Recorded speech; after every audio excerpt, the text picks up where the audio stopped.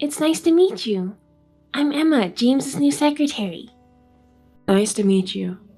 James always speaks highly of you. I'm sorry to contact you out of the blue, but I really wanted to say hello in person. So I asked James for your contact information. Oh, thank you for taking the time to reach out to me. James has mentioned you to me before. He's very impressed with your skills and is looking forward to see you grow even further. It makes me feel relieved. That's good to hear. I'll be counting on you to take care of James from now on.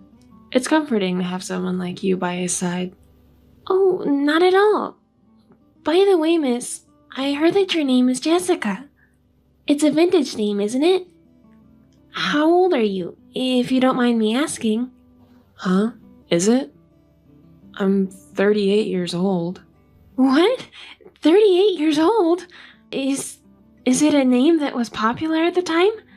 It feels kind of old-fashioned, doesn't it? Huh? What do you mean by old-fashioned? Never mind. So, James is 10 years younger than you, isn't he? Yes, that's right. So what? Oh, it's nothing. I'm sorry. It's just that I don't know any couples with such an age gap around me, so it's kind of unusual. Is it really that surprising? There are a lot of couples with an age gap these days. Oh, I see. But being 10 years apart and getting married is kind of amazing in a way, isn't it? I'm not sure what you're trying to say, but... well, never mind.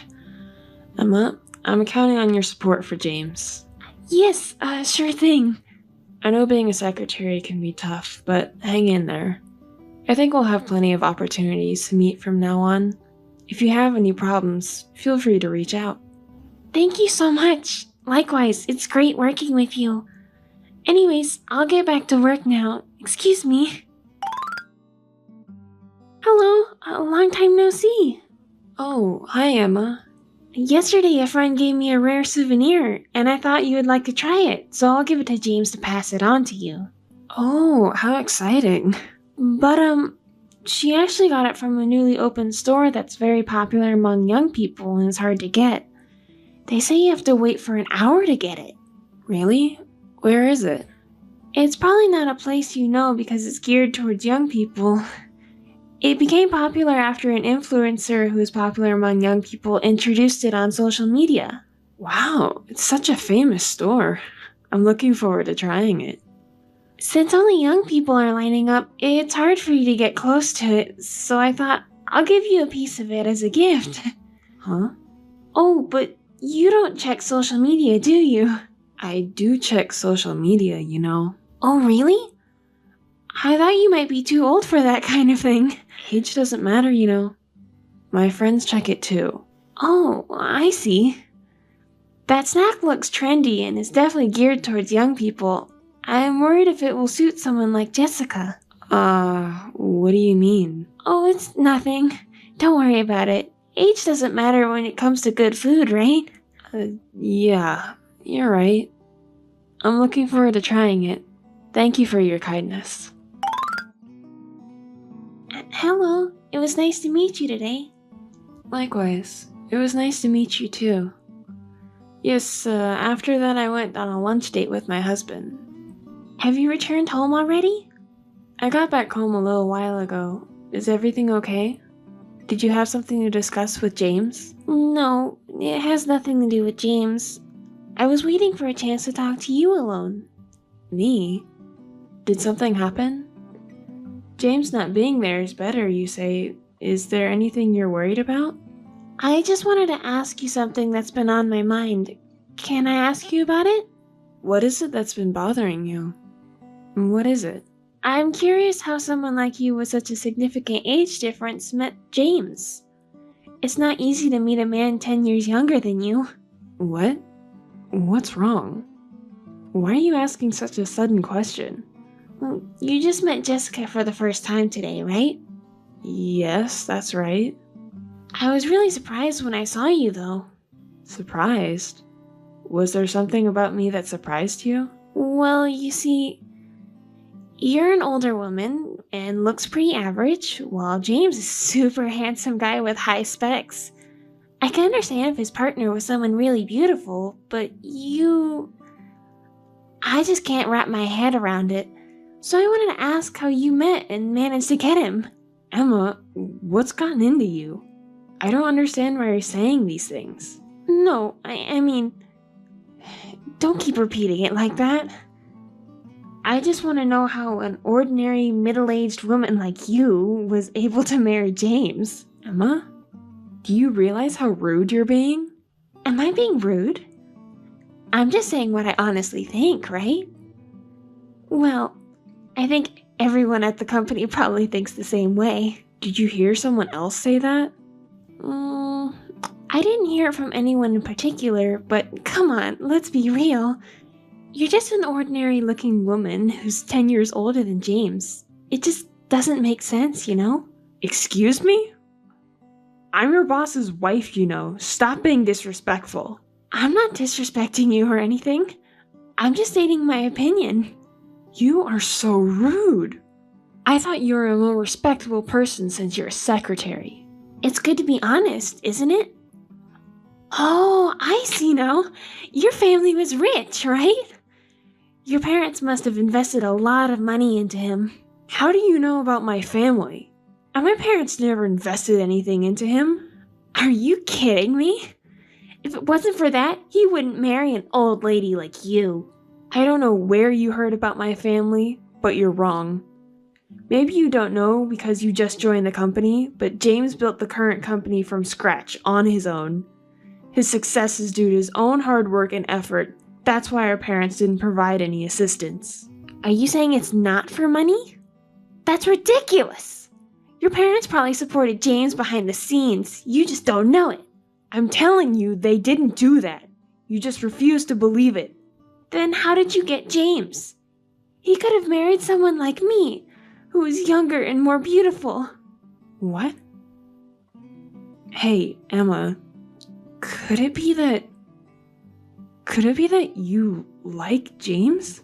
I thought older women were clueless about this kind of thing, but of course you would have figured it out eventually, right? That's right. Huh? Emma, are you serious? Of course I am. Serious about what? What are you thinking? James is married to me, you know. That's messed up my plans. I chose this company because I thought I could snag a young, handsome CEO. I never thought he would be married. What's gotten into you? There are things you can joke about and things you can't. I wouldn't joke about something like this. I love James. At first, I thought I would give up when I found out he was married, but after meeting you, I changed my mind. There's no need to give up, right? Why would you say that? It's one thing not to know, but most people would give up once they find out, right? Well, that may be true for most people, but I noticed it. It turns out that I'm better looking and younger than you. What? Are you stupid? I'm serious. Unfortunately, you don't stand a chance with him. There's no man who doesn't fall for me. James won't be fooled by you. Who knows? Actually, all the men I've dated so far have been married, but in the end, they all chose me over their wives. Men are so easy. What? You've only dated married men? Yes, that's right. Their wives never found out, though. No, that's unacceptable as a human being. We were just having fun, so it doesn't matter. But this time, I'm serious. So I told you to have a fair and square competition. That's why. Competition? What kind of person are you? What a despicable woman you are. You can say whatever you want, but it doesn't matter now. It's in the past. And it's not a problem since it didn't come to light. It's not a problem if it didn't come to light. But you know, they just come to me on their own, even if I don't invite them. It seems like everyone is crazy about me. I'm not the bad one since I didn't invite them, am I? I see. But now you understand, right? What, that you're a despicable woman? No, it's not about that. James will fall for me too, you'll see. Jessica. So we'll have to ask you to give him up. I see. You have great confidence. I really can't even muster the energy to be angry at someone as ridiculous as you. I have no intention of competing with you. Enjoy feeling confident while you can. It's a shame, though. I was told the new secretary was competent, so I was reassured. I never expected her to be such a scheming woman. I'm a genius. Not only can I deceive men, but I can also deceive you. Is that so? I was completely fooled. By the way, does James know about this? Of course not! James trusts me from the bottom of his heart. I always act as the best secretary in front of him. So I have one request. Promise? Please, don't tell James about what we talked today. If you do, I'll mess up the company. What? What are you even talking about at this point? It's really ridiculous! Anyway, if you want to protect his company, then stay quiet. Emma, where are you right now? You've really done it now. Oh, Jessica. Hello. I'm in the president's office at the company right now. It's not hello. What the hell is going on? Well, what's wrong? Why are you so angry? It's not what's wrong. James said he forgot his tie, so I came to deliver it to the company, but I was stopped by the security guard and couldn't get in. Is that so? That's unfortunate. I'm his wife. It's ridiculous that I was stopped. You're the one who pulled the strings behind the scenes, aren't you? Huh? What are you talking about? Oh, but the tie. Though, if that's what you're talking about, then it's no longer necessary. What do you mean it's not necessary? James asked me to bring it. Well, if he asked you because it's necessary, then it's obvious, isn't it? You just don't understand things after one time, do you? I already prepared it, so it's not necessary anymore.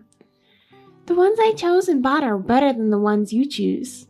I always thought the ties he wears are so tacky. Jessica, you really have no sense, do you? Well, I guess it can't be helped since you're an older woman. What? Ugh, you're such a rude person. Is that so? I want him to be perfect, so from now on, I'll choose and buy the things he wears. What are you talking about? You said that James's support? Please. I'll take good care of James, so you don't have to worry anymore. Stop fooling around already. This tie is the most important thing to James. He always wears it as a lucky charm for important business negotiations. He was planning to wear it for today's negotiation, but he forgot it at home and asked me to bring it. Oh, I see. But it's too bad. From today on, this important tie will change. I chose the one for James. I'm sure he'll like the one I chose for him more than the one you picked. That's enough. I can't talk to you anymore. I'll contact James directly and give it to him. Oh, that's impossible. James is in a meeting right now. But he carries a smartphone with him, so he should be reachable. Oh, that's also impossible.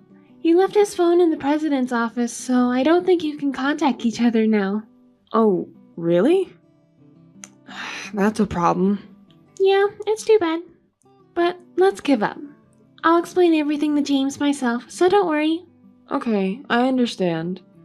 Then can you give the tie to him for me? But I already told you that the tie is prepared. Anyway, come and get it now. Oh, by the way, you haven't told James about me yet. You kept your promise, haven't you? You haven't mentioned me to James yet. Well done. Yes, I haven't told him yet. After that, I thought about it and realized that maybe you're just thinking about him on your own. As his secretary, he trusts and expects a lot of you, and I trust James. So for now, I've decided not to say anything. Being young is definitely a good thing, isn't it? He always wants to have young people around him because he's stuck at home with an old lady. James is also a man, so he prefers a younger woman. It's only a matter of time before he chooses me over Jessica, who's old. You always say such funny things. James would never choose someone like you. I just don't want to bother him with such trivial matters. Trivial matters? That's because you can afford to be carefree now. Is that so? Anyways, can you just accept this tie quickly? Did you not hear what I said earlier? I already said that it's not necessary anymore. Just come and get it now. You'll regret it if you don't give it to James. What do you mean? It's for your own good to take it now. Fine, I'll accept it just this once. You should have just accepted it quietly from the beginning. Anyway, thank you. Hey Jessica, how are you? There's something I really want to ask you. What is it? Hey, how are you? You're still such a rude person.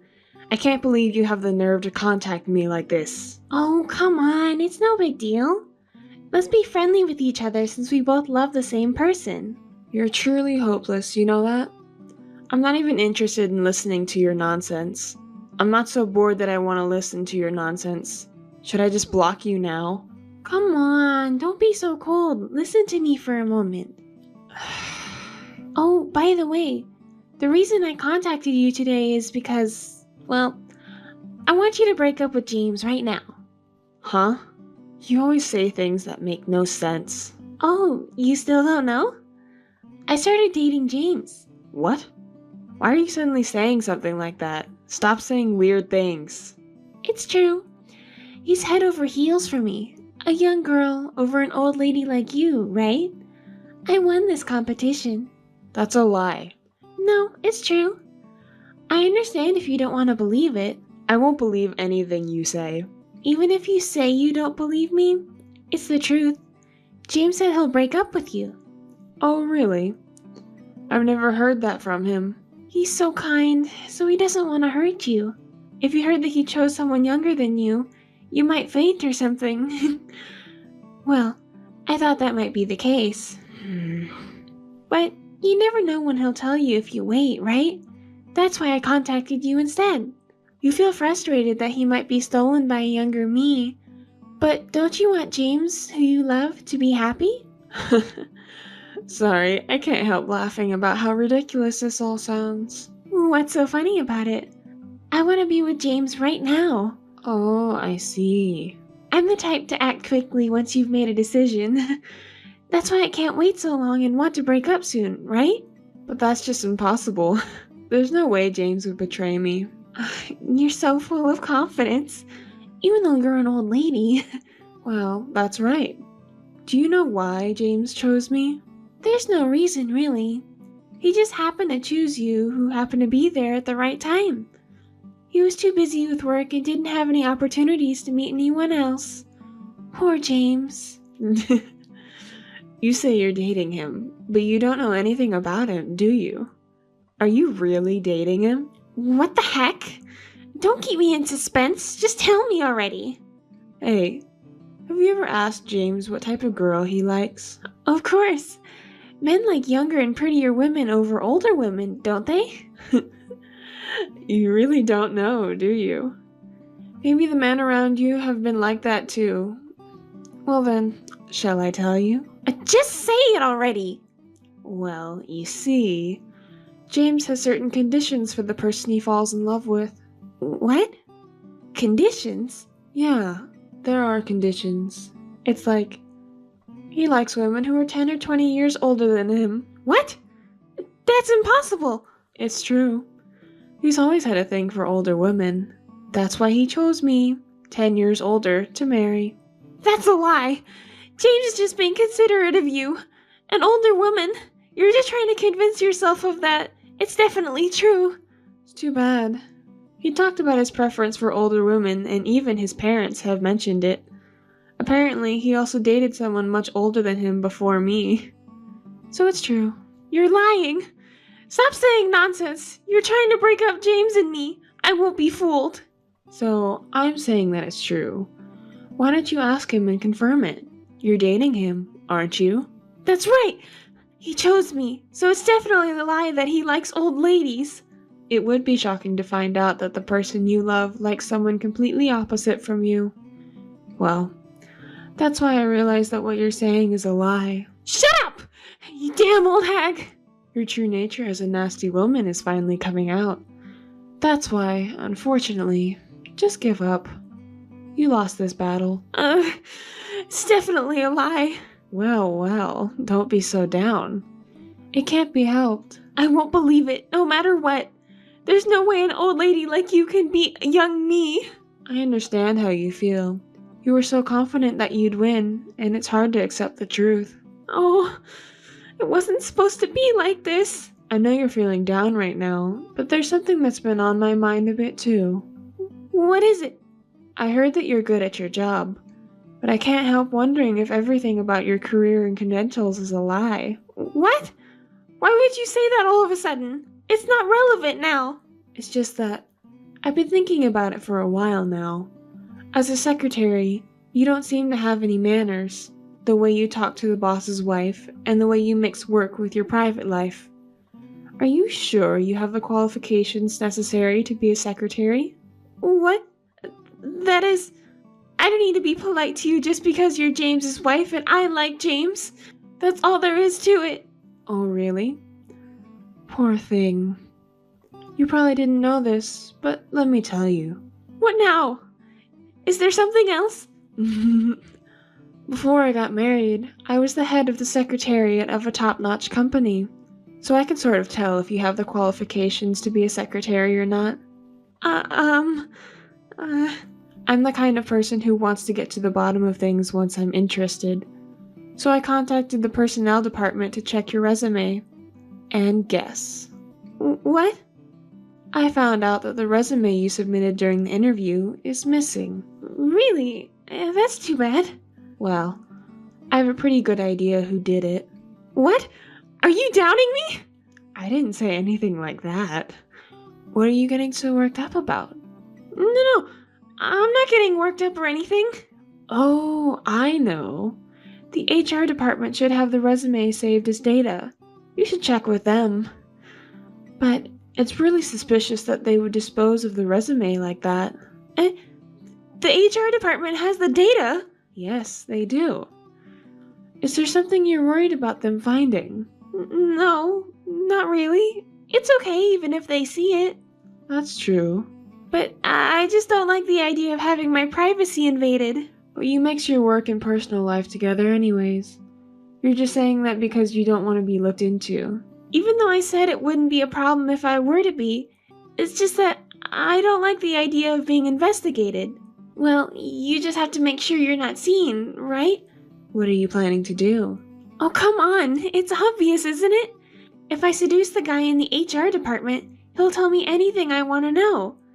And if I can get him to delete the data, problem solved. It won't affect me at all. Are you trying to manipulate another man again? Well, hiding something implies that there's something to hide, you know? What? You still won't admit it? You're really unbelievable. Ha! I win! You may be the boss's wife, but you're an outsider to the company, so there's no way you can manipulate people inside the company. I'm not so sure about that. And besides, only management can access employees' personal information, so it's pointless to go after other male employees. Just give up and admit it already. Whether it's management or not, all men are the same, right? Like I said before, there's no man who can resist me, so you should give up already. You really don't know anything, do you? You can act tough now, but it won't last long. What? You don't know who the head of HR is? It's scary that you don't know. What do you mean? Spit it out! I think I'll disappoint you. But the head of HR is my brother. What? Your brother? Your brother is the head of HR? That's right. You really didn't know, did you? I heard you were a competent secretary, so I thought you knew the internal situation of the company. There's no way I could know that! So, whatever you do is useless. My brother won't be deceived by you, and I've already told him everything. So, such a thing? Well, you were so desperate to get James that you completely neglected your work, didn't you? You had no idea about the internal information, do you? What's so great about being an excellent secretary? Hey, stop it! What's the matter with you? I never trusted you from the beginning. James hasn't been told anything yet because he's still expecting something from you. But I'm sure he'll be shocked when he finds out. From the beginning? That's a lie. It must be a lie. Because you believed me and got deceived. It seems like I was one step ahead of you. I had to deceive you to reveal your true nature. Your behavior and attitude towards me were unacceptable as a secretary. I'm currently investigating whether there's any misrepresentation, including your past work history. Once everything is clear, I'm going to tell James too. What? You're just saying things off the top of your head. Where's the evidence? I said we're currently investigating. So just wait nervously, okay? It's such a terrible company to investigate even employees' private matters. Unbelievable! Why are you getting so mad? Do you have something to hide? Falsifying your work history is a serious crime, you know. Which one is worse, It's written in the employment contract you signed, isn't it? That we would investigate if you took actions that caused or were likely to cause damage to the company. And you've become the subject of that investigation. I didn't even read the contract properly. It's your own fault for not reading the contract properly. Anyway, just give up already. You're finished. Jessica, please. I apologize for everything I've done so far. I'm not even dating James. I made up all the lies. I'm really sorry. James would never fall for someone like you. I never believed anything you said from the beginning, and it's too late for apologies. Do you think I can keep a wicked woman like you, a scammer, close to James? It can't just be forgotten. I'm sorry. I understand now. I won't go near James anymore, and I'll quit the company too. Please forgive me. It's already too late. But, as for the company's disciplinary action, it's not up to me to decide. So just wait for the company's response. Look forward to it. I heard that after, Emma contacted the company regarding the unauthorized investigation of her personal information. She threatened to sue the company by hiring a lawyer. She is just an evil person, isn't she? When we looked into her private life, we found more and more misconduct, including falsifying her work history and embezzling money from her previous employer. Her parents had to shoulder the burden of the embezzled money and pay it back. I reported everything to James, who had trusted her, and he was shocked at his poor judgment. Emma was severely scolded in front of the board members, including James, and given 2 options: to go to the police or to reform and work for the company. She promised to reform herself and work for the company. James asked me to be her mentor, so I trained her strictly and made her obtain all the necessary qualifications for a secretary. She's become a wonderful secretary, calling me big sister and always following me like a puppy, showing great affection. Her character and manners have improved dramatically, and she has grown into an outstanding secretary. I guess she had the potential all along. As for me, I'm revered as the god who turned the evil woman into a saint by everyone in the company, and Emma's parents even thanked and respected me. James and I are still good friends and have a good relationship. No one can come between us. Kylie, can I talk to you now? Oh, it's Alice. What's wrong? Suddenly. Did you receive the invitation by any chance? Great. The address hasn't changed. I thought you had escaped to a foreign country. I thought you wouldn't receive the invitation. But it seems like it has reached you properly. I'm really glad. Huh? Why do I have to run away to a foreign country? I don't have that kind of money. I don't have such plans. Oh, really?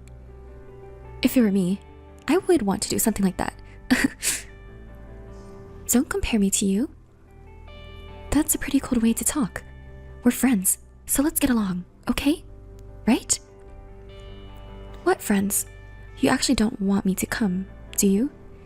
Isn't this invitation just a dig at me?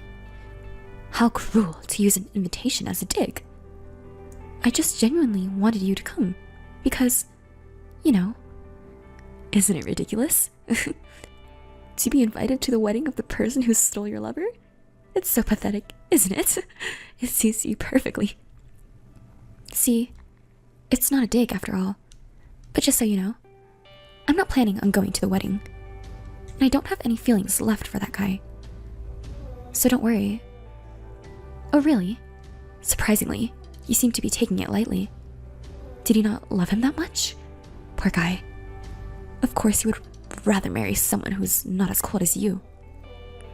I completely agree. Is that alright? Okay then. Oh, wait a minute, Alice. You don't have to come to the wedding, but you're coming to the reunion tomorrow, right? Reunion? I'm going. So what? I don't plan on seeing you, but I'm going to announce my marriage to everyone at the reunion tomorrow. So, you understand, right? Understand what? What? What are you talking about? I'm asking you to not reveal any of my embarrassing stories.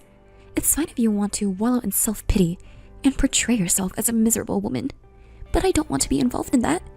Well, I'm sure everyone will believe my story more than your made-up ones, but just to be sure, got it?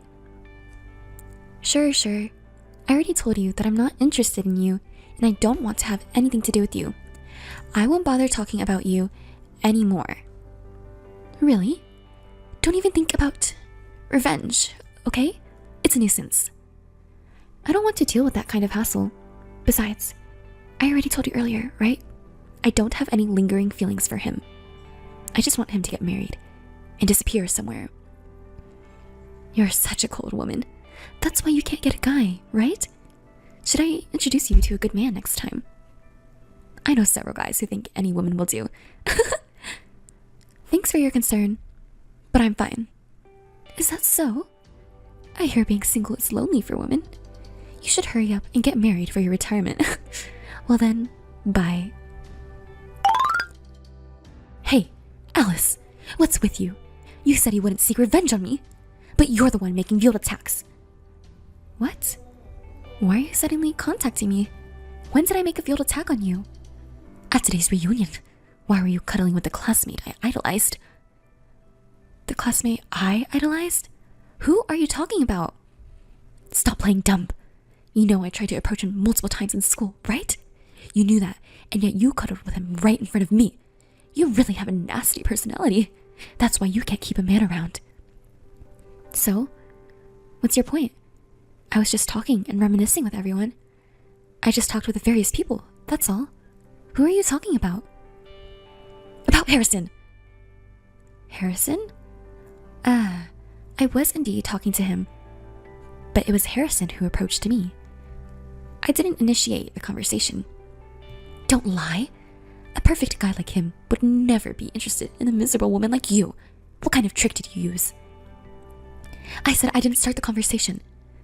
I was talking with some friends I used to be close with, and then he came over and asked if he could join us. We started talking, and we hit off. So we continued chatting, just the two of us. That's all. Besides, aren't you going to marry Joy soon? Why does it matter to you? What? Are you planning to cheat even before getting married? Don't be ridiculous. Besides, I was the one who got dumped by Harrison, but he's still a man I can't forget about. What? You got rejected by Harrison? But he said he wasn't interested in women, especially those who are rich or have good looks. He said those things don't matter, but I guess since you confessed to him in school, maybe his mind changed? No, that's not it. I confessed to him in school and got rejected, and I confessed again after graduation and got rejected again. Are you kidding me? What did you do? My friends also said that Harrison is a true gentleman and very kind to women. It's hard to believe that you got rejected by him twice. That's none of your business. Did you exchange contact information with Harrison? Yes, I did. See? You're after Harrison, aren't you? No, it's not like that. It's business. Business. He said that if there is an interest in work, he wants to be contacted. And just so you know, it's not just me. He gave business cards to about 4 girls who were there. What? I didn't get one. I guess you really are hated. How sad. Should I ask Harrison for the reason why? Don't you dare! If you say anything weird to him, it won't end well. Alright. Joy and Harrison work at the same place, so of course they sent him an invitation to the wedding. So he should come to the wedding. When he sees me in my wedding dress, he'll surely become interested in me too. So I don't want anyone to know that I stole a man from you before that. Don't you dare say anything. Absolutely not. You said that he should be interested in you, but wouldn't it be troublesome if he did have an interest? After all, you're getting married, right? Do you even realize how strange you sound? You are so annoying. I have my own reasons for saying that. It's none of your business. Oh, really? Well, then I guess I don't care about our future relationship either. Huh. Do you think it's okay to say something like that? What? I'll take pictures of you in your underwear. What are you talking about? When we had a sleepover with all our friends a while ago, I took a picture of you while you were changing clothes as a joke. So, you're trying to blackmail me with that. I really regret ever being friends with you. If you tell anyone, I'll leak the photos for real. I'm serious. Got it? Oh. Okay. I understand now. We're not that close anyway, so do what you want. Thanks. I'm really glad we're friends. Why are you here? Kylie, aren't you doing your makeup right now? What are you doing? Shut up. Answer my question. Why are you here? I'll explain later. For now, just focus on the wedding. You're the bride, after all. You have the nerve to give me orders? Do you think it's okay for you to give me your opinion? That's not it. Come on. The wedding is what's important right now. Oh, really? What's that? I know you don't really care about this wedding that much. After all, you had your boyfriend stolen from you, cheated on, and then dumped, right? What? Did he put poison in the cake? If you cut up my dress or anything like that, I'll just spread your photos everywhere. You can't do anything to me, even though you had your boyfriend stolen and cheated on. That's why don't you dare to give me any opinions. Kylie, you'll regret this. Regret? What are you talking about? Who would regret what and to whom? Just answer my question already. Why are you even here at our wedding? Fine. I don't care what happens anymore. Just answer the question already. You sent me an invitation, didn't you? Well, apparently it was meant as a jab at me. But that's besides the point. You knew that I didn't want to come, but Harrison invited me to come with him, so I did. Invited by Harrison? Why would he invite someone like you? Don't ask me about that. You're shameless. You were trying to show off to me by being lovey-dovey with Harrison, weren't you? You even raised a toast.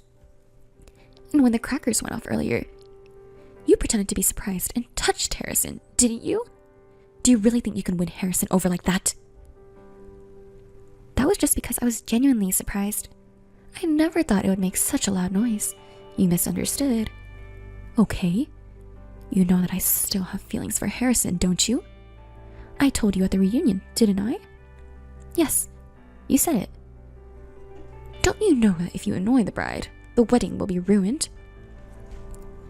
You have a wonderful husband right in front of you, so I don't think you should be interested in other men, right? Huh? What are you talking about? I still admire him to this day. I want to spend a sweet night with him someday. I want him to hold me, so when I see you two flirting in front of me, it makes me frustrated. Do you understand? Yes, I understand. Do you really understand? Use your small brain and think carefully. Today is my day, as the main character. Well then. Alice, you really did it this time. I won't forgive you for it. What are you talking about? Is it about you flirting with Harrison? Or is it about our text messages being used as an entertainment at the wedding? Thanks for providing that huge screen, though. Everyone was able to see every single word. No one said anything about it being fake or a harassment scheme that I had orchestrated. Well, of course, in the beginning, there were photos of our good memories. But you called me suddenly when you were changing your dress. So it's not my fault, you know? Do you know what they call it in society? They call it force majeure. So, it's not my fault. But I must admit it was pitiful. I pity you. I sincerely hope that this won't ruin your life. How can you say it's not your fault? Well, you should have told me in the first place. I did tell you. Go go back and read the messages properly. I said I would explain later, so focus on the wedding for now. But you went ahead and provoked me with your own assumptions and comments. I thought it was pointless to stop you at that point. So it's all your fault, not mine. Even if you say it was my own doing, I don't think it's fair. Got it? Don't you dare joke around. Because of you, my family was like a funeral. It was the worst. Are you willing to take responsibility for that? Seems like it. Your parents' faces during the message display were pitiful. Your mother was even crying. I couldn't even bring myself to talk to them. Oh, sorry about that. I'm at the after party with my friends now, and they're all eager to hear more about it. They want to hear it from me. So, is it okay if I stop here with my reply? Huh? You're not saying weird things, are you? No. I'm just telling it as it is. Right now, I'm talking about how you got rejected by Harrison, and they're bombarding him with questions like, how did she confess to you? How did you turn her down? What was her face like? Oh well, now the guys know about it too. Poor Harrison. Stop it! Stop the party! I command you to do so. Quickly stop the party. That's impossible, isn't it? How about coming over here and stop the party yourself? Huh. I bet you can't do that though. Don't get ahead of yourself. Fine, I'll go and do it myself. Where are you now? Near the wedding venue. At a bar. Didn't you and Joy used to go there a lot? Oh, but maybe it's better if you don't come now. What? Are you trying to run away? No, that's not it. I've been watching your messages back and forth, and it seems like the party is getting heated. It's like there's a spark coming. What? Oh, come on. What are you going to do about it? You ruined my position. Your stock has fallen since the wedding. Nobody thinks of you as a tragic heroine anymore. Is that so? Oh my, you're quite composed, aren't you? Well, of course. Because Joy doesn't tell me anything. You must trust me and understand that I was deceived by you. Even if he finds out I approached Harrison, he'll forgive me because he loves me so much. Remember, he was just a fling for me, and he dumped you in no time. Let's see. That's good then. But let me tell you one thing. Your mother-in-law, that is, Joy's mother, had a bitter expression on her face. You should talk to her properly. Joy's mother is quite strict, you know? What? My mother-in-law? Huh? I haven't met her. She left in the middle of the ceremony, saying she didn't want to see her face. You should explain yourself quickly, shouldn't you? By the way, Joy is a mama's boy, so if you make an enemy out of his mother, Joy's heart will also drift away from you. Wait a minute. Why didn't you tell me about this earlier? I don't have time to talk to you. Oh, too bad. Everyone was looking forward to seeing you. Well then, good luck, bride-to-be. Bride-to-be. Alice, what should I do now? Why are you ignoring me? Just send me a message already, Alice. What's going on? Did he get scolded by Joy's mother? Well, it's natural to be angry, but it's not that. Joy! Joy? What? Didn't you say that you thought he loved me because he wouldn't get angry? I thought I believed that, but now I feel betrayed. Huh? Joy found out about me approaching Harrison because of the message you exposed. So what? You were hitting on Harrison while being fierce with me. He got really angry and scolded me in a fierce tone. How could you do this to me? What do you mean, how could I do this to you? It's your fault, isn't it? You brought this on yourself. Didn't I warn you during the wedding? You're so annoying. You're responsible for this mess. How can you be so calm? What's wrong with your personality? I don't want to hear it from you, Kylie. So what do you want me to do? Don't tell me you want to persuade Joy or something. No, I don't want that either. I don't want to have anything to do with that man anymore, and I don't want to see him or talk to him. So just give up on trying to persuade me. I wouldn't ask that of you. Joy wouldn't listen to the opinions of the woman he left, so there's no point. Well, that's good to hear. But It's your fault that we're in this situation, so think of some excuses to tell Joy. Why do I have to do that? You're smarter than me, aren't you? Are you going against me? I could post your underwear photos on social media. Again with that. Well, why don't you tell Joy you were two-timing too, weren't you? Since you were dating both of us when you were with me. It's not a lie, right? I think it could be effective, don't you? Oh, that's not a bad idea coming from Alice. Right, I'll do that. You can be a little helpful too, you know? Huh? Wait, don't take it seriously. What are you saying? That's a great excuse. Joy was two-timing too, and on top of that, he dumped the girl he was dating all this time and switched to a new one. Well, yeah? As expected of my friend, you did it. Sorry to say this after suggesting that excuse, but according to that, you're the same, right? Do you understand that? What are you talking about? I just approached Harrison. But I didn't take him from Joy, or anything like that. Joy did much worse things. That's right. Joy has no right to blame me. Yet he was talking so arrogantly to me. Ugh, it's making me angry. Anyway, if you're satisfied with that excuse, then that's fine. Are we done? I'm meeting someone now, so I'm busy and I have to dress up properly. Because I'm not as pretty as you. Oh, is it a guy? Are you trying to steal my boyfriend again? We're not even officially dating yet, but please stop. I don't want to have anything to do with Kylie and Joy anymore. Don't say such mean things. Alice, you and I are close. Hey, what kind of guy is he? I already told you, it's none of your business. Why are you saying such things? Are you actually so unattractive that you can't even introduce anyone to me? Because you got rejected, you're getting desperate and willing to settle for anyone? Please don't do that. You have a good career, even if your looks aren't the best. So try to find a good man who appreciates that. I'm not trying to catch man. He's a very kind and decent person.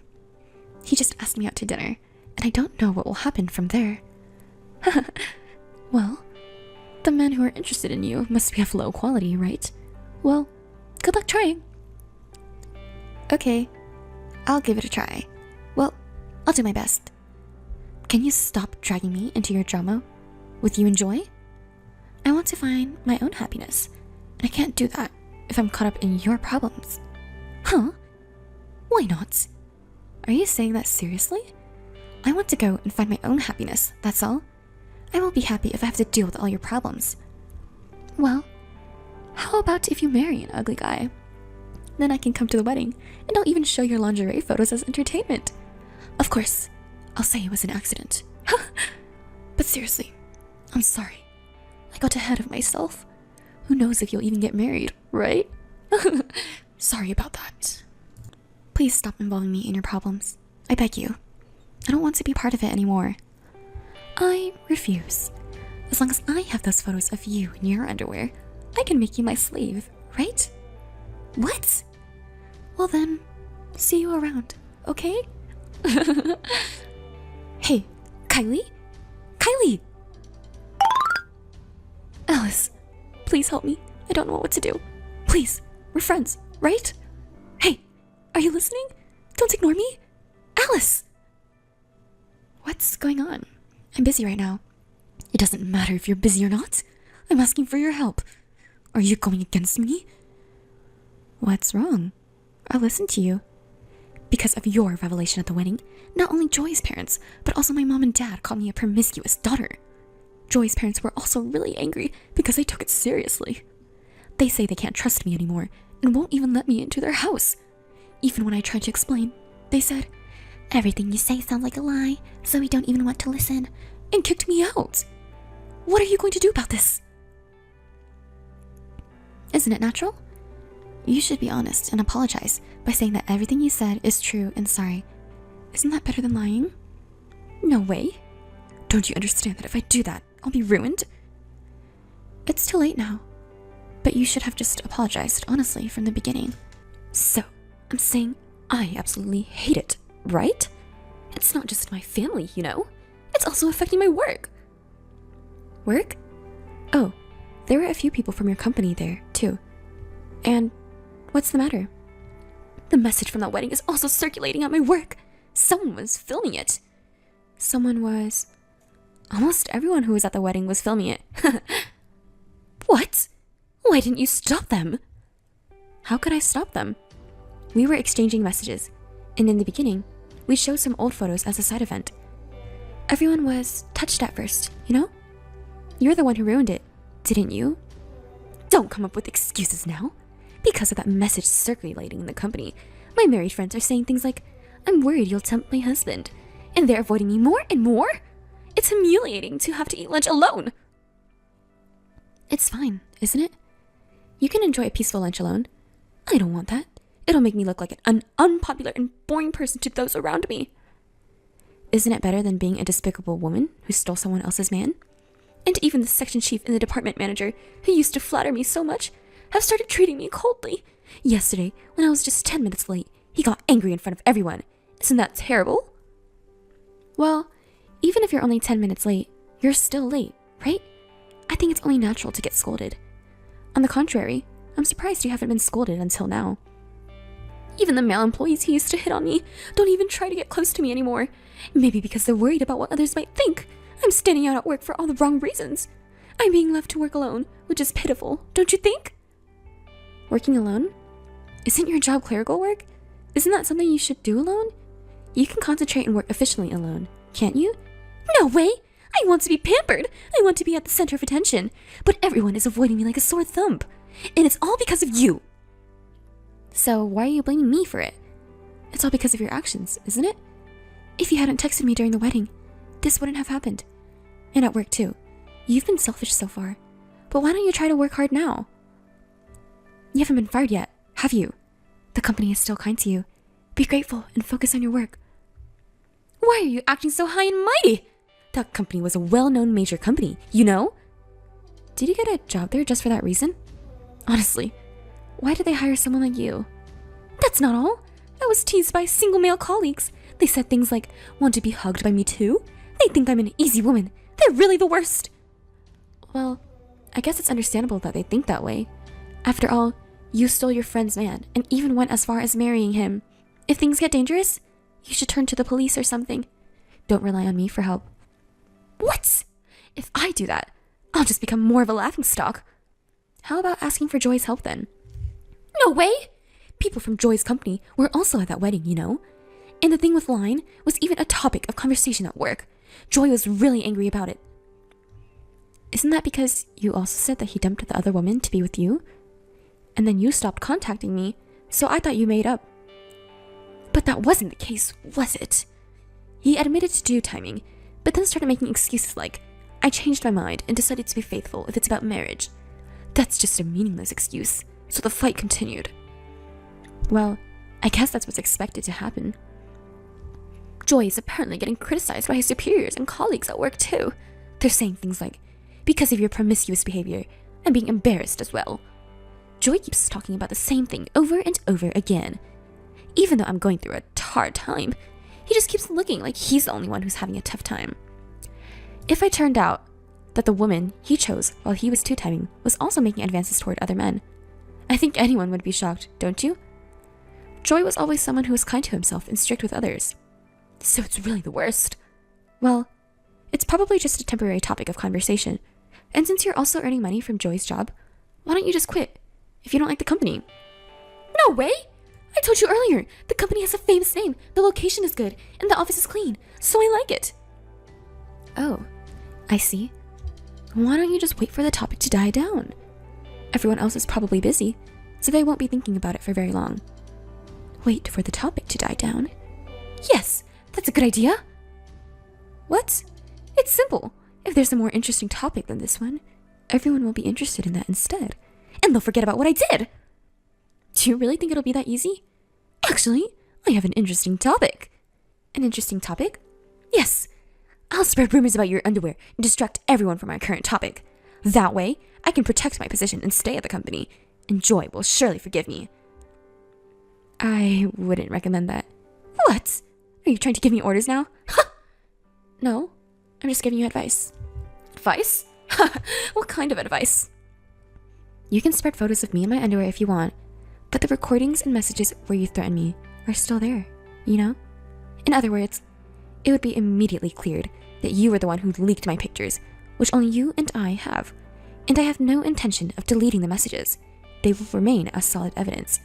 If you still want to go ahead and share them, go ahead. I'm sure someone as smart as you can figure out what will happen. What? Are you trying to threaten me? I'm not threatening you. I'm giving you a warning, remember? If you want to become a criminal, I won't stop you. Okay. Can you just delete those pictures now? I don't want to have anything to do with you anymore, and I don't want my old friend to become a criminal. I understand. Why do these things always happen to me? Don't make me say it, Kylie. You brought this on yourself. You destroyed someone else's happiness, and now you can't be happy yourself. If you understand that, then you should reflect on your actions. Who do you think you are to act so high and mighty? You don't know what to do anymore. If you want to stay with Joy, then you need to apologize sincerely and swear to never go near Harrison again. I understand. I was putting up a tough front online with Kylie, but the truth was that I was deeply hurt that Joy was the one I loved. But now, I'm grateful to God that I got my revenge, even though it was by chance. The two of them are apparently stuck in a loveless, newlywed life, unable to divorce due to the eyes of the public. Joy drinks and parties with other women to relieve his stress, and has been saying he wants a divorce as soon as possible. As for me, I'm living every day feeling refreshed. My work and love life are going splendidly, almost too perfectly. I even have my wedding with Harrison coming up next month, and of course, I have no intention of inviting Joy or Kylie.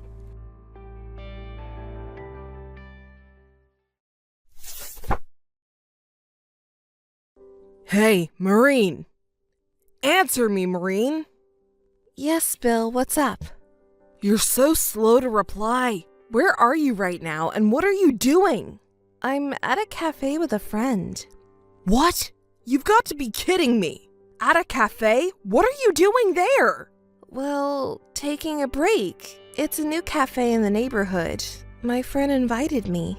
Don't mess with me. Come back right now. Why? You're wasting the money I earn. I'm not wasting. I'm sure I'm spending within the living expenses you gave me. Just because there's some money left over doesn't mean you can use it however you want. Are you kidding me? Can't I enjoy going to a cafe and having tea once in a while? Building relationships with other moms is important, you know. I thought it was a necessary expense. Don't mess with me. That's not a good excuse. I'm out there working my ass off to earn that money, and you're spending it at a cafe? I don't just stay home doing nothing. I'm taking care of household chores and raising the kids too. Don't complain.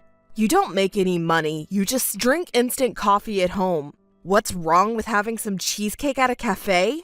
I'm the one earning money for your living expenses. Just do as I say. It's always like this. Always. So what do you want?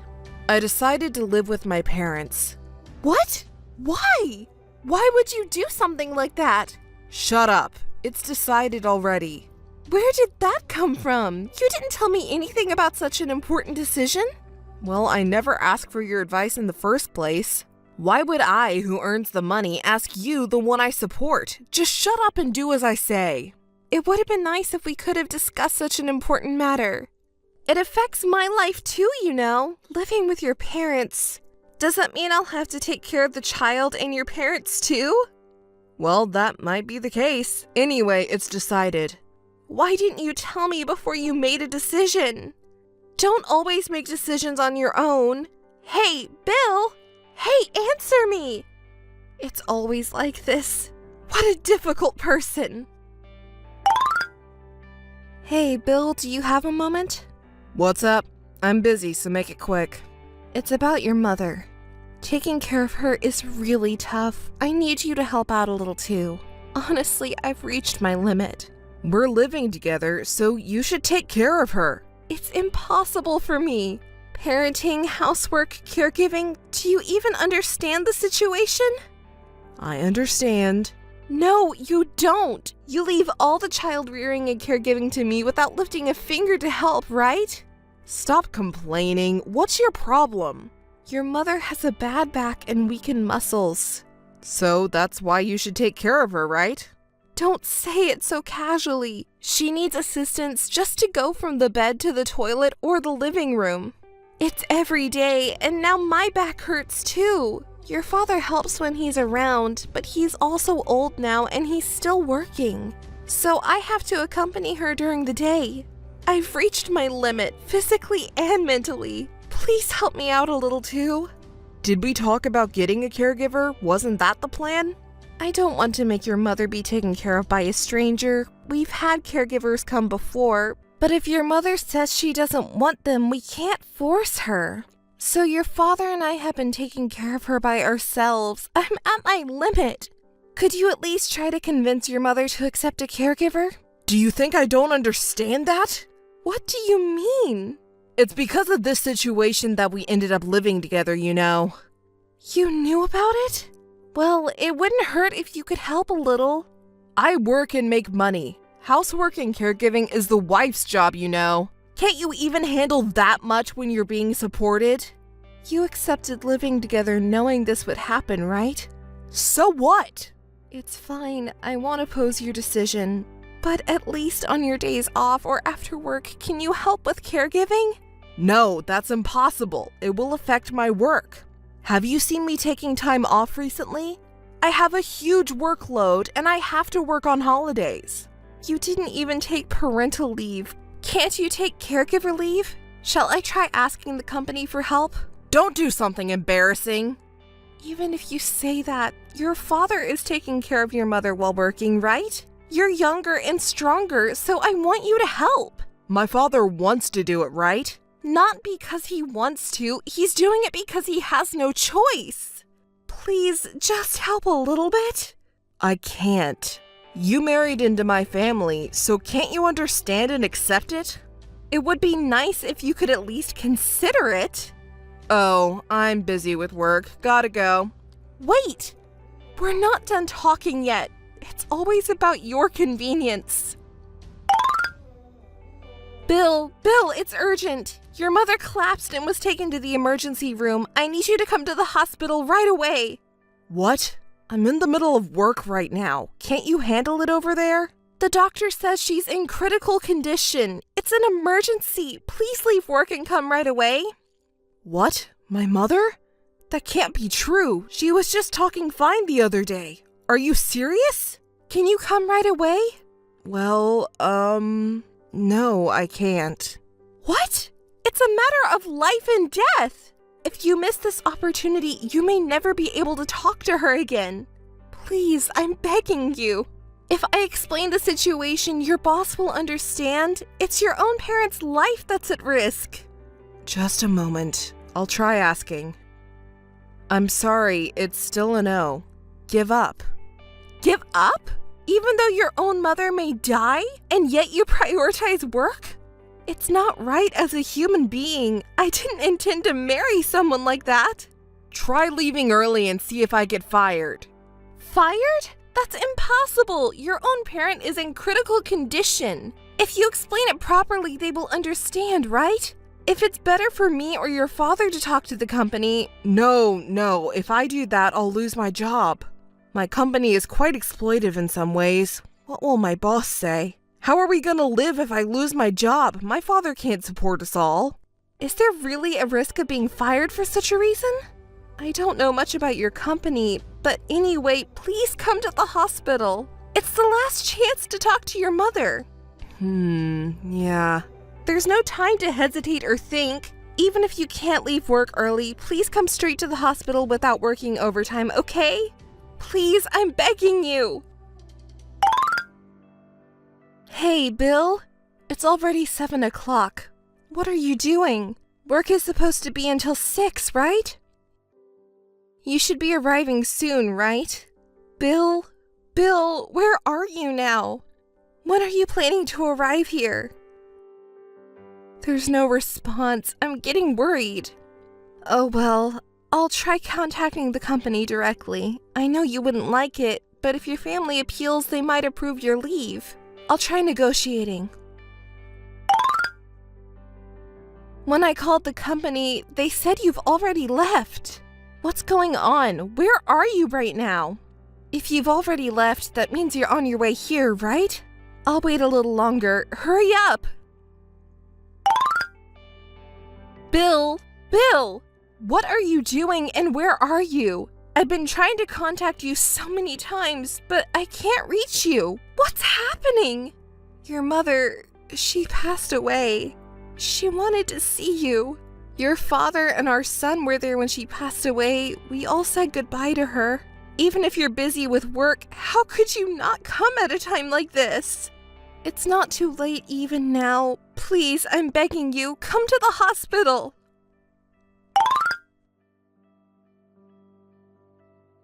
Bill, please contact me. Where are you and what are you doing? We've been waiting at the hospital since your mother passed away. It's been 3 hours already. Please, Bill. We can't stay at the hospital any longer. We have to go back for now. Your father is very tired and there are preparations for the funeral as well. There's been a lot going on. I'm tired too. Our son has fallen asleep as well. I just got home now. I was hoping maybe you would be here. But you're not at home either? Where could you have gone? In such a difficult time, not being able to see your own parent before their death. Could it be? Bill, did you get into an accident or something and that's why you can't contact me? It's unnatural that you don't call me when your own mother passed away. Is there a reason you can't contact me? Did you rush to the hospital because I urged you and then had an accident on the way? Oh, what should I do? Not just my mother-in-law, but you too, Bill. It's already dawn. I can't stop imagining the worst. I'm worried. I'm so tired. I'll rest for a bit. Bill, please be safe. Bill, I still can't reach you. Your mother's funeral is over. Something must have happened, right, Bill? I can't do anything because I can't reach you. Your father is in shock and weak, and he's taking all the time off work. There's a lot to do. I'll contact you again once things settle down. Please stay safe. Hey, Maureen! Oh, it's Bill. What do you want now?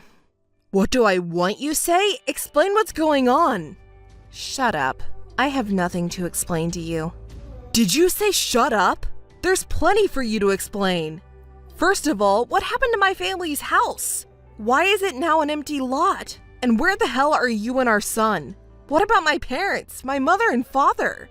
Are you so busy you forgot your mother's funeral? Your mother passed away. Ah, right. I tried to take a day off for my mother's funeral, but a sudden meeting came up and my request was denied. Oh, I see. That's how it is. Never mind my mother, but where the hell are you guys? You don't even bother to tell your husband your whereabouts? We're not family, and I have no obligation to answer you. What? Is that how you talk to your husband? Don't make me laugh.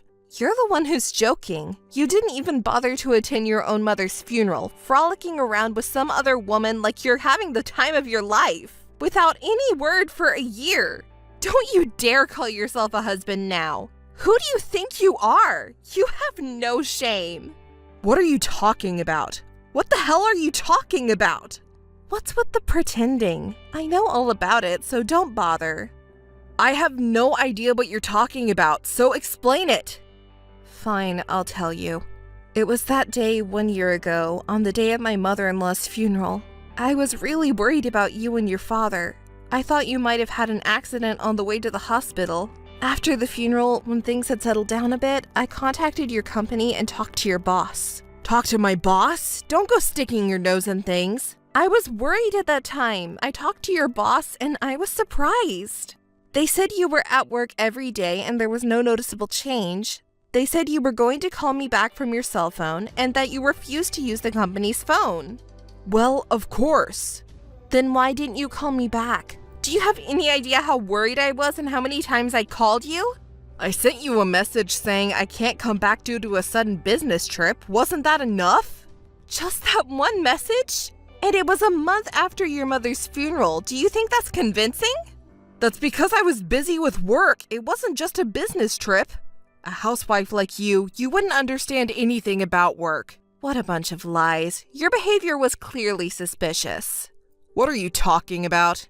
When your parent falls ill and they're in critical condition, no matter how busy you are, you come to the hospital. Yet you didn't even bother to contact me. In the end, not only did you not see them while she was alive, you weren't even at your mother's funeral?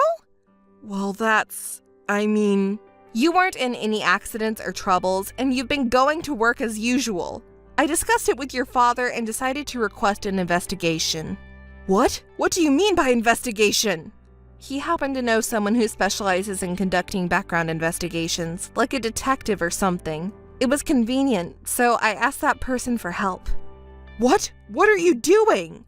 I'll sue you! Detectives are the kind of people who expose people's secrets, so vulgar and low class. It's disgraceful of you to rely on such people. It's in bad taste coming up with such an idea in the first place. Oh, but it was your father who suggested this vulgar and low-class idea, remember? What? I told you, we hired a detective your father knew, and he agreed to help us for only necessary expenses. So despite your attempts to hide it, we know all about your movements. What? Don't act so high and mighty. So you were hanging out at your mistress's vacation home, huh? What nonsense. They just make up stories and rip people off with their fake detective work. Her name is Sophia, right? Well, Sophia is a common name, so it could be anyone. I don't know any woman like that. So you were having a good time with Sophia on the night your mother passed away and on the day of the funeral, huh? No. I heard you tried to come home on the day of the funeral, but couldn't resist the temptation of your mistress and ended up not coming back. That's all a lie.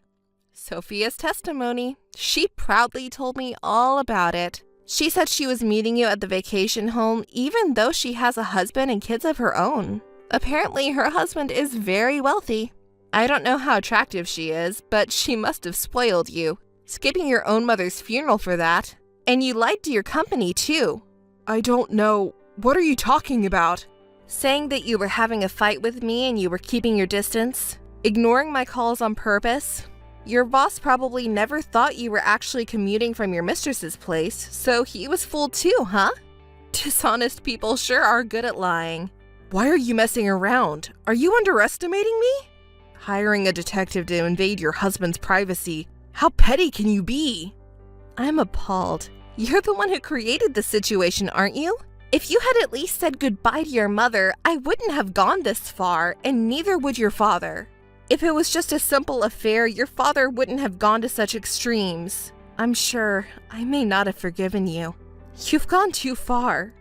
I was on a business trip. I had been working overtime. I commuted from a hotel. Stop it. That's enough. No, wait. What about my home? What happened to my house? Your home? There's no such thing. I went back to my parents' house just now. It was a vacant lot. What on earth happened? We sold it, so it doesn't exist anymore. What? Are you surprised? The home you're talking about in my father-in-law's name, right? We cleared out the old home and your father sold the land. The old house was old and didn't hold that much value, but the prime location and huge area of land was appraised as being very valuable by a real estate agent. Why did you sell it? What does this mean? To settle everything. Settlement? What the hell is that? Explain it to me. It's the settlement for what you did. After your father heard the report about you from the detective, he first apologized to me over and over again. I told him it wasn't his fault, but he kept apologizing. And then he sold his own house and gave me most of the money. What? It's in gratitude for taking care of his wife and as compensation for what his son did. That's what he told me when he said he would pay a large sum of money. That father, he's doing whatever he wants. It's normal for a wife to take care of her parents. I don't want to say too much because it sounds like I'm bad-mouthing my mother-in-law, but taking care of her was really tough. If she had accepted help from others a little more, the burden wouldn't have been so heavy. Before she passed away, she also had dementia. She would go to the bathroom almost every hour at night. Your father helped too, but he also had work, so I didn't want to burden him too much, you know?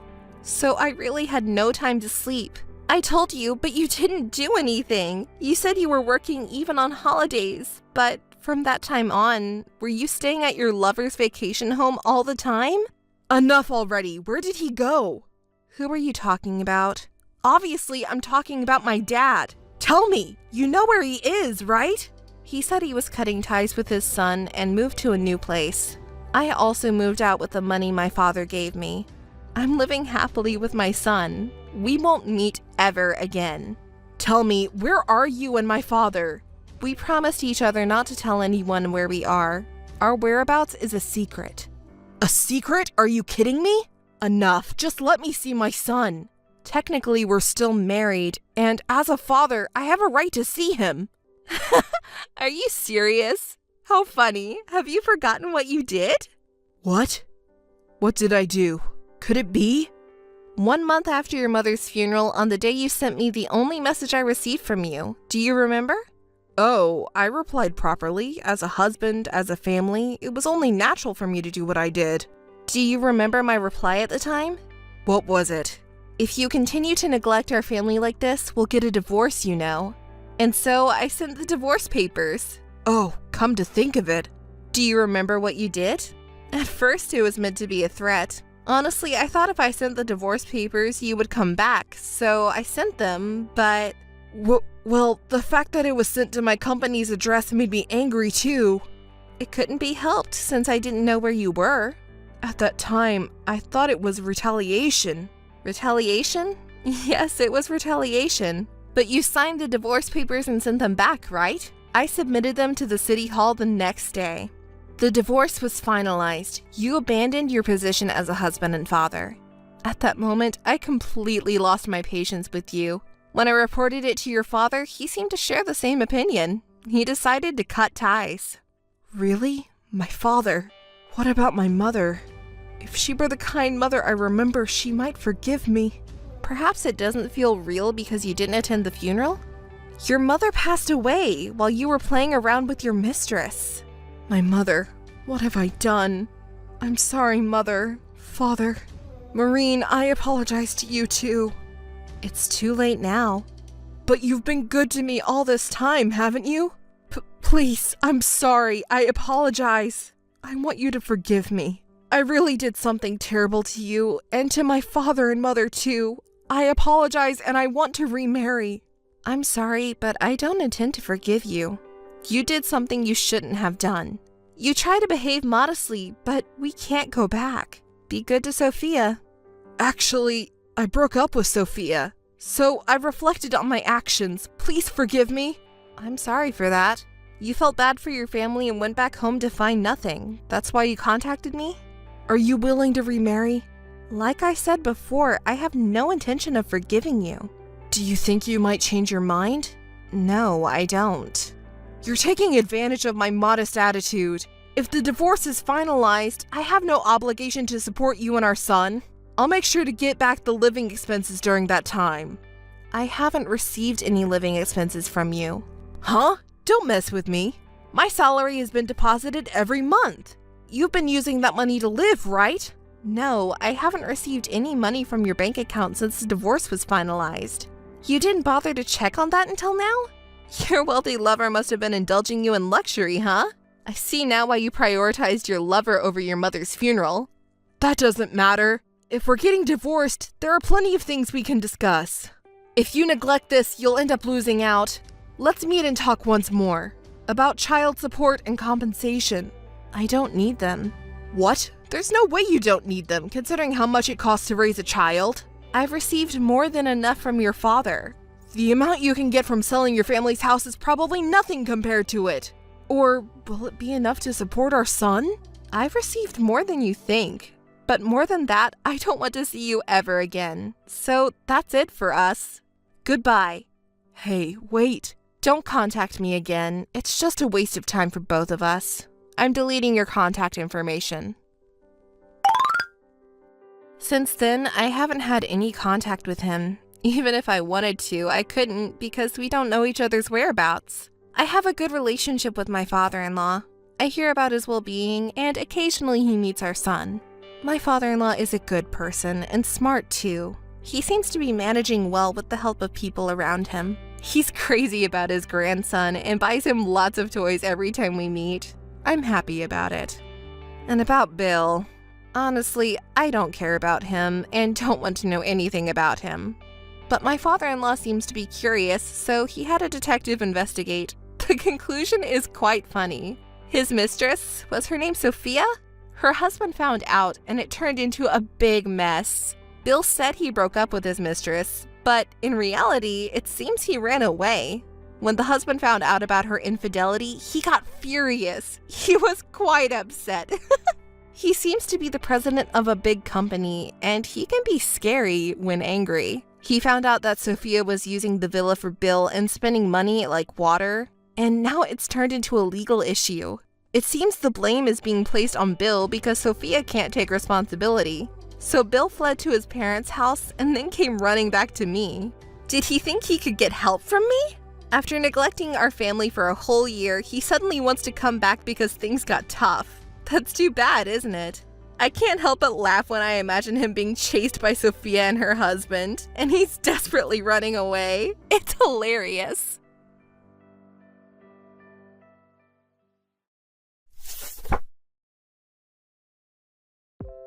Mary, where are you now? I'm home. Thank you for your hard work. Have you finished your work already? Mary, is there anything you're hiding from me? Hiding something? Oh, are you talking about the bag I bought last month? Because it was a new collection. Are you mad because I bought it without you asking? It was a little expensive. I'm sorry. Don't play dumb with me. Huh? You know that's not what I'm talking about. What do you mean? There's no point pretending you don't know. Aren't you with a man now? Huh? What are you talking about? I know you're with your lover right now. Huh? Just hang on. Why do you say that? Because I took a paid leave to find out. Paid leave? Yeah. Actually, I've been off work the last 2 weeks to find out about you. Huh? I've been collecting evidence that you were cheating on me. Hey, what are you talking about? You've been checking me? Oh yes, I hired a detective to investigate everything about the scene of the affair and who the guy is. I know everything. That's terrible. Why did you do that? Why did you lie to me? You lied to me pretending to go to work. You're the worst. What are you talking about? You're the one cheated on me, right? You're the one who lied to me. You betrayed me. Meeting a guy while I was at work. You're the worst woman ever. No, it's not like that. How can you say that? I already know you were cheating. There's no excuse. Ken, no, listen. What should I listen to? I did meet a man, but no. The guy kept pushing me to meet him. I got scared and I couldn't help it. Mary. But you're the only one I love. I don't really like him. But still, I hurt you. I'm really sorry. This will never happen again. Mary, are you sure? Yes, I promise. So please, forgive me. Sure. I've been busy with work lately, and I may have neglected you. We weren't communicating with each other, partly because I was working all the time. No, you were just doing your job. You did nothing wrong. I'm the one to blame. I should have talked to you right away. Mary, okay, I'll forgive you this time. Really? Yes. Thank you, Ken. I love you so much. Well, I'm going home early today, so let's have a date at a restaurant together for the first time in a long time. Lovely. Okay, I'll be dressed up waiting for you. Yeah. See you at home. Thanks, Ken. I'll be waiting. Mary. Why don't you answer my phone? What are you doing? Are you out somewhere? I'm sorry I couldn't answer the phone. A good colleague invited me on a trip during the day. All of a sudden? Yes, I was really suddenly invited. So I'm sorry. I don't know when I will be back. I'll be away from home for a few days. I'm really sorry. You didn't say anything about this morning. It was really sudden. Isn't that too sudden? I'm sorry I went without letting you know, but I'll be back in a few days, all right? Even so, I want you to at least contact me. I'm sorry. Who are you with? Is it your good colleague? A good colleague, but you may never have met this person. We've become friends recently, so I don't know if you've heard me talk about it much. Recently? Yeah, we happened to talk to each other and we got along well. Could it be you suspect me of cheating on you again? No, I just wanted to make sure. I'm sorry to disturb your trip. Leave the house to me and relax once in a while. Thank you, I will. I'm sorry I couldn't get in touch with you. I'll be back the day after tomorrow. The trip was fun, but it's not half as much fun without you. I got souvenirs for you. I miss you so much. Do you? Miss me? Ken, what's wrong? You're always good at lying. What's wrong? Why didn't you just tell the truth? The truth? What do you mean? Ken, what happened? Did something bad happen? What happened all of a sudden? Where are you now? Now? I'm still at my hotel. Why? That's a lie. You're still with your boyfriend, aren't you? Huh? I already know. Ken, I don't know what you're talking about. I checked your search history on your computer while you were away. Huh? My computer? Why would you do that? I always tell you not to look at that. There it was, the exchange between you and your fling. Exchange? Tom. That's his name, isn't it? I also saw an email confirming your travel reservation. You had a reservation for 2, and a long time ago. It was a complete lie that you were suddenly invited. What is happening? Explain to me properly. Explain? Just as you saw it. What? Yes, I was on a trip with Tom. Are you happy now? You admit it? Yes. So what? So? A man can overlook an affair. What? Forgive me for that. I can't forgive you. Are you sure? What? If you're not that big of a man, you can't take over my mother's company. What are you talking about? You know that my mom is the president of a major apparel company, right? If you make a fuss about my infidelity here, you won't be able to take over the company. If you just let it slide, you will be able to take over my mom's company and become the next president in the future. So, can you take such an attitude towards me? Is that your true intention? Mom likes you. So, I'm sure you'll be the next president. You can take over the company, and I can do as I please. I think we should do what's best for both of us right now. You mean to forgive you for cheating on me? Yes. I've played the good girl for you, but I can't do this anymore. If you want to take over my mom's company, pretend you never knew about this. That's your nature, isn't it? Yes, I told you. It is. I'm not going to let you ruin my private life anymore. What a woman. What are you talking about? You're going to take over the company, right? Isn't that enough? Huh? I wish I could punch myself for seriously marrying you. Why? You can't be the president? You don't say anything and just listen to me. That's all you need to do. Easy, right? What the hell do you think I am? If you don't agree with me, I'll divorce you. You wouldn't want that, would you? Because you're the next president. Can you miss your chance? I know it was your dream to have your own company. That's going to happen, so shut up and follow me.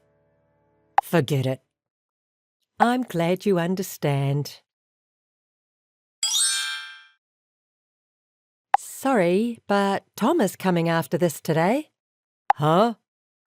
Ah, your cheating partner? Yes, so don't come home today. Tom doesn't want to go home either. That's why I'm going to let him stay tonight. Are you going to stay with him at my house? It's my house too, isn't it? Don't get it wrong. So you should stay at a hotel today. Please. Again? You've been seeing him almost every day lately, haven't you? So what? You play around with your cheating partner all you want every day and you don't feel anything about it? Don't you feel bad for me or anything? Not at all. Not at all? Are you serious? Because my mom bought this apartment. That means it is in her name. Can you interfere with Mom's property? Mom bought this for me, so I'm free to use it however I want, right? Or what? Do you have any complaints? I've said it before, if you're going to tell me what to do, it's a divorce. You can't, can you? You don't have that much courage. You better not disobey me. I see. I just wanted you to know that. Are you really sure? What do you mean? I'm just telling the truth. Am I saying something wrong? Okay. Divorce me. Huh? What are you saying? I ask you for a divorce. I can't be with you anymore. Hey, you're not serious, right? Yes, I'm serious. I can't live like this anymore. What about your position as the next president? If you divorce me, you won't be able to fulfill that dream. It's your dream, isn't it? I don't want the position of president with you. I don't want any part of it.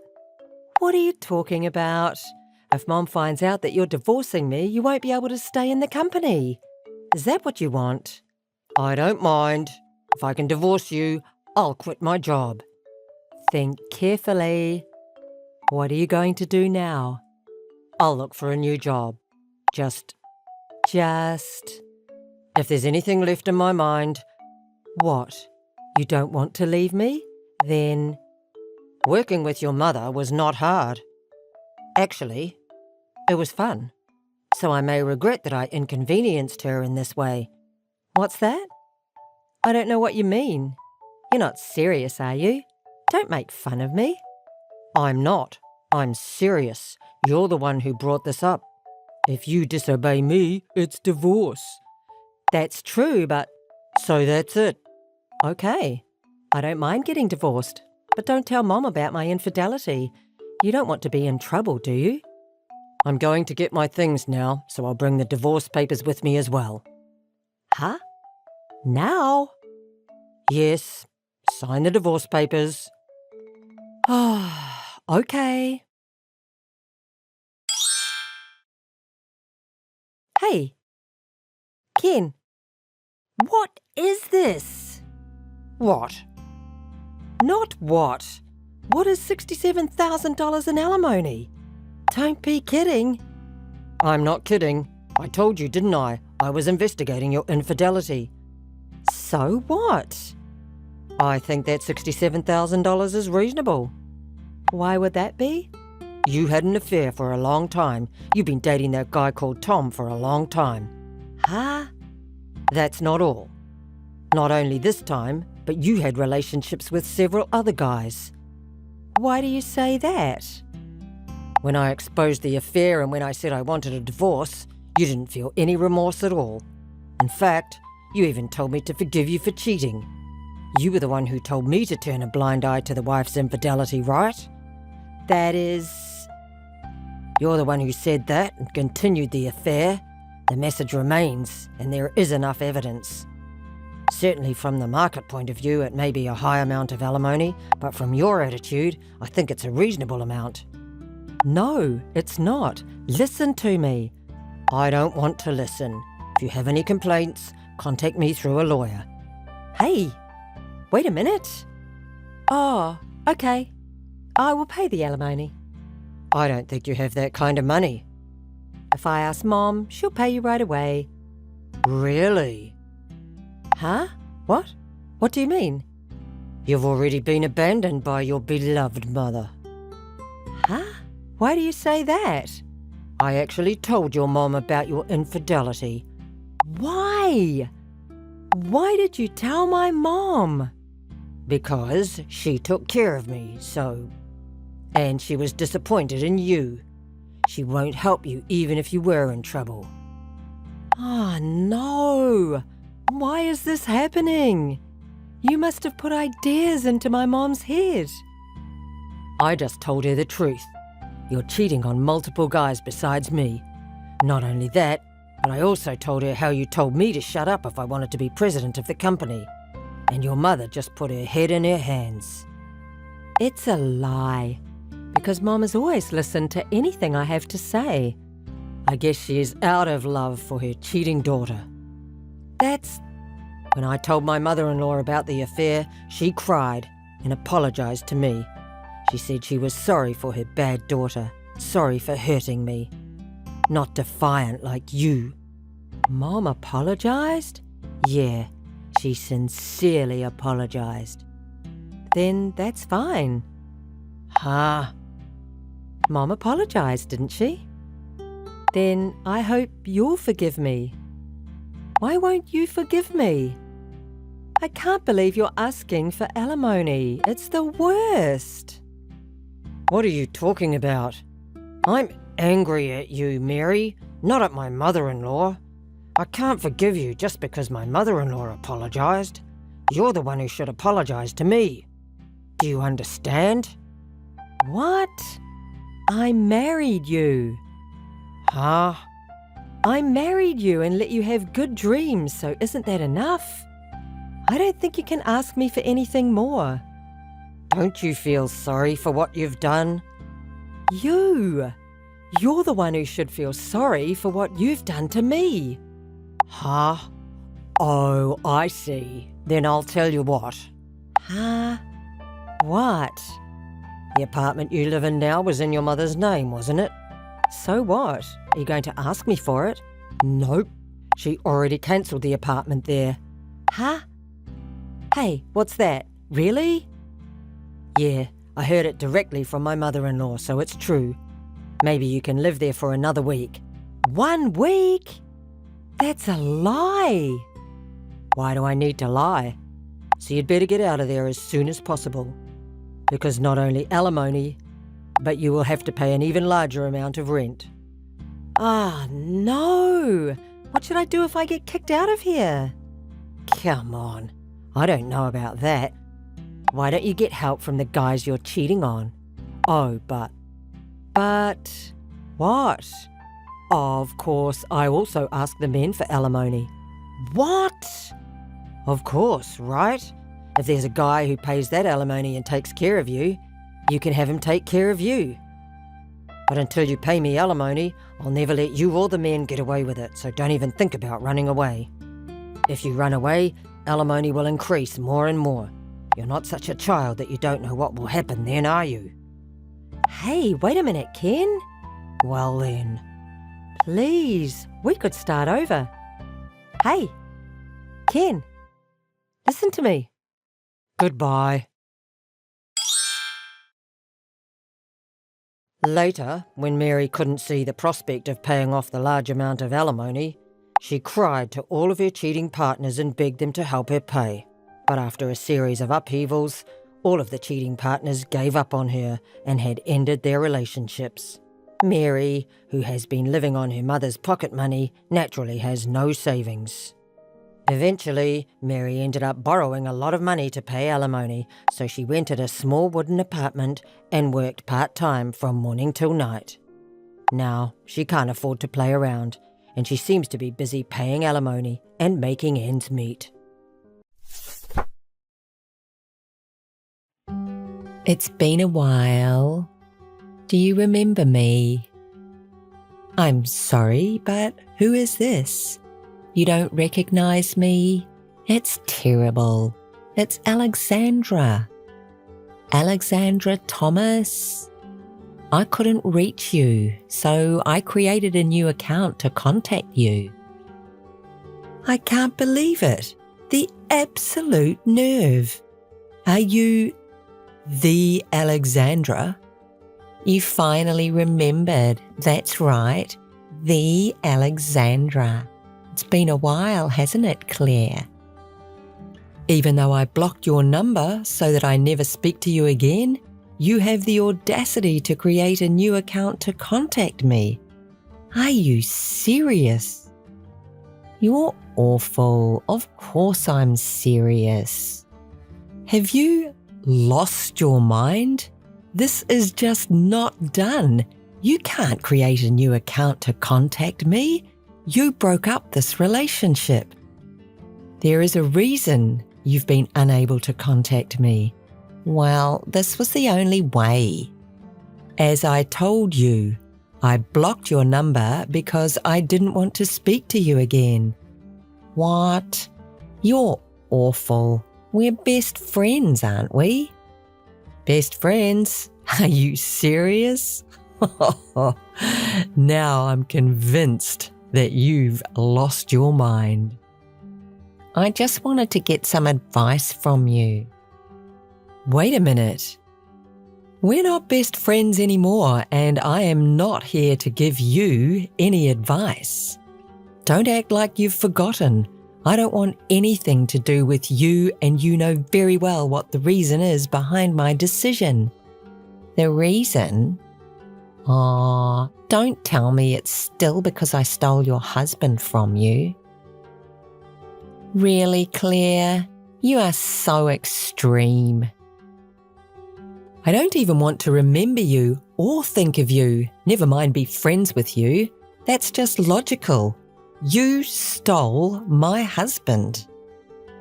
Alexandra, don't contact me again. Wait, I've gone to all this trouble to speak to you. Don't be so rude. Oh, but I understand. You've always been so preoccupied with your own feelings. You can't stand seeing me happy now that I have married your ex-husband. Am I right? What? We are happily married and he will never be yours again. So, what? Do you want me to celebrate? Okay. Congratulations. Good job. I hope you can live with the knowledge that you married a man who easily threw away his wife to be with her best friend. Does that make you feel warm and fuzzy inside? It's because of behaviour like this that he chose me. What? Because you're a bad loser and a sarcastic person. That's why he left you. Understand once and for all he chose me because I am kinder and more attractive than you. You're ridiculous. Maybe you should be focusing on self-improvement. If you continue like that, this will happen to you over and over again. You will always be left for a better and more attractive person. What? Take it or leave it. It's just my advice to you. Thank you. It is rich hearing you talk about self-improvement while you've been imitating me for a very long time. Maybe you should apply your advice to yourself. Excuse me? What do you mean by imitating you? I haven't been imitating you. Time to look into the mirror, Claire. You had a personality change and you know it. What? That's not true. Even the way you talk is different now. You imitate everything I do, the way I dress, my hairstyle, the way I talk. Finally, you went as far as stealing my husband. We're in love with the same man and he chose me. Don't try and make excuses for what you've done. It's very tiring to talk with you. Anyway, your ex-husband just realised that I'm better than you after he married you. Then he fell in love with me, and I can't blame him. Just look at me. And then he divorced you. I am not the one at fault here. But because you charge us alimony, we don't have money. Wait, so you contacted me to talk about money? How stupid. It's your fault you had an affair. So it's just natural to charge you alimony. Well, now that you have all our money, can you not help us out? What? Are you serious? Are you crazy? You brought this on yourself. Please don't say such unkind things. Hear me out. And I'm pregnant now, so I need some money. Pregnant? Your pregnancy is none of my business. You know, while we were married, he said he didn't want to have a baby. He said he didn't want the responsibility of childcare when we were both working. Are you okay with that? Aw, are you worried about me?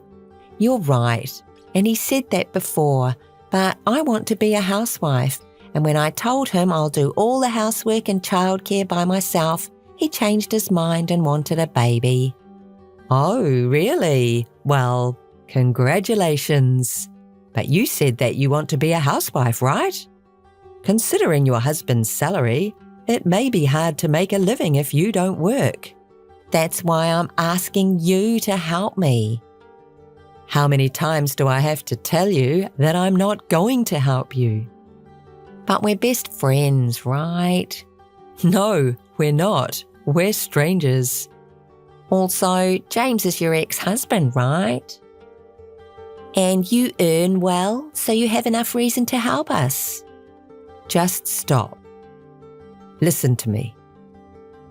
Oh, I have an idea. What about the three of us living together? We're just like a family, so isn't it a good idea?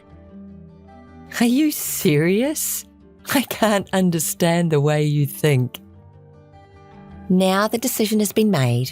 We'll move into your house. We have to go through the formalities and pack our things quickly.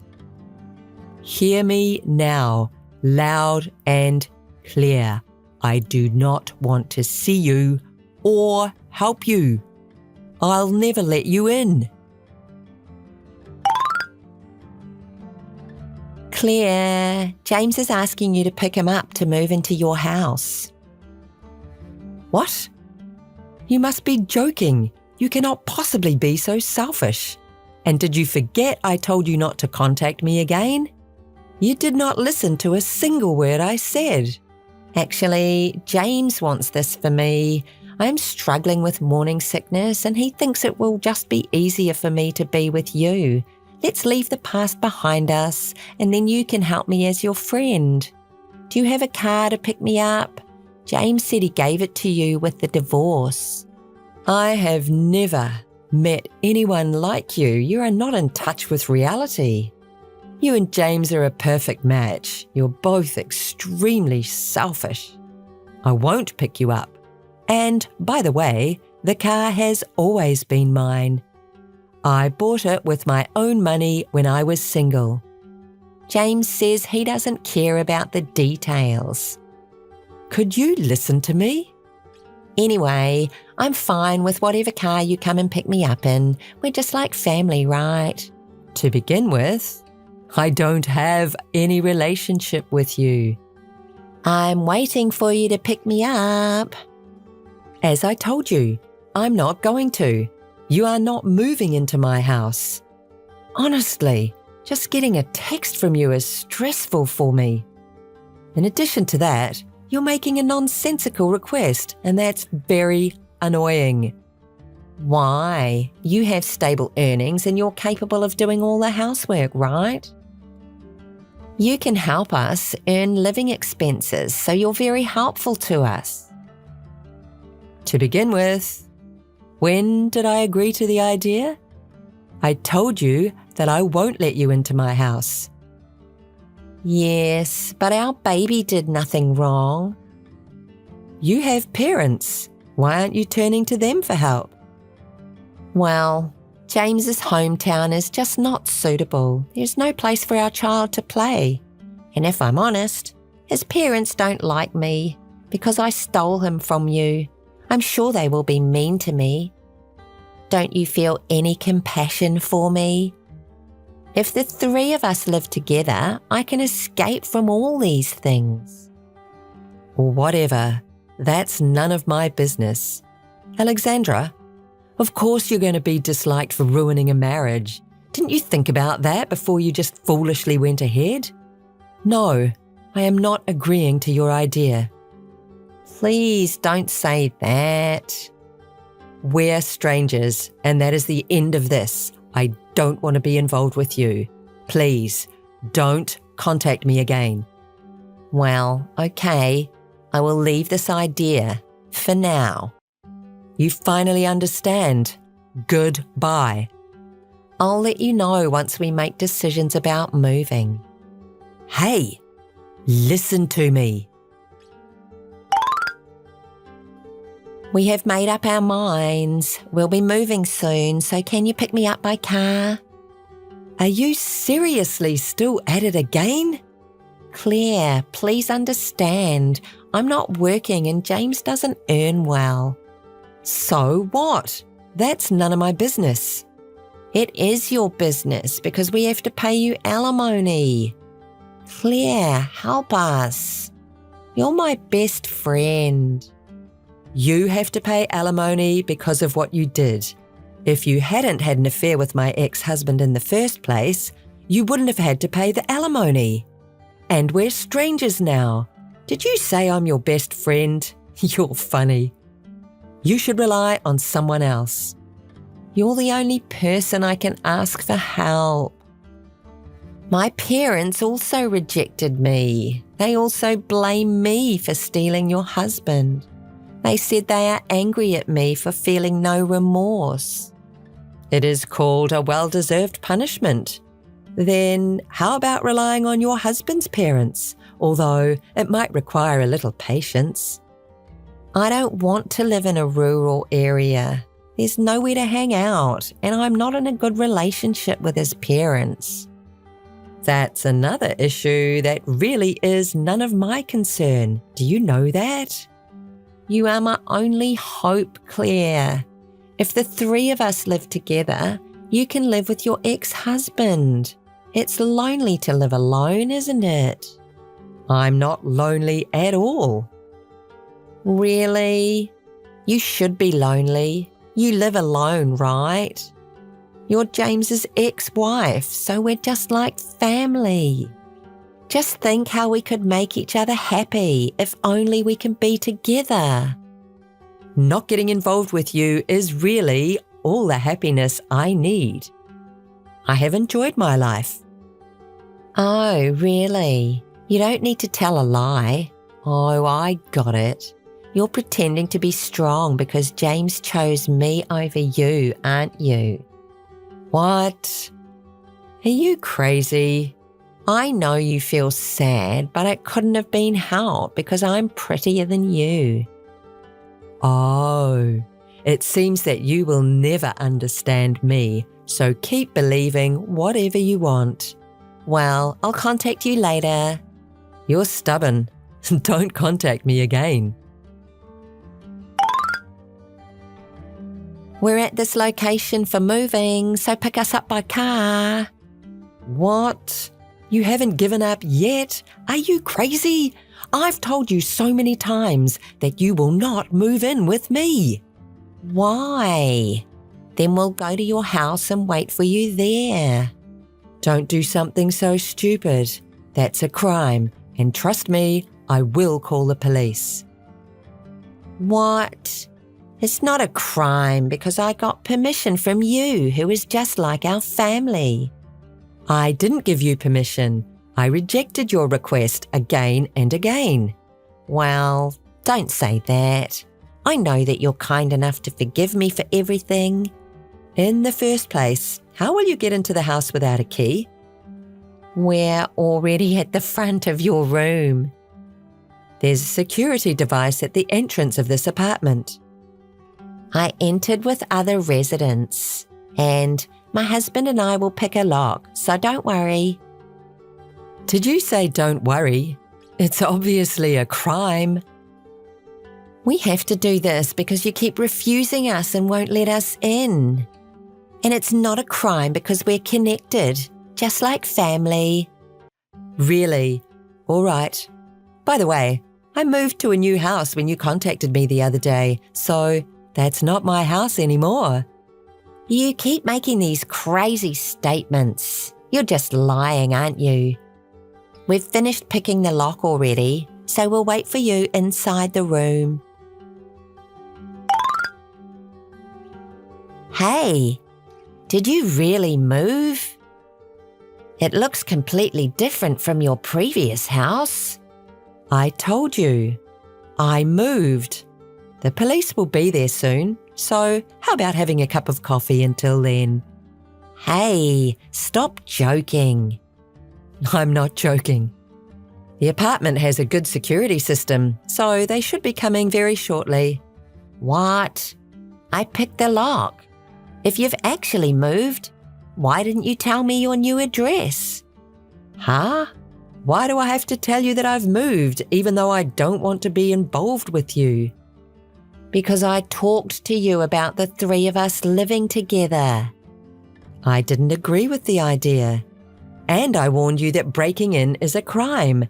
To begin with, even if that's my house, it's trespassing. No, it's not. I told you before, it's all your fault. Come here immediately and explain everything to the police. Hey. Take responsibility for what you did. No way. You're disgusting. And I told James's parents that you're moving to their house. What? Why? That's disgusting. I'll never go. I don't want to live in a rural area. I want some help with childcare and housework so that I can live in idleness. You intend to force me to do everything so that you can have fun, don't you? I can't understand why you rely on your ex-husband's wife. His parents will say that you have to do all the housework and childcare. That's why I don't want to live with them. I just want to relax. Only this time, I appreciate you stealing my ex-husband. I feel a little pity for you that you have to live with his parents who love tormenting a bride. But good luck. Oh no, you're disgusting. Am I disgusting? It's all your fault, isn't it? Oh, I forgot to tell you that your husband will be fired from work because this trespassing will be reported to the police. He's going to lose his job, so nothing will stop you from moving to his parents' house. I'm happy to think that I don't have to get involved with you anymore. Is he going to get fired? Then how should we sustain our life? I don't know. Figure it out by yourself.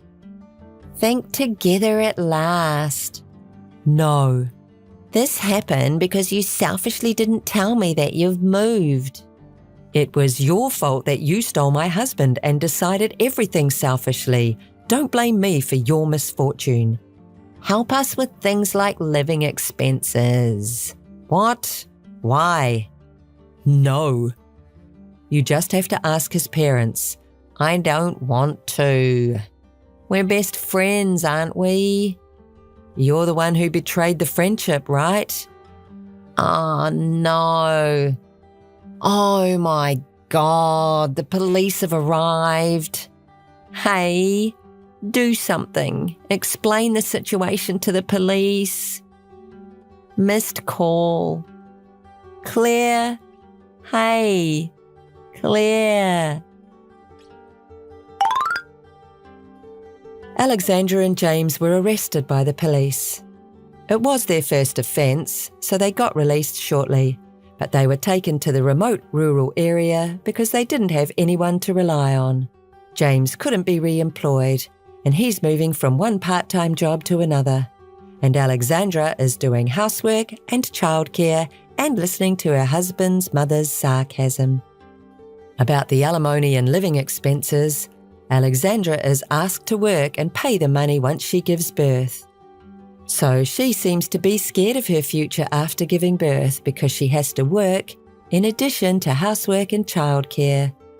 Alexandra contacted me to ask for help a couple of times, but I ignored all. I'm enjoying my peaceful, single life.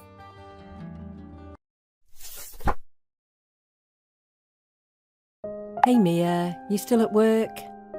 No, just finished right now.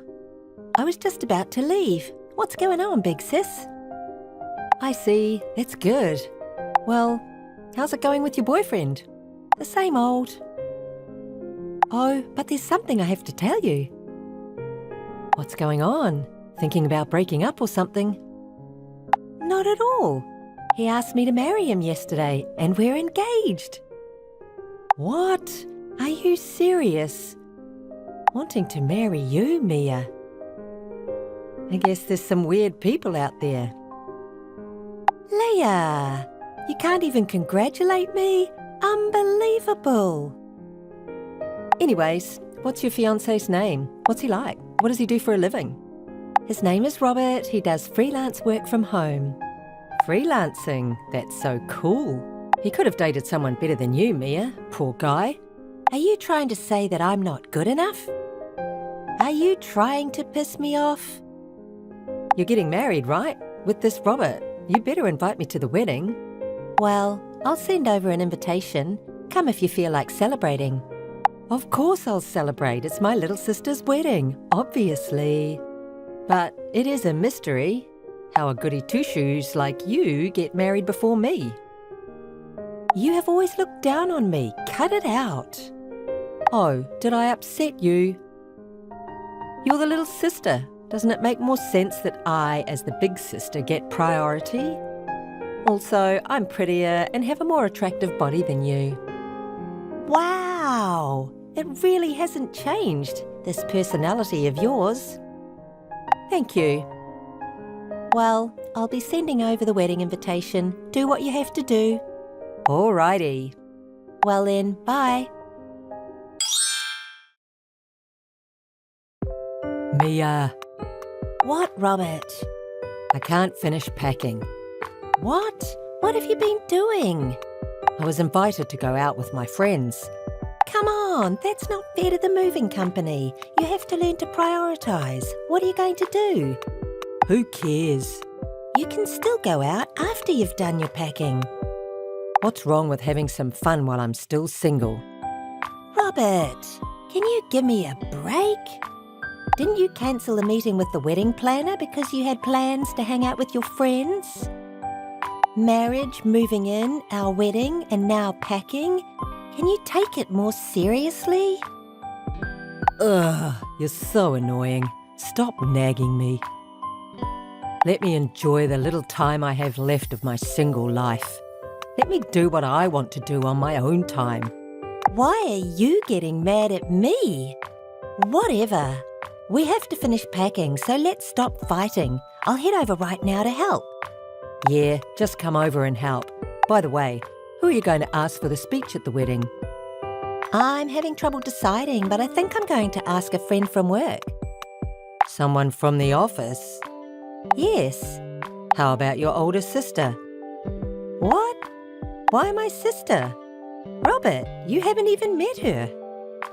Actually, your sister contacted me. What? She got my contact information from your parents. Oh, I see. I'm sorry. That's out of nowhere. There's no reason for you to apologise. Well, it was a surprise at first, but it's no big deal. Thank you. Well, what did she say? She was really happy about you getting married. That she's always given you a hard time and wants me to take good care of you. I see. She seems like a good sister. If you say so. So, why don't you ask her to give the speech? It's better than a co-worker from the office, don't you think? I guess. I mean, it is the first time you have suggested anything about the wedding. I think I'll ask her. See, I am taking it seriously. I'm glad to hear that. So, let's ask your sister. Okay, I'll do that. Mia, it's finally your wedding tomorrow. Nervous? Yeah, I'm a little nervous that my life might change completely, but I'm excited for the wedding. If I was having a wedding, it'd be at a resort or a cute chapel. Have the wedding with just the two of us and take a bunch of pictures. I mean, I want to show it off to everyone on social media. Well, that sounds like you. You're already living with Robert, right? I've been living with him since the engagement. And you're making Robert do chores around the house? Why do you ask? I know you both work, but I think you should do all the housework. I'm just telling you this out of concern because Robert said that the housework is taking a toll on his work. Thanks for the warning, but it's something we decided together, so I think we'll be okay.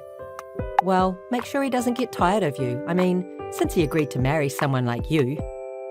All right. Well, I'm turning in. I have to go to bed early. It's the wedding tomorrow. See you tomorrow. Oh, okay, bye.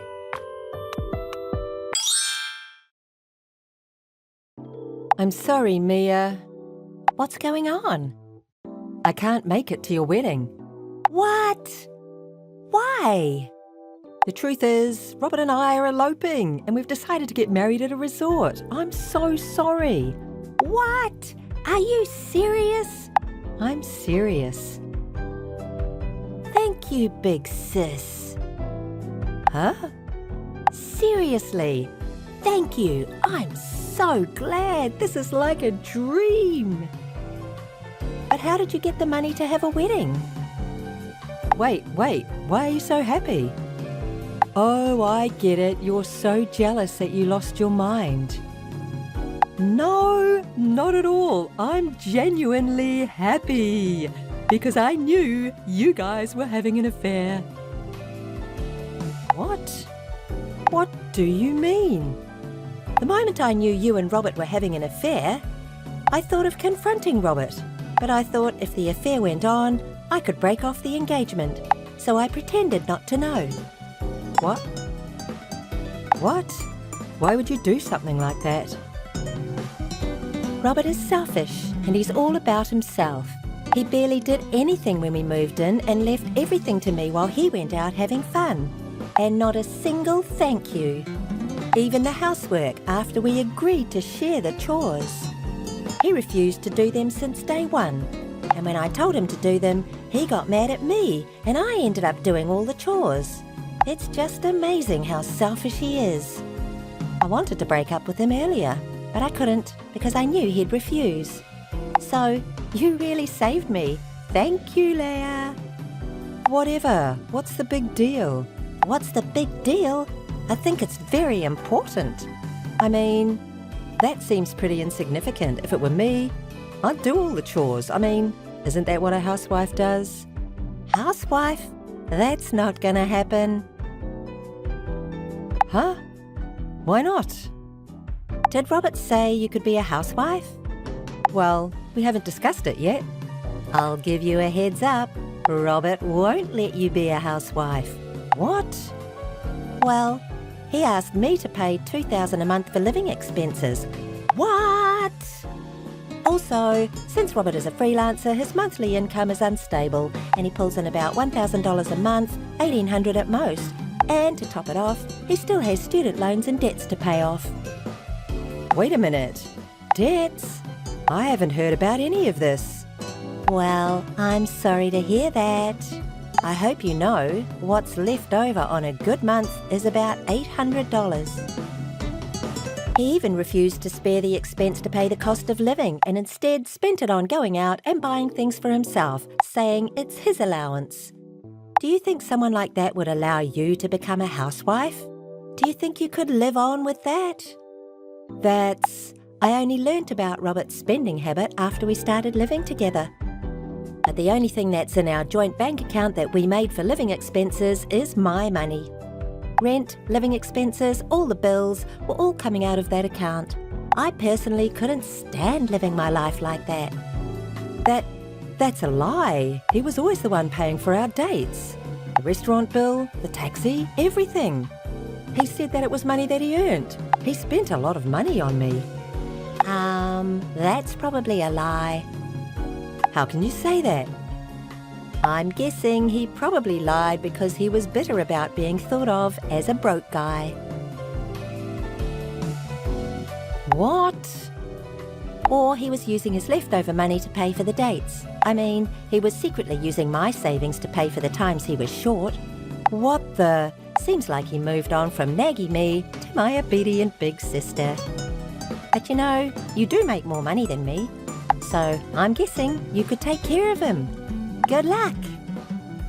Wait, so he's after my money? I had no idea he was broke. Why didn't you say anything? And really, why did you decide to marry a guy like that? Robert's parents begged me. His parents? Yes, have you met them? No, I haven't. Robert's parents. They still work part-time to make a living. Part-time work? But it's not enough for them. So they thought that if I married their son, he would send money to them. They came pleading. Their plan was to come live with us and make me take care of everything from living expenses to the chores. What the hell? When I found out he was cheating, I was going to break up with him. But his parents said that they wanted a chance before the wedding. Obviously, I wanted to turn it down. Chance? A chance for what? If Robert chose his mistress, they would pay for everything, a cancellation fee for the wedding venue and compensation for the broken marriage. Huh? But Leia, you've always looked down on me, right? So what? So I knew that you would definitely try to get in the way of our marriage. That's why I agreed to hold out until the wedding. It seems like Robert's parents believed him though. But the reality is that he chose you. So, as promised, I need them to pay for the cancellation and the compensation. What is going on? Oh, and there's more. I'm going to charge you for compensation as well. What? What are you saying? Isn't it obvious? You stole my fiancé. No, I only stole him because I didn't like that my little sister was getting married before me. But that's not what big sisters do, right? If you really consider me as family, let's go to the lawyer's office right now. But you did too, tricking your own sister. Trick? You made me get a defective product. Wow, a defective product. I'm going to return this debtor. No thanks, no need to return him. I'll still be requesting that compensation, just so you know. Wait a minute, Mia. Well, best of luck. Mia, hold on. Mia. Mia. Mia. Oh, Robert, what's up? Mia, I was so wrong. Ah, that's new.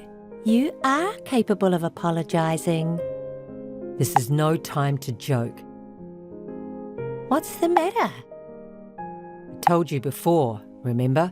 About my parents? Yes, I remember. With their old age, it's hard for the two of them to live off a part-time salary. So let's have the wedding like we planned. Then me, you, my parents, the four of us can live together. I love you so much. Oh, I see. Yes, so let's start over, the two of us. Absolutely not. Huh? Definitely not. I never want to get involved with you again. Wait. What? But hey, a broken engagement doesn't look good for either of us.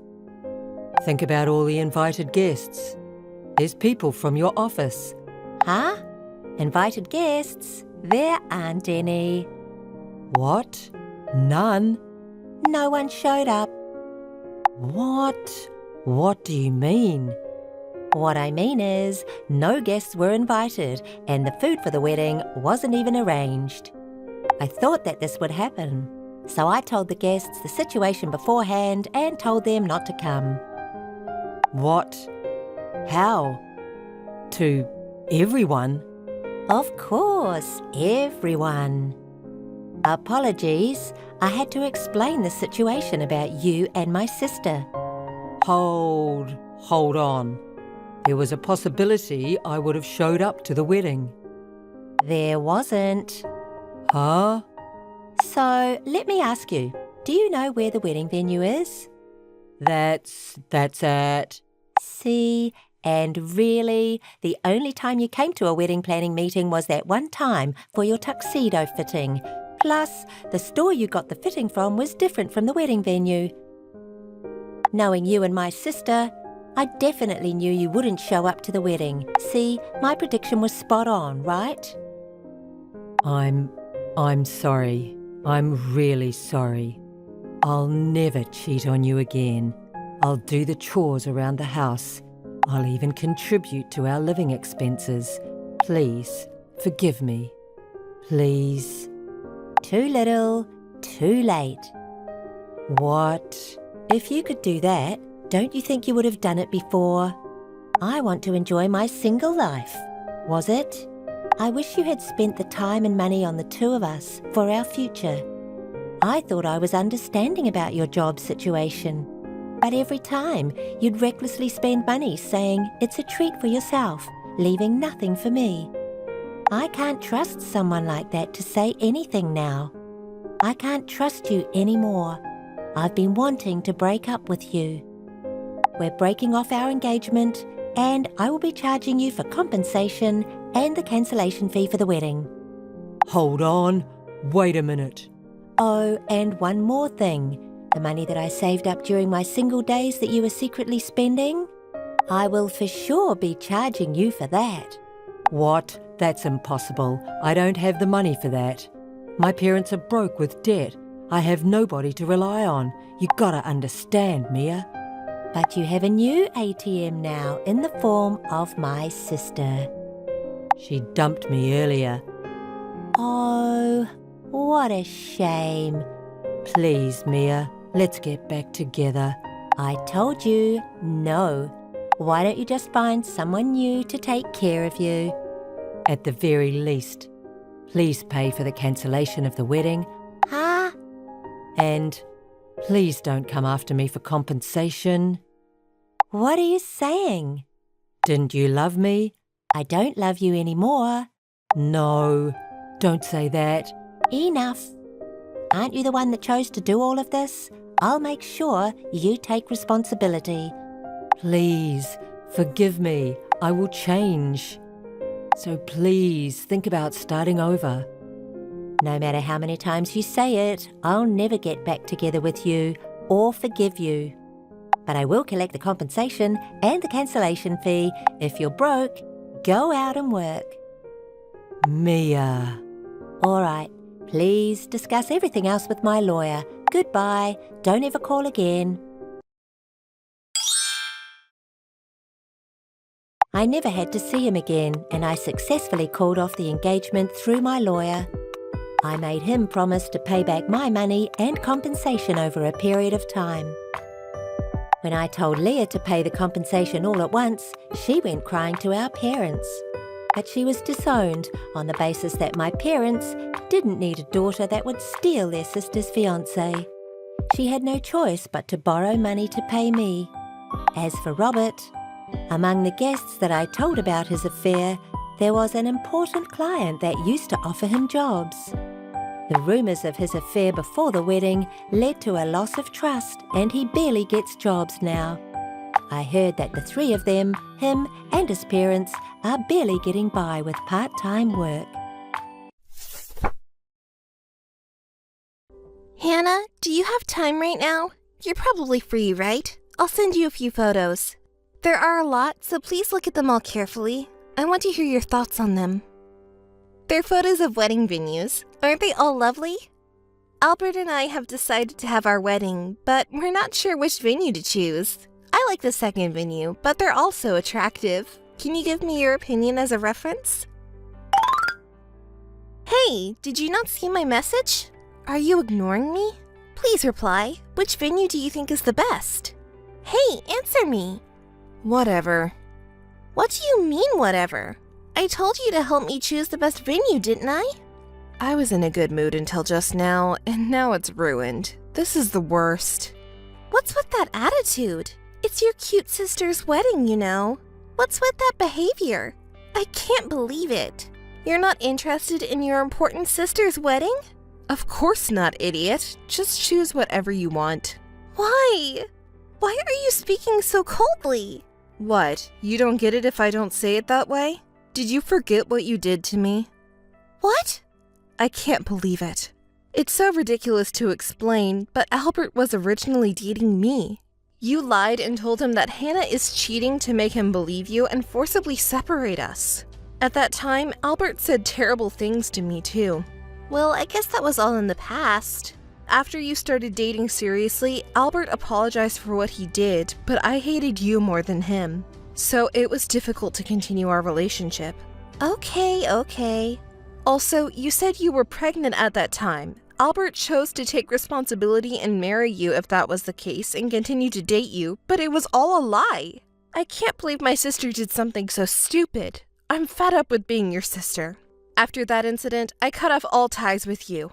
It seems that Albert has continued the relationship until today, poor thing. He's a stupid man if he goes ahead and marries you because he won't be able to escape. Even if you two ask which venue is best, I won't respond. It's obvious if you think about it normally, isn't it? It was just a little white lie from my sister, you know. Even if you were deceived, the misunderstanding has been cleared up, and in the end, Albert chose me instead of Hannah, so it's not my fault, it's Albert's, isn't it? I mean, I'm not the bad guy here, am I? Anyway, choosing a venue is fine, so which one do you like? As I said before, my recommendation is the second one, but Albert likes the third one. We went to visit them all, but I'm having a hard time deciding which one is the best. Hey, you're being pushy. I said I wouldn't choose, didn't I? So you can choose by yourself, can't you?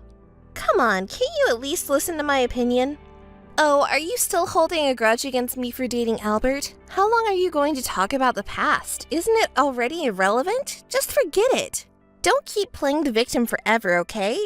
It's not just my fault, right? And just because I told a little lie he cheated on you, he wasn't interested in Hannah to begin with, was he? Hannah and I may have similar faces, but our personalities are completely different. I can't stand it when you keep dwelling on it like this. Why don't you learn from my personality? Then maybe you can get a boyfriend, get married, and live a happy life, right? Well, maybe that's impossible for Hannah anyway. Oh, I get so frustrated just talking to you. My head is starting to ache. Can you stop making sarcastic comments all the time? You're not even interested in my opinions, are you? You just want to show off that you're marrying Albert. The wedding venue doesn't matter. You can just do whatever you want. It has nothing to do with me. Even if you didn't say anything, we would still get married. It's already decided. Sorry for stealing Albert. You must be so jealous, right? I do feel a little bad, but just a little bit. It's not a big deal. Stop being so persistent. But make sure to give us a proper cash gift, okay? I sent you a few pictures, but every venue is so expensive. Both Albert and I don't have much savings, so we're counting on everyone's cash gifts. We have a lot of friends, so we're inviting a lot of people and planning to receive mini cash gifts. It's good that I have a sociable personality, unlike Hannah. When I told people I was getting married, they all said they would come to the wedding. If it were for you, you wouldn't have many friends to invite to the wedding. Of course, we're also counting on your cash gift. Give us more than the average, okay? It's your lovely little sister's request, so please don't disappoint me. You wouldn't dare to not give us a cash gift. Are you silly? I asked Dad and Mom to give us a lot of cash gifts too, so Hannah, please do the same. I'm not giving you any. I don't want to celebrate your wedding. Are you stupid? Don't contact me anymore. Goodbye. Oh, by the way, the wedding venue? You didn't give me your opinion. Hannah, congratulations on your marriage. I can't believe you and my son got back together. When I heard my son had broken up with you, I was really depressed. I'm so happy that you guys reconciled, and to have your wedding in such a beautiful venue. You should have told me earlier. I saw the photos of you trying on dresses, and they looked great on you. You looked amazing. Can we meet before the wedding? I want to give you a gift. Dorothy! How can I put this? I didn't reconcile with Albert. You must have misunderstood. What are you talking about? I just saw the photos. You took some with Albert wearing a wedding dress, and he showed me some venue photos. You two are getting married in 2 months, right? I'm not the one marrying Albert. It's my identical twin sister. I think the pictures are of my sister and Albert. We look exactly alike, just our faces. What? Your twin sister? I'm sorry for getting your hopes up. I only found out about the marriage a week ago, and I don't get along with my sister, so I tried not to think about it too much. You didn't hear it from Albert?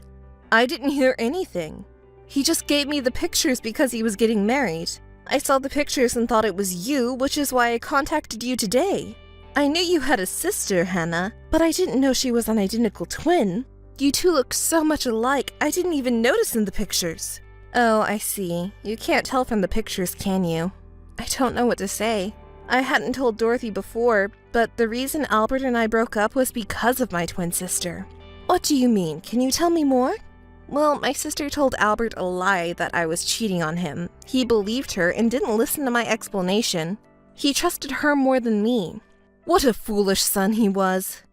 Eventually, the misunderstanding was cleared up, but then my sister said she was pregnant. Albert decided to take responsibility and continue to date my sister, but the pregnancy was a lie. They kept dating and apparently decided to get married. That's why I haven't been on good terms with my sister. I thought I had cut ties with her. I'm sorry, Hannah. I can't believe my son was so foolish. He only told me that he and Hannah broke up. I never expected anything like this. Dorothy, there's no reason for you to apologize. The worst one in this situation is my sister. Albert was just deceived. Dorothy has always hoped for our reconciliation, but it didn't go as she wanted. I also need to apologize for my sister's behavior. No, Hannah isn't at fault.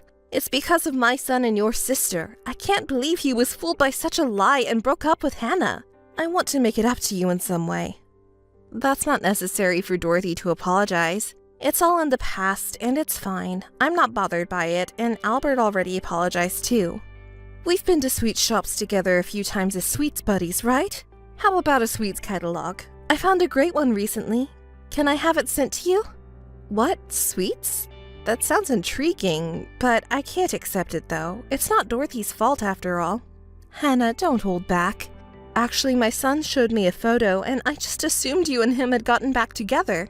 I wanted to talk to you and made a reservation at a famous cafe. We were just talking about wanting to go there a little while ago. How about going there?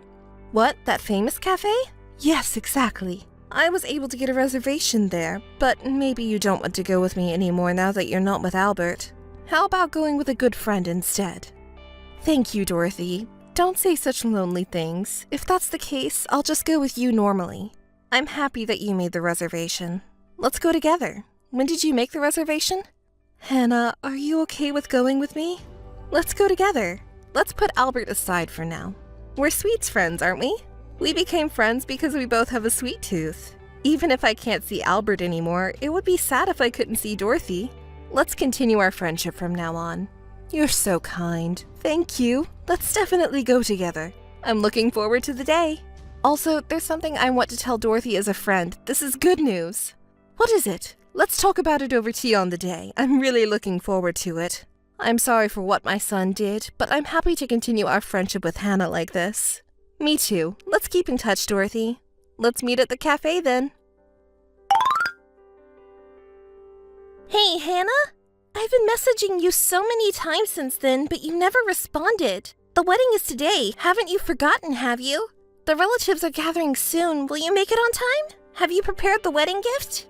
I've been a bit busy, you know. I didn't respond to your message. Come on, get it together. You should have guessed from the lack of response. Hey, until when are you going to keep saying that? It's the wedding day after all. Don't be stubborn and just congratulate the bride, your cute little sister. How long are you going to be angry? You have a really unpleasant personality. Well, what do you say? What's the matter? What do you mean? Why don't you say what you mean clearly? Don't tell me you don't know where the venue is. I'll send you the location of the venue again, so don't be late. It would be embarrassing if your older sister were late. Well, do as you please. I'm busy too today, so I'll hang up now. Hey, wait a minute! Do Do you understand me? What do you mean by busy? You're coming to the wedding, right? Don't forget the wedding gift! Could you keep it down? Where are you now? How much longer will it take you? Tell me in detail how many minutes it will take to get to the venue. Hurry up! Stop making so much noise, please. It's your fault for not showing up when you were supposed to. It's causing trouble for the venue. Also, neither Dad nor Mom have shown up yet. Are you coming with them? And uncles and aunts, and all the relatives have not gathered yet. Do you know what's going on? Are they all taking the same bus or caught in traffic? I haven't said a word about attending your wedding. What? I just told you to bring the money envelope, right? You're just saying things on your own, aren't you? And no relatives are there? Isn't it obvious that everyone is here? What? Why? The wedding is starting already. What are you doing? Even the staff at the venue is urging you to come here. Come here quickly. Everyone isn't going over there. Today is my wedding day, and all the people who you're relying on for the wedding gift, Dad, Mom, and all the relatives are here with me. Huh? It's your wedding day? Today is my wedding day. What do you mean? I don't understand. I mean it literally. Today is my wedding day, and all my relatives are attending. Why don't you call your mother and confirm? Wait, I really can't comprehend this. I can't keep up with the information. Are you saying that you're getting married today? And you're having a wedding ceremony? I'm sorry, I can't process this. I mean what I said. You may be getting married today too, but this is my wedding. Did you think I wanted to marry Albert all this time? That's old news. I didn't owe you any explanation, but I started dating a colleague from work who confessed to me, and then he proposed to me, and we decided to get married. Why did you keep me in the dark about this? I told you about my marriage plans. Why couldn't you have told me about your boyfriend? Do I really need to tell you? I thought I had cut ties with you and our sisterhood, and if I introduce him to you, you'll just use it as an opportunity to harass me again and tell him lies. He won't be fooled like Albert was, but I'm tired of being manipulated by you, so I don't owe it to you to tell you who I'm dating or who I'm marrying. What? That's just an excuse. And who's this guy from work? You've been obsessed with Albert for so long, haven't you? You've been looking at me with envy all this time, haven't you? What a ridiculous delusion. You've always been making fun of me, haven't you? Is it really so proud that you took Albert away from me? I don't care about Albert anymore. And why did you choose to have your wedding on the same day as mine? I told you the date of my wedding, right? You did it on purpose, didn't you? What a terrible person you are. Stop joking. Don't give me that. I'm the one who's serious here. Maybe the overlapping dates were just a coincidence. I have no interest in your wedding, so I didn't even remember the date. Don't mess with me. But wait a minute. Your family and relatives are all attending your wedding, right? So what about us? No one can attend your wedding. Everyone is here with us. Too bad. You invited a lot of people hoping to get some wedding gifts. Shut up! Hey, are Albert's parents also there with you? Yes, that's right. Albert's parents and all the relatives are here with us. What? That's ridiculous. Even if my family is one thing, there's no reason for Albert's relatives to attend your wedding. It doesn't matter. Calm down, calm down. The reason they're attending my wedding is because they want to. Dorothy told everyone about the truth between you and Albert. What did she tell them? What did she convey to them? How you lied to him, deceived him, and took him away from me. How you lied about being pregnant just to keep him. She told everyone everything. And they couldn't celebrate the two of you with a clear conscience anymore. Then they sympathized with me and decided to attend our wedding. It's too bad, isn't it? Especially Dorothy, who said Hannah is an important sweets friend and wanted to attend my wedding. Why did you have to go and do that? If you hadn't said anything, everyone would have come to my wedding. So it's not my fault. I just told Dorothy the truth, and she spread it to the family. I didn't ask her to do that. She was really mad because she used to be friends with me without Albert, and she can't forgive her own son or you for what you did to me, so it's all your fault. I just told the truth, you know. I didn't do anything wrong. It was just a little lie. It's Albert's fault for falling for it. And it's your fault for not being trustworthy. It's not my fault. Do you still think it's not your fault? I'm appalled that I'm related to someone like you. Why did it have to turn out like this? This is too cruel. And none of our relatives came. What should I do? I can't find the words. I feel like I'm hyperventilating. And seriously, doesn't it seem ridiculous for the groom's mother to attend her ex-girlfriend's wedding? Is she crazy or something? Well, if you ask me, you're the one who's crazy. It's a personal choice which wedding to attend, isn't it? Did you even greet Dorothy or your father after deciding to get married? I bet you didn't. Dorothy said, "We don't need a foolish son and an ill-mannered daughter-in-law. It's better to attend our friend's wedding." What a joke. It's pointless to greet them anyway since Albert and I are the ones getting married. It's comments like that make you seem ill-mannered. I wonder why we're so different when we're sisters and share the same blood. Shut up! Well, even if the seats for the relatives might be empty, there will be a lot of friends. There will be a lot of friends coming, right? You were bragging about how sociable you are, right? It's good that you have a lot of friends. Just collect a lot of congratulatory money from your friends and forget about us. Certainly many friends came, but since there isn't any relatives here, the seats are empty and awkward. People have been making noise outside the venue since earlier. Well, that's understandable, right? I've never heard of a wedding venue without any parents from both families, let alone any relatives. They must be wondering what happened. If no relatives come, everyone might get bored and leave. What should we do, Hannah? Hey, can't you at least ask some people to come over here? Please, before everyone leaves. I'll talk to them, but as I've said before, it's up to each individual to decide where to go. I wonder if anyone at this point would want to come to your side? I don't think so. Well, I wish them luck. It would be nice if at least one person wanted to come. Please ask them properly. Our wedding will be ruined if nobody comes, and we won't even receive any gifts. What will we do then? I don't care what happens to you. I have to get ready to enter soon, and I won't be checking my messages again today. Bye. Hannah, help me. Oh, you seem quite humble now. What's wrong? I'll listen to you, but did your extravagant wedding go well? Mine was a lovely wedding. That's good to hear. My wedding was a disaster, though. Not a single relative attended in the end. They didn't come because they were all at your wedding. So when my friends asked me why the family seats were empty, I told them that everyone was at Hannah's wedding. They were all surprised and left. Isn't that terrible? They didn't even leave a gift. My bad feeling came true. Maybe your behavior is to blame. They must have thought that you did something wrong and left. If they were just friends, they would have stayed anyway. You didn't even receive any gifts. Maybe even my friends didn't want to be there. Yeah, maybe that's it.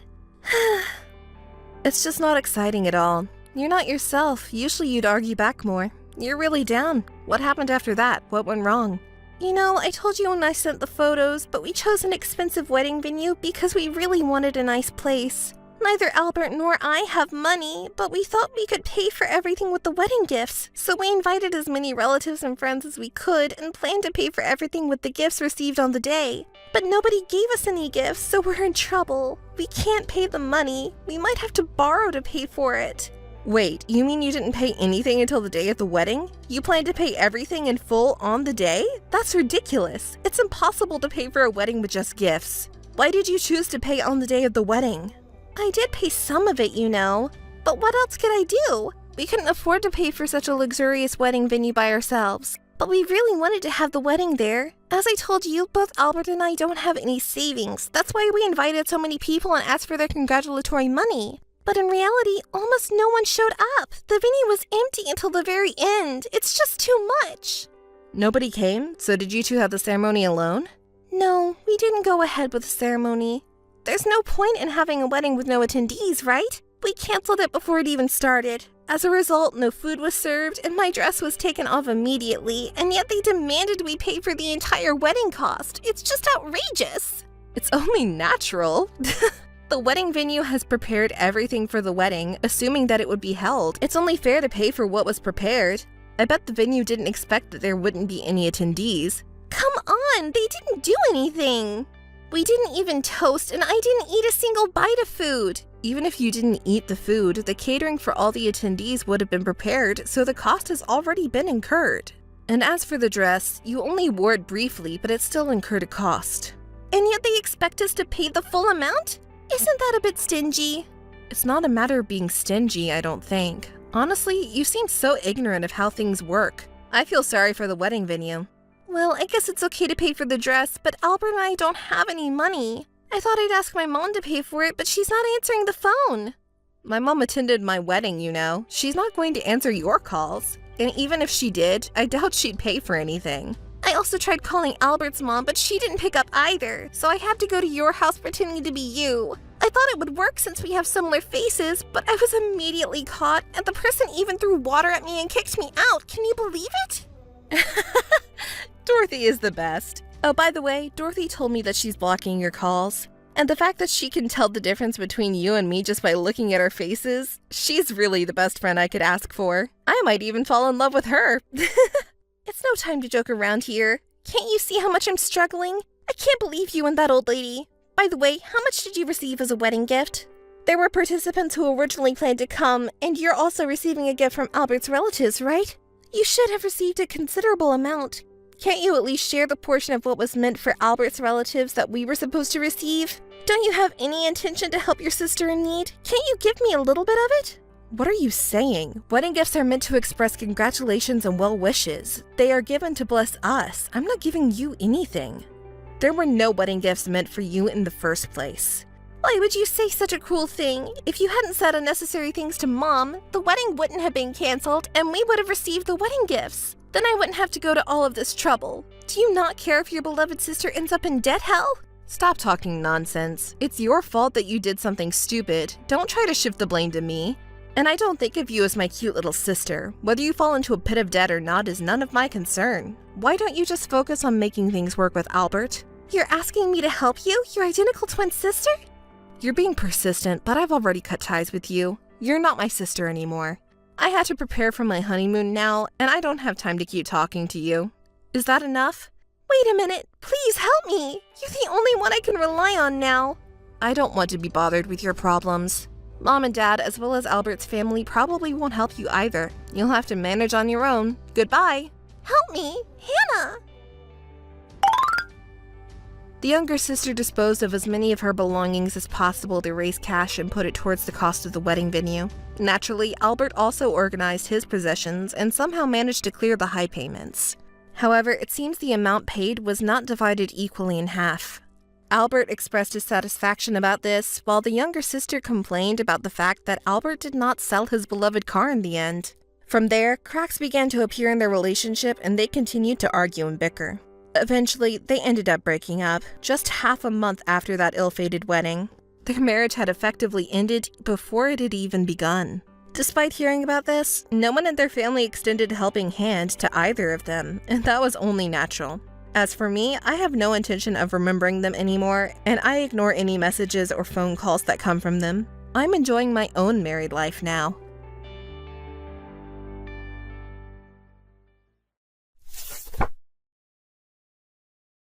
Hi, Claire. Bella? What? What do you want from me? Don't be so defensive. I'm your sister. Sister? After doing such a terrible thing? Well, calm down. How are you? You can't be good, huh? You seem to be living a miserable life, but I'm glad you're alive.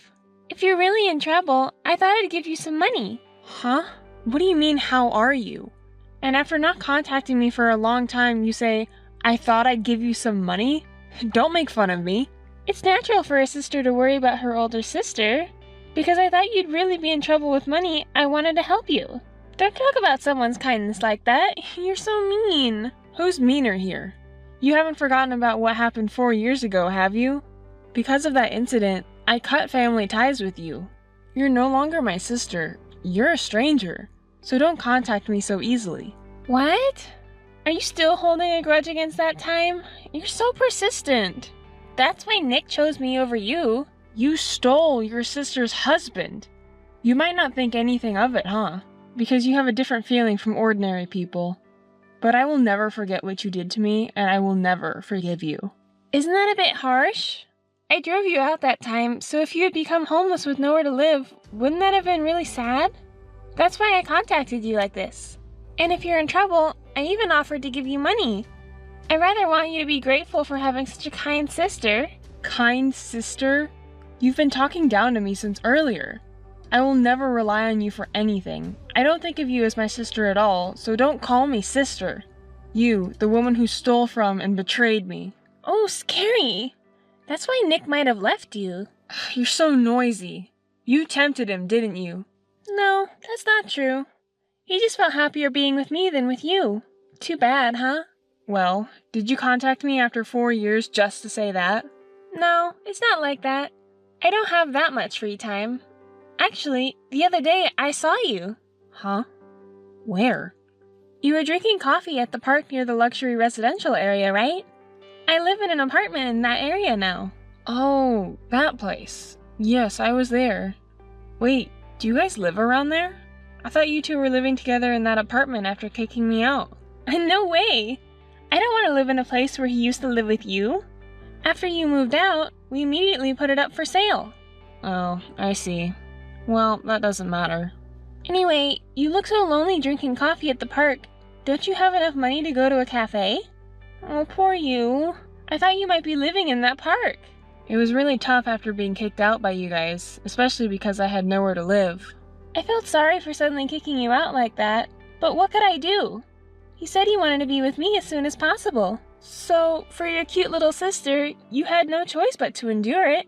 Cute little sister? You guys have no idea about the hardships I've been through. Having my little sister steal my husband and my place to live, it was really the worst time in my life, mentally and emotionally. Well, it's easy to imagine. Losing your beloved husband and your place to live can really bring you down to the bottom of your life. Compared to that, I'm the winner having everything, unlike you. I'm really sorry. You don't sound like you're feeling sorry at all. Really? I'm a housewife now, so I have a lot of free time. That's why it's become a daily routine to look down on that park from my luxury apartment. There are so many poor people like you, and it makes me feel like I'm in the winner's circle. That's when I saw you. You're still disgusting. You haven't changed at all, doing such vulgar things. I thought you might have become a little more decent after 4 years, but humans can't easily change. So? This is who I am, and it doesn't change that I'm in the winner's circle, so there's no problem. Oh, really? And is that all you contacted me for? Oh, I was thinking of giving you some advice as someone from the winner's circle. Huh? Advice? I don't need your advice. You're pretty short on money, aren't you? Then why don't you live in that park? If you did, I could look down on you every day, so I'd be relieved in case something happened to you. It's going to be trouble for us if you die somewhere we don't know. I'm not short on money at all. I only went to that park to take a break from work. Oh, come on. You don't have to show off. Your little sister became a winner, and you were dragged down to rock bottom by her, right? You don't want to admit it, do you? No, I'm telling the truth. My company is near that park. Okay, I see. Well, I'll go along with that to save face for you. Anyway, I don't care what you think about me. Just don't contact me again. Hey, Claire! What? Nick? What's up with you guys? Contacting me one after another like this? What's with that tone of yours? Bella contacted me because she saw you near our house. What are you trying to do? Do you also talk about that? It's not a big deal. I told Bella the reason, so why don't you ask her instead? I was actually planning to contact you because there's something I want to say. What is it? You go first. Why were you at that park? Are you stalking me? What? What's going on in your head? I already told Bella, but my workplace is near that park. I was just there during my lunch break. I didn't know you guys lived there until she told me. I don't want to see you guys again, so I won't come near you anymore. You're lying. You're trying to get revenge on me and Bella, aren't you? I contacted you because I want to tell you to stop your stupid revenge. What are you talking about? My stupid revenge? I have no idea what you're talking about. Don't play dumb. After I left you, you started your own company, right? And it seems like you've been taking my clients out one by one. Recently, they've been dropping out one after another, and when I investigated, they were all contracted with your company. It's nothing but your revenge. Oh, really? It's such a shame that you're losing your clients one after another. As the representative, you must have known about it. I know for sure that you're doing this on purpose to target me. Enough already. It's not up to me to decide which clients to work with. It's up to their discretion, you know? Don't blame others for your inability to retain them, okay? I was surprised when I heard you had started a company, as I didn't think you were capable of doing anything. I thought it would fail soon, but I never imagined you would go as far as stealing someone else's clients. It was thanks to me you could quit your job, live as a housewife, and live a carefree life. You're disgusting to revenge on me like this. Disgusting? You have no right to say that about me, do you? You were the one who thought I couldn't do anything. You were such a self-centered person who thought only about yourself. You never had any interest in me. How dare you say such a thing? I let you live an easy life, didn't I? An easy life? Don't be ridiculous. Doing the housework and trying to please you all the time was hard for me. In the end, you cheated on me with my sister and left me. Our married life was nothing but misery. What? Don't you have any gratitude for me for letting you live an easy life? Of course not. Why would I be grateful to a self-centered, treacherous man like you? But I might be grateful to you for leaving me. When we got divorced, I was happy to be asked to return to the workplace where I worked before we got married. I worked hard to repay the company that picked me up. I achieved results there, and then became the representative of my current apparel company. When we got divorced, I thought I hit rock bottom, but now I'm glad we got divorced. You starting a company? And it's a company in the same industry as mine. It's just a way to get revenge on me, isn't it? I pursued my passion for fashion, and that's how I ended up where I am now. You have nothing to do with it. It's definitely just a way to get revenge on me. But I suppose I could say you had a part in it. Remember when we were married, you used to call me a useless housewife with no brains? Because you've been making fun of me, I worked hard and pushed myself to show you I could do it. You can do what you want, but please don't involve me in your problems. Your company even took away one of my major clients, which caused my reputation at work to plummet. If this continues, even my promotion could be in danger. So please, don't interfere. I'm not trying to interfere with you. We're in the same industry, so it's inevitable that we'll end up with some shared customers. And it's the customers who decide in the end anyway. Claire, please. This is my plea to you. I'll apologize for everything I've done. I'm truly sorry. So, please don't take away any more of my clients. Even if you apologize now, I'll never forgive you for what happened. But that's not related to what's happening now, so it doesn't matter. In the end, it's the clients who should decide. Firstly, you should find out why the clients are leaving you. Please don't say that. Come on, I'm begging you. If I could give you one piece of advice, it would be this. If you're not satisfied with what's been taken from you, why don't you take it back? Oh, that line. Yeah, I remember now. I believe you said that to me when we got divorced. And now I'm returning your words right back at you. I really am sorry. Please don't say things like that if you don't mean them. You kicked me out of the house when I was sobbing uncontrollably after my sister stole my husband. Even if you apologize sincerely, I could never forgive you for that. Besides, I know that you're only apologizing because you're desperately trying to protect yourself. That apology doesn't count for anything. Don't think I'm going to forgive you. No, it's not the forgiveness that I'm asking for. I just need your help. Why should I help someone like you who betrayed and abandoned me? As you well know, I'm extremely busy with work, so I don't have time to deal with you. Come on, Claire, don't say things like that. As former spouses, can't we help each other out? I'm putting my everything into this promotion. As I said, don't expect me to help you because I won't do it. If you're so invested in this promotion, then figure it out on your own without relying on others. Don't you have any pride? You're asking for help from the ex-wife you betrayed and left behind. But I can't do it on my own anymore. That's why I'm asking you for help. I've already apologized to you, so do something. You've already apologized? Oh, that's your true feelings coming out? No, that's not what I meant. I'm sorry, it's just a habit of mine to speak that way. Well, I already knew that, so it's fine. Anyway, you should focus on the most important thing right now, shouldn't you? What's the most important thing? Apologizing to you? No, it's not that. Apologizing to me won't change anything now. What you need to do is take back your business from our client. Maybe it's too difficult for someone who only thinks of relying on others like you, though. The longer you wait, the harder it will be to recover what you lost.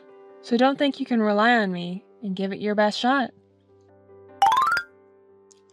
Hi, Claire. How are you doing? Bella, didn't I tell you not to contact me anymore? Why do you keep contacting me over and over? And why are you in such a good mood? Oh, you know me so well. That's my sister. Well, I don't care about your mood. What do you want this time? Well, don't be so cold. I contacted you because I was so happy. Please be interested in me. What? Your happiness has nothing to do with me, and I'm not interested.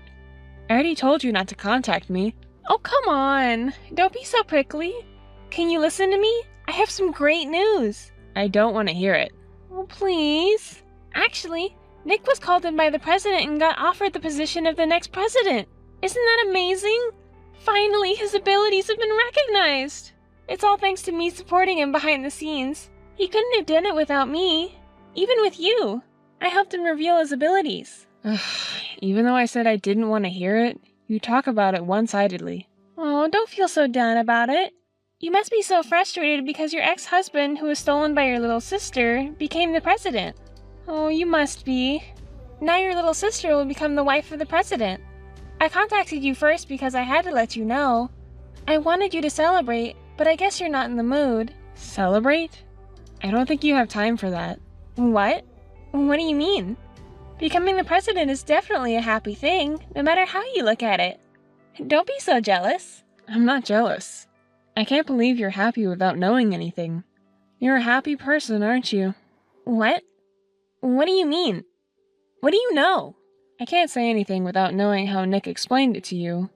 I don't want another angry message from him because it's troublesome. I won't let him say anything to you, so... I'm your sister, right? If you know something, tell me. I think you might be shocked to hear this. Are you ready for it? Is that such a shocking thing? Even though he's becoming the company's president, I really don't know what's happening behind the scenes, so tell me. Okay.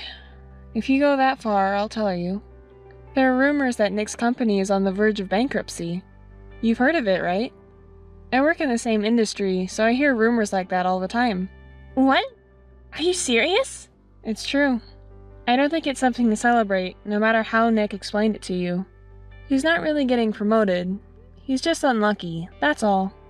I'm sorry to burst your bubble, but... Oh no! He never said anything like that! You just want to hurt me with lies because you're jealous! It's true. You asked me to tell you the truth, and that's what I did. But now you say all these things. His company has lost most of its clients to other companies, including ours. Many customers have switched from his company, so it's rumored that the management is no longer sustainable. Well, it's not a rumor, it seems to be a fact. Does that mean it was premature happiness? Sorry, but it seems to be it. You're his wife and you don't know anything? You said you could bring out Nick's potential, but it seems like you couldn't get the truth out of him. That's a lie! I absolutely don't believe that! You're just lying because you hate me! I understand how you feel, and it's hard to believe, but I pulled the strings for everything that happened this time, so everything I say is true. Huh? What do you mean? You really haven't heard anything from him at all. Or maybe he hasn't noticed anything either, I wonder. My company intentionally worked behind the scenes to approach his company's clients, and as a result, almost all of his clients switched to us and chose us. What? Why would you do such a terrible thing? And did you say my company? Huh? You didn't hear about that either? I'm the representative of the company, and that's Nick's company's rival company. Are you the president? That's also a lie, right? And to bring down your sister's husband's company? That's just impossible. I can't believe it. You won't believe anything I say, will you? Then don't ask me in the first place. Everything I'm saying is true. Even if it's true, why would you need to bring down his company? You don't need to do that, do you? You didn't forget what you did to me, did you? If he had married you purely, I would have supported him with all my might. But it's not like that, is it? You and he betrayed me and sent me to the bottom, and you've been looking down on me for so long, haven't you? For what reason? You should be able to easily imagine that yourself. It's unbelievable that you would do this to me over something so trivial. When did you become such a despicable person? When? From the moment you betrayed me, I decided to get revenge. I've worked tirelessly to get to this point. I've made a huge effort while you were living your life at ease. Well, it doesn't matter. Nick is not weak enough to be crushed by someone like you. No matter what happens, I'll believe in his ability to overcome it. I don't know how far you're living in a fantasy world. Just do your best. Hey, Claire. What? It's Nick this time. I don't have much free time to deal with you guys. I heard everything from Bella. You did everything, huh? I didn't notice at all. Well, I guess so. If you had realized it earlier, maybe the damage wouldn't have been this big. Hey, please! Please don't take away our clients anymore. Even if you ask me to stop, it's the customers who chose us, so there's nothing I can do about it. I can finally become the president, but if this continues, the company will go bankrupt. Isn't that great? Getting promoted to president is a huge success. You said you were willing to risk everything for the promotion, right? It seems tough, but good luck with that. I have nothing to do with it. It doesn't matter to me if your company goes bankrupt. I just lose one of our rival companies. Please. I knew our business was losing clients too, but I had no idea it was on the brink of bankruptcy. It's your dream company, isn't it? Please, do something to help it out with your wife. This isn't what I wanted for my company. I got the short end of the stick. Well, I guess that's what it is. I run my own company, so I thought that changing the president at this time means your company is facing a crisis. I've been blamed for everything by the former president and board members. So please, I'm begging you. I really want to pull this company together and make it into what I've envisioned. Oh, that's too bad. Well, you lost clients because of the terrible way you treated me, so I think it's only fair you take responsibility. I also heard about what's behind the scenes from Bella. I didn't realize how much I hurt you. I'm really sorry about that. So I'm begging you, please give back the clients you took from us. I just can't let the company go bankrupt. Do you think that you'll get another chance by apologizing? You betrayed me and handed divorce papers without any discussion and kicked me out of the house. I can't believe you would even ask me for help. I do regret what I did back then. I think I'm getting what I deserve because of the bad things I did to you. Well, at least you realize that now. You're the only one I can rely on now. Please, help me. I don't want you to be hopeful, so let me be clear. No matter how much you apologize or ask for my help, it's useless. I have no obligation to help you. Since you're now the president, you need to work hard to rebuild your company. Let's both work hard as company presidents, shall we? Come on, please don't say things that make me feel abandoned. You're the one who abandoned me first. Hey, would you buy my company? If you do, all the remaining clients will be yours, and I can reduce the damage to my company. It's a win-win situation for both of us, isn't it? How foolish can you be? Why would I want to buy a company that's on the verge of bankruptcy? It's not going to benefit me in any way. I've been involved in business management for a while, so I understand that. Besides, your company only has a few remaining clients, right? It would only cause us to lose money. Let's see. So, will you marry me again? What? Are you out of your mind? Remarrying you? No way.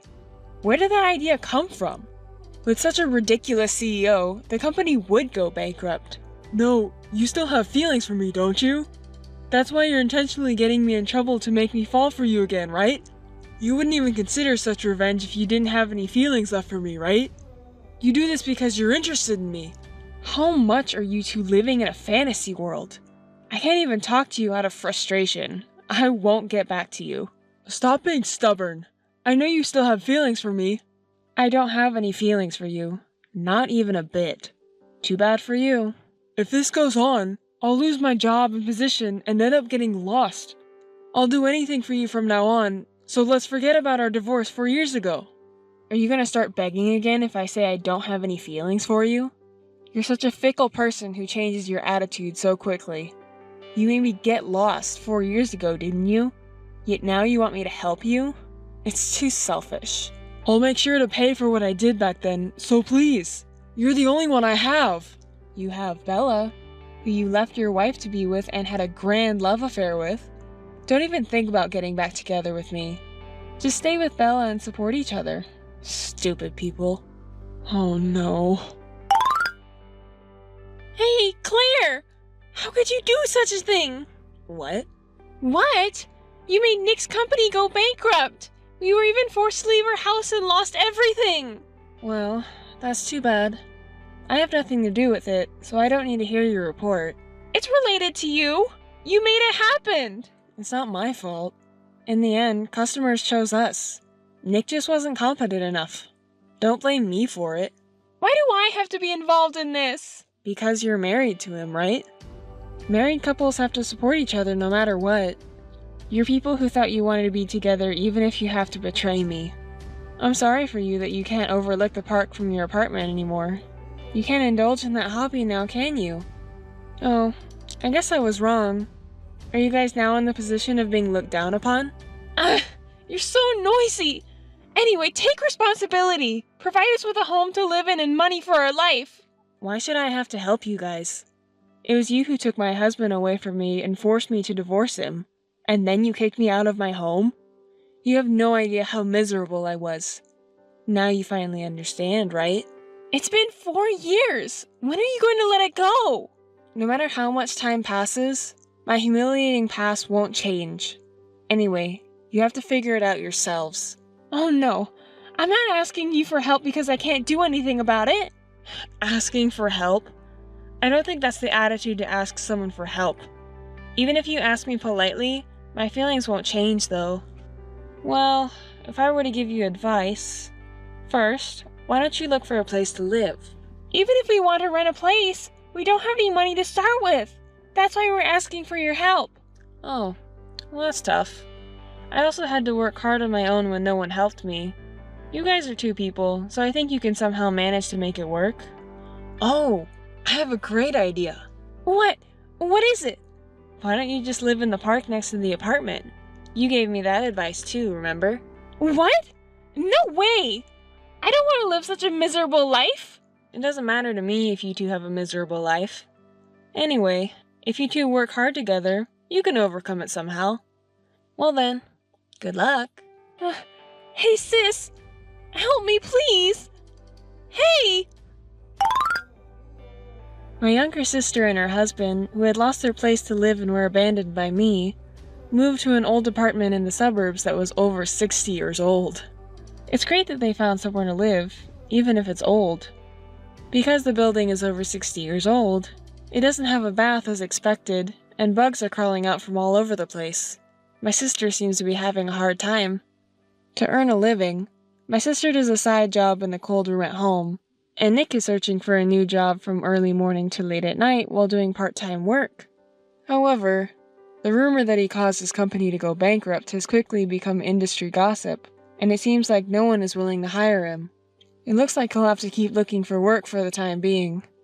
Nick seems to have grown tired of job hunting and is arguing with my sister every day about who will be a housewife. As for me, thanks to the increase in business partners, I've become a top-level female CEO in the industry and am in the media spotlight every day. When I was first kicked out by those people, I almost gave up getting out of the depths of despair in my life. But in a sense, I was able to rise thanks to my younger sister and ex-husband, so I'm grateful now. I'm realizing once again that it's important for humans to have goals and not to give up.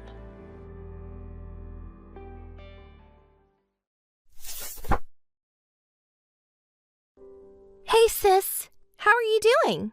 What do you want? Didn't I tell you not to contact me again? Jeez, aren't you being too hard on your only little sister? Listen, whose fault is it really? Well, let's forget about that. I just wanted to contact my big sister because I have something very important to tell you. What important thing? I'm getting married. He finally proposed to me. I was tired of waiting. Wait a minute. That person you're marrying, it's not... Yes, it's him! It's John, of course! I can't believe you have the nerve to contact me like this. I'm beyond astonished. I might even respect you. Huh? Sis, aren't you going to congratulate me on my wedding? Of course I will. What's with that response? That's not very nice. Aren't you still my only big sister? Usually an older sister would be overjoyed at her little sister's wedding. Is that how mean a big sister can be? How awful! Listen, that's what would happen with normal sisters, right? Even I, if you hadn't done what you did, would have been genuinely happy for you. Are you still holding a grudge against John? It's been 6 months, you know. Sis, don't you think you're being too narrow-minded? I'm perfectly normal. What kind of world has people celebrating the marriage of a cheating man and a woman who stole someone else's fiancé? And to top it off, it's my own little sister. And now you're upset because I won't celebrate it? Who's really being mean here? I'm at a loss for words. You're really the type to hold grudges, aren't you, sis? Shouldn't you just forget about it already? Remembering it is just painful, you know? I think it's important to move forward. I wonder who's really talking here. Maybe you should be the one to reflect on what you did. John and I were engaged, you know. We already had the wedding date set and preparations were underway. But you took John away from me. Well, I guess it takes two to tango. What kind of hobby is it to steal your sister's fiancé? And what's even more unforgivable is that you haven't reflected on your actions at all. When you were caught in the act of cheating, you were laughing, I know. Ah, good times. I remember when you barged in on us while I was together with him. I was so surprised when he finally noticed you. I guess you were quicker to notice than your sister. We were in bed together and you just stared at us. You looked so pale and like you wanted to cry, but you put on a brave face. But when I saw your face, I couldn't help but laugh. You're such a... And then our parents came with you. At that point, I had no choice but to be defiant, you know? I knew any excuses would be useless. Dad was furious and wouldn't listen to me, and Mom was too busy crying to care. In the end, we got kicked out of the house. I can't believe you have the nerve to say that with a laugh. And you blamed me for our parents' anger, even though you didn't reflect on your own actions? I was just left alone, feeling lonely, and you were the one who boasted you were more suitable for him, remember? That's probably why they were angrier.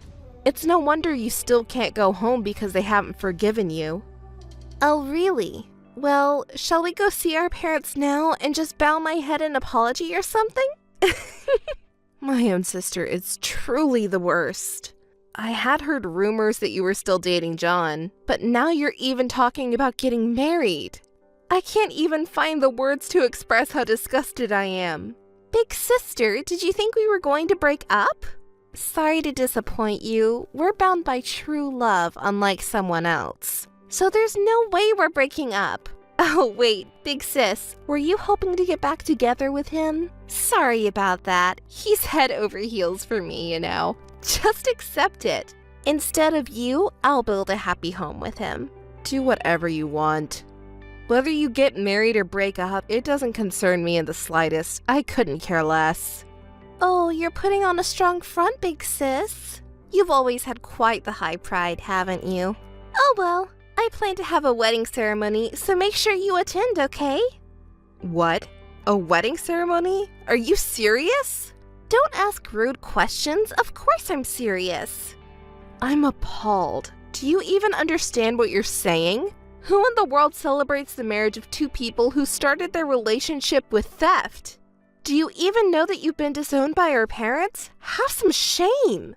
Even if our love started with theft, it's because we were bound by true love that we were able to get to this point of getting married. If we get married, I'm sure our parents will understand and forgive us. You're so carefree. You need to face reality. You're so annoying. That's always been the case with you. You act like a straight-A student and make fun of others. Besides, I don't care about you anymore. Whatever you say now sounds like the howling of a defeated dog. Just show your barking face. Listen, Marie, even if your love is real, there's a thing called order in things. And there's such a thing as manners towards other people. You and John should have started dating after he properly broke up with me. Don't you understand that? If you don't get that, then you won't get the blessings of everyone. Of course, not from me either. Bye. Huh. Just go ahead and be frustrated. Hey sis, I just told Mom that I'm getting married. Did you really have to tell her? Of course, why would we keep it a secret? Okay, so what did Mom say?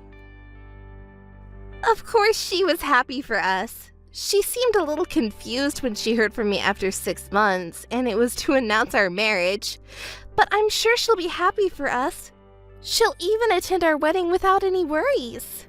I don't see how she could be happy for you. Judging from her reaction, she didn't even give you a word of congratulations. That's because Mama's still a little confused, that's all. Listen, just try to think about this calmly. Our parents won't be thrilled about the marriage of a sister who stole her older sister's fiancé, right? And besides, you're the one who's been estranged from them. They won't congratulate you. It's impossible. There's no way that's true. I'm their beloved daughter, you know. Even if they don't accept me now, they'll still attend the wedding. You're the only one being mean to me like this. This isn't being mean, it's just stating the truth. See, you're making fun of me again. Whatever, there will be lots of friends and family attending the ceremony, so I won't even invite you to the wedding. I didn't even ask to be invited, don't worry about me. But the way things are now, I don't think anyone will attend to celebrate with you. Oh, I see. If you keep saying that, I'll apologize. Sorry. I was in the wrong. See, I apologize properly. Don't hold a grudge forever, sis. People who are persistent like that are hated, you know. I see. You really won't reflect on your actions, huh? You're being so persistent. I am reflecting, and I apologized properly, didn't I? I'll say it again, but I won't attend the wedding. Goodbye. Wait, sis! Wait up! Hey, big sis, how are you? I was thinking that it's almost time for the wedding invitation to arrive. Did you see it properly? It's you again, Marie. I've been telling you repeatedly that I won't attend your wedding. It's pointless to convince me anymore. You're being selfish again. It's not selfishness. Can't you stop being so persistent?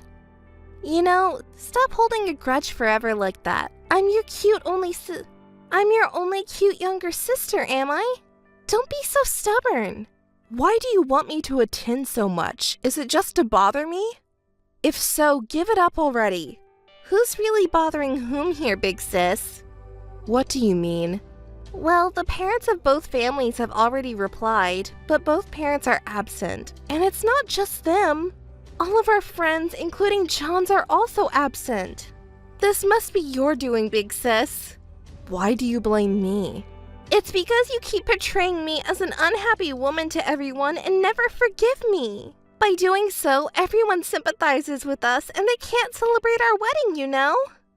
It seems like both families and your friends have reasonable thinking. I'm relieved. See, it turned out just as I said, right? It's just you two who are acting strange. If you think about it normally, no one can bless this marriage. It seems like you want to blame me for this too. It's obvious, isn't it? You always interfere with me. It's all your fault, big sister. It's because you're so stubborn that things turned out this way. Stop it already. We were so happy that everyone was blessing us and we could have a happy wedding. But now our wedding is ruined because of you. It's your fault, so take responsibility. Otherwise, I won't forgive you. Listen, why is it my fault? It's your own doing. I have nothing to do with it. Besides, even if I attended the wedding, would it solve anything? According to everyone, Big Sister is the biggest victim here, right? If you attend the wedding, everyone will think we've reconciled. If you forgive me and bless us, then other people will do the same. Besides, you're not at fault, aren't you? You still like John, don't you? You can see him wearing a tuxedo for free. It's such a good opportunity. You're really... How low can you be?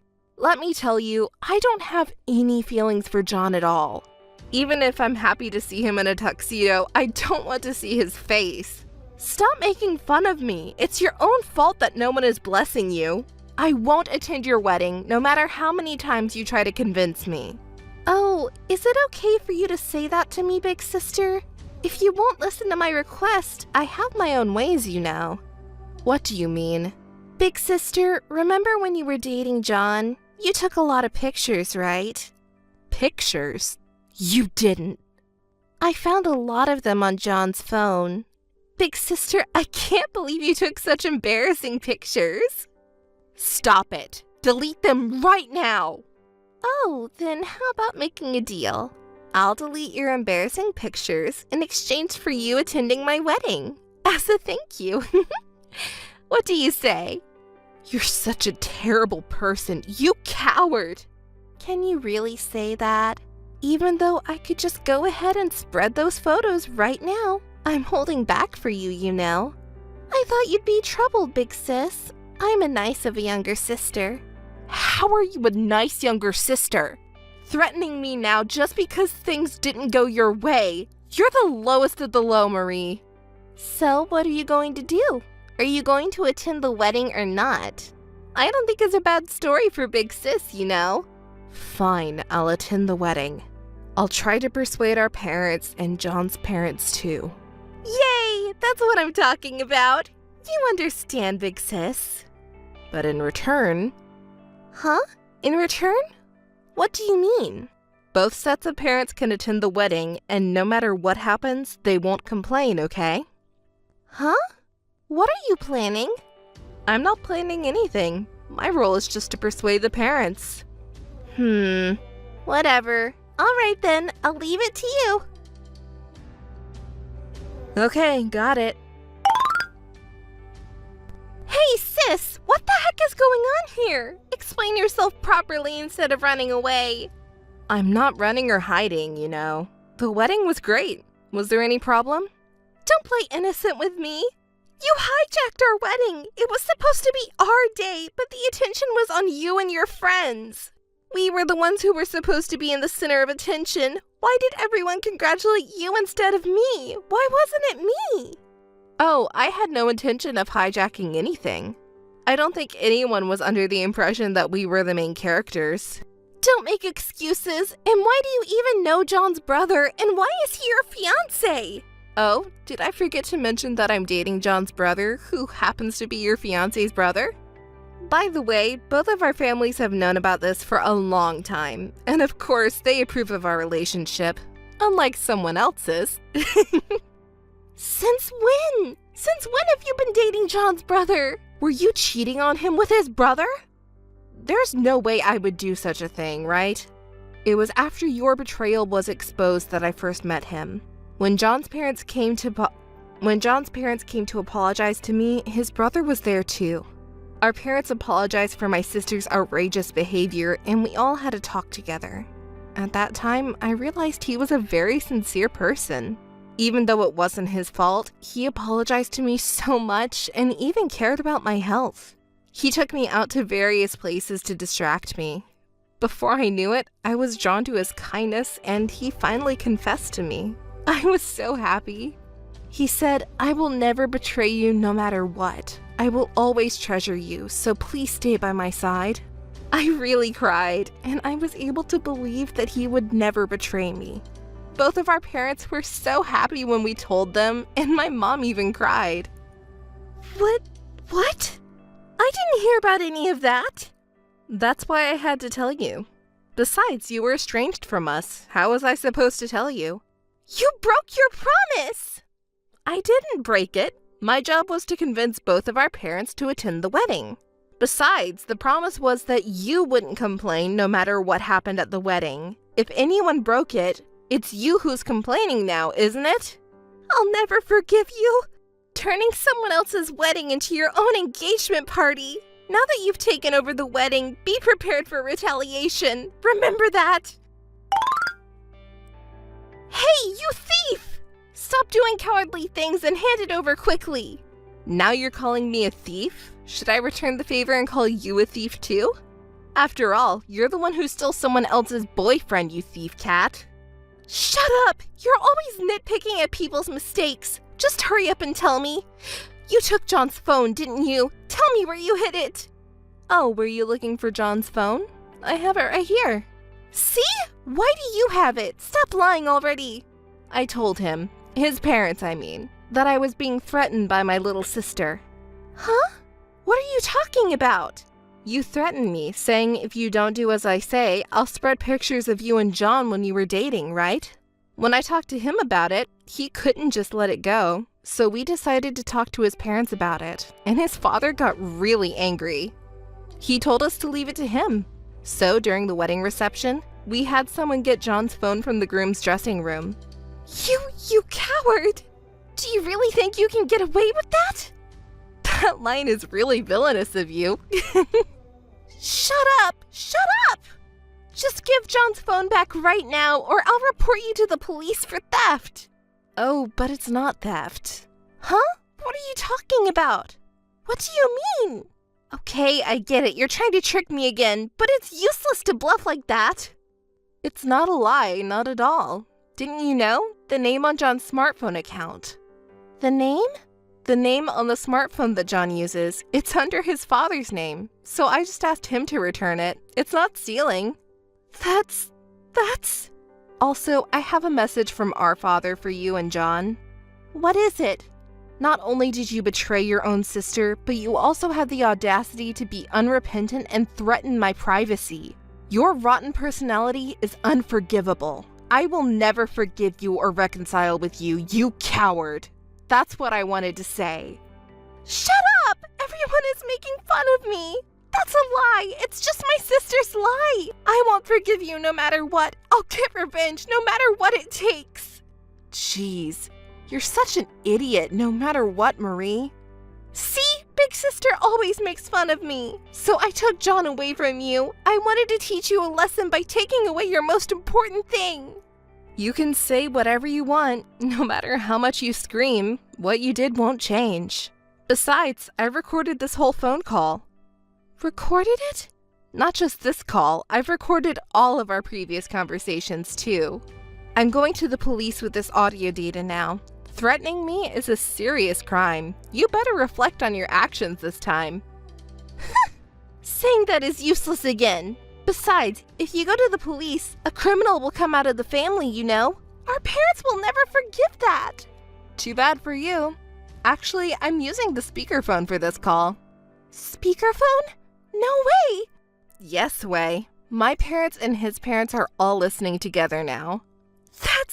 This is a misunderstanding. Big sister misunderstood it on her own. I didn't mean to do that. I would never threaten you, big sister. Hey, everyone's listening, right? Please believe me. It's just a misunderstanding. It's too late for that now. My parents and his parents have nothing to talk to you about. That's not true. Mom, Dad, it's really a misunderstanding. Please believe me. It's too late, Marie. No one will believe you anymore no matter what you say. Both families have decided to cut off all contact with you and your husband from now on. It's called disownment. Well then, we'll never see each other again. Wait, Ellie! Mom! Dad! Please wait! Please listen to me, sis. Both families' lawyers contacted me. They sent a document of disownment and a pledge not to approach us again. This is terrible, and the pledge says that they'll take a fine if I violate it. Hey, sis, please do something. Isn't it a violation to contact me? Don't say such cruel things. I'm really sad. I'm also our parents' daughter, you know, but why do I have to suffer like this? I just happened to fall in love with John, who was your fiancé. It was just a coincidence that he was already acquainted with you and happened to be your fiancé. But everyone is taking your side. That's not fair. It's too cruel. Please understand my feelings. You know, it's not good to keep thinking like that forever. The cause of why you ended up like this is within yourself. What do you mean? Marie, you still don't understand why everyone is so angry with you, do you? Why are they angry? It's not just because you happen to like John, who was my fiancé. That's not the point. When you took John away, did you apologize from the bottom of your heart? Did you reflect on what you did and feel truly sorry for me and our parents? Well, You didn't, did you? Instead, to make a wedding a success, you even threatened me, your own sister, right? That's why we are here right now. Everyone has gone past the point of anger. They abandoned you as a person. They even despised you. But, Our parents were saying that they spoiled the cute youngest child too much. They only pampered you and didn't teach you important things as a person. They both cried and said that it was our fault that Marie turned out that way. But our parents... What are those tears for? I'm sorry. I finally realized that I've been selfish and only saying what I wanted. I've been relying on my older sister and our parents too much. Marie, Since I was little until now, I've always gotten what I wanted. They bought me anything I wanted and didn't scold me when I avoided unpleasant things. Everyone always listened to me. I thought it was only natural, but this time it was different. My sister, father, and mother were angry with me. Everyone blamed me for being bad, and it made me upset that my sister took their side. Why did they suddenly become so cold to me when they used to forgive me for everything before? Since my sister was always able to do everything since she was little, I thought it would be okay for her to be a little kinder to me. But I became stubborn, and it got to the point where I couldn't take it back. My sister should have a little patience for her cute little sister. It's her duty as an older sister to help her little sister in trouble, right? But that's not right, is it? Listen, Marie, you can't remain a child forever. We're already grown-ups, and even if it was forgiven when we were children, it's not anymore. It won't work in the real world. Yes. From now on, you'll probably have to go through a lot of difficult times. No one in the family will help you. That's the seriousness of what you've done. It's your own fault. Yes, I understand. If someday you can truly reflect on yourself, maybe we can go back to being close sisters. Older sister, I understand. Well then, take care. Yes. I got married to John's older brother, my fiancé, and was living happily. Sometimes I thought of my younger sister, but we never talked about that time or her in my family. After about 3 years, my sister suddenly contacted me. Marie had decided to start working after that incident, but it seems she couldn't find a job. John also quit his job, and things didn't go well at the small company he managed to get into. He finally seemed to reflect on his past recklessness. Later they had a child, but Marie, who had been cut off from family because of her past behavior, had no one to rely on and seemed to be struggling every day. She apologized while crying and reflecting on her actions. I still have mixed feelings about it, and I haven't forgiven her yet, but if she truly regrets her actions, that's good.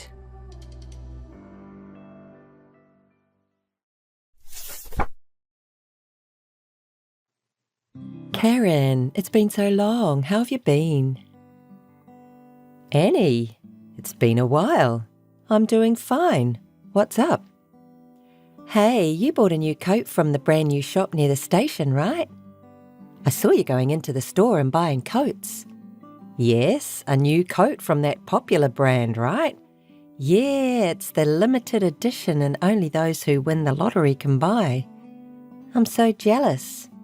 Yes, I entered the lottery and was lucky enough to win one for myself and my husband. What? For you and your husband? Does that mean you have two? That's not fair. I couldn't get one. I don't know what to say. We just won the lottery. If you have two, give one to me. What? How could that be? Come on. The coat definitely looks better on me than it does on you. Please? No, my husband and I were looking forward to it. And you buy coats from all different kinds of brands, right? It doesn't have to be this one. What are you talking about? You're saying it's a limited edition, right? They're not going to be sold in stores. Hey, please. Ever since we were little, you've wanted things that I use and things that I love, and I had to give them away to you because you insist on begging me. But come on. The adults around us also spoiled you by telling me to lend you a little because as soon as I hesitate to give it to you, you would start crying, and you're an adult now. So quit doing that. If you want something, you can buy it yourself, right? That's terrible. That's how you thought of me? I thought we were friends. Stop doing that. I won't give you my coat anyway. Well then. Hey Karen, wait. Karen, can I talk to you now? Sure, what's wrong? A woman who said she was your childhood friend came to our house. Annie? Yes. She said she came to pick up the coat we bought at the store near the station. What? She said you promised to give it to her. Huh? Sorry, Will. I didn't promise that to her. Annie just says what she wants. I can't believe she came to our house. I see. Good. The coat is the one you were so excited about, right? The one you picked out for me too? Yes. I gave it to you the other day. The coat. When I told her that you and I had won the lottery, she said she wanted one of them, but I refused. I thought it was strange.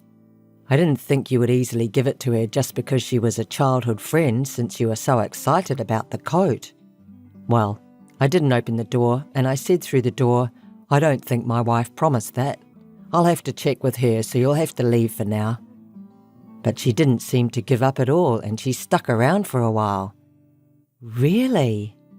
Sorry for bothering you. It's okay. Well, when she said, "You're trying to tear me and Karen apart," it was so bad that I broke out in a cold sweat. I'm really sorry. Annie has always been like that, and I was at her mercy. I'm really sorry to ruin your day off. You're not the one to apologise. It's worse to take advantage of people's kindness. Karen, you've always been holding yourself back and putting up with it for her since you were little. You're victim enough.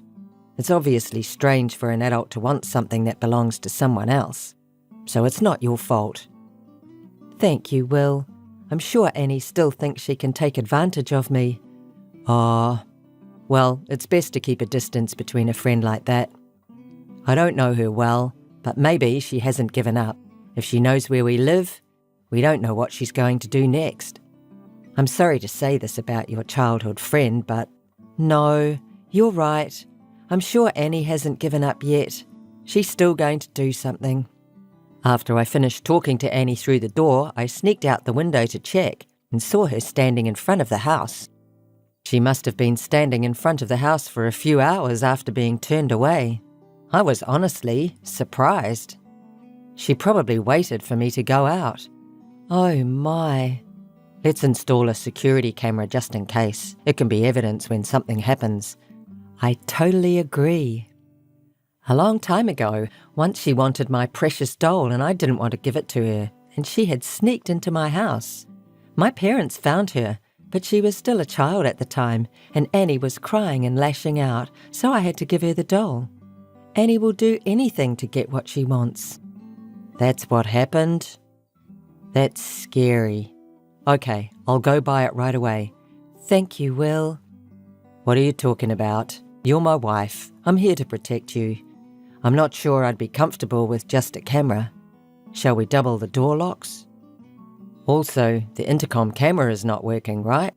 Let's fix it too, so you can see the face clearly. Will? But it costs a lot of money, doesn't it? What are you talking about? I'll think about it a little more. See you later. Come home safe. If anything happens, call me right away. Yes, thank you. Just in case, you should take a taxi home today. If you're worried about money, I'll pay for it when you get home. It's okay, I have cash today. Really? Yes, thank you so much. Then be careful. Karen, how have you been? What's up? I have an important report for you today. An important report?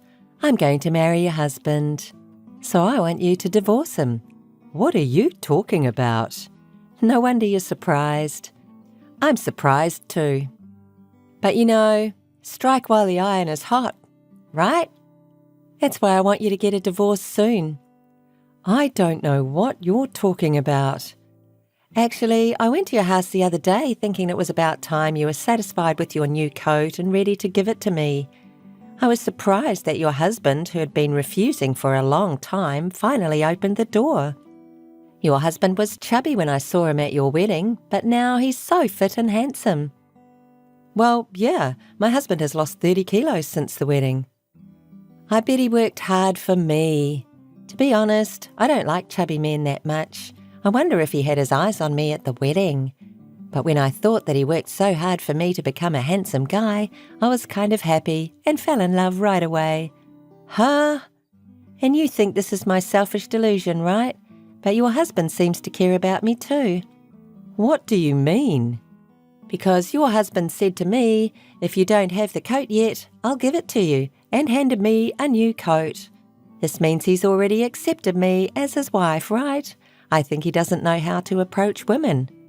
That's probably why he can only express his love to me in this way. I think it's his own way of showing his love for me. Wait a minute, how can that be showing love? Because he took off his coat in front of me and gave it to me. You don't do that to a woman you don't like, do you? And the coat he gave me was a men's coat. You gave it to your husband, right? He must like me already.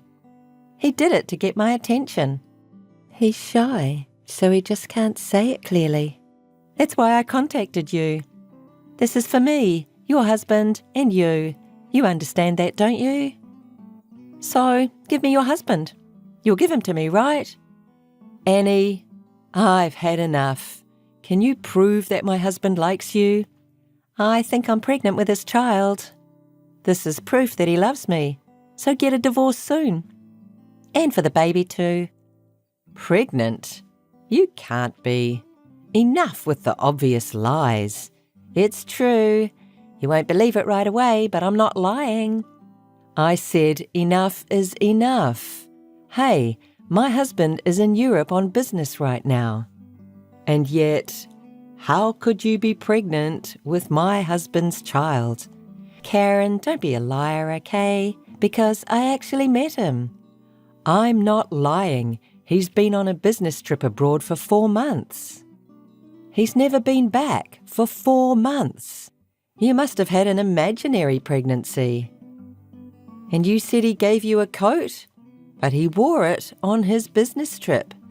That's why I gave him the coat. His business trip will take at least 6 months, as long as a year. I gave him that coat as a gift so he could stay warm enough and that he wouldn't be embarrassed to wear it there since he doesn't know much about fashion. I was certainly lucky to get my coat too. That doesn't mean I'm going to give it to you. You're so stubborn. I'm only saying I met your husband recently. It's crazy to say he's been on a business trip. And earlier, when I said how fit and handsome he had become, you didn't deny it. Don't lie anymore. He lost weight because he was working out for a long business trip. He used to run and go to the gym every day, so he lost a lot of weight. So who the hell gave me the coat? Maybe, Karen, are you cheating? No. You met my husband's younger brother. Brother? Yes. You and my husband talked through the door, right? At that time, my husband, who was worried about your behaviour, asked his brother, who lives near the university, to stay home while I was away at work. And I just got a message from his brother. What does he say? Suddenly, a woman came to the house, a person who claimed to be a close friend of my sister-in-law and brother, and said that she had come to get a coat, but I didn't know anything about it. So when I showed her the cheap coat I had brought, she said, "That's it," and she looked so happy that I gave her the coat. I knew right away that she was the one who was annoying both of you. So what I'm wearing now is a cheap coat? Hey, what am I going to do? I'm going to eat at a fancy restaurant with my friends after this. You're going to make a fool of yourself. Good for you. For what? You got a coat from a handsome guy. You should thank me. What a joke you're talking about. I already bought a bag that fits this coat.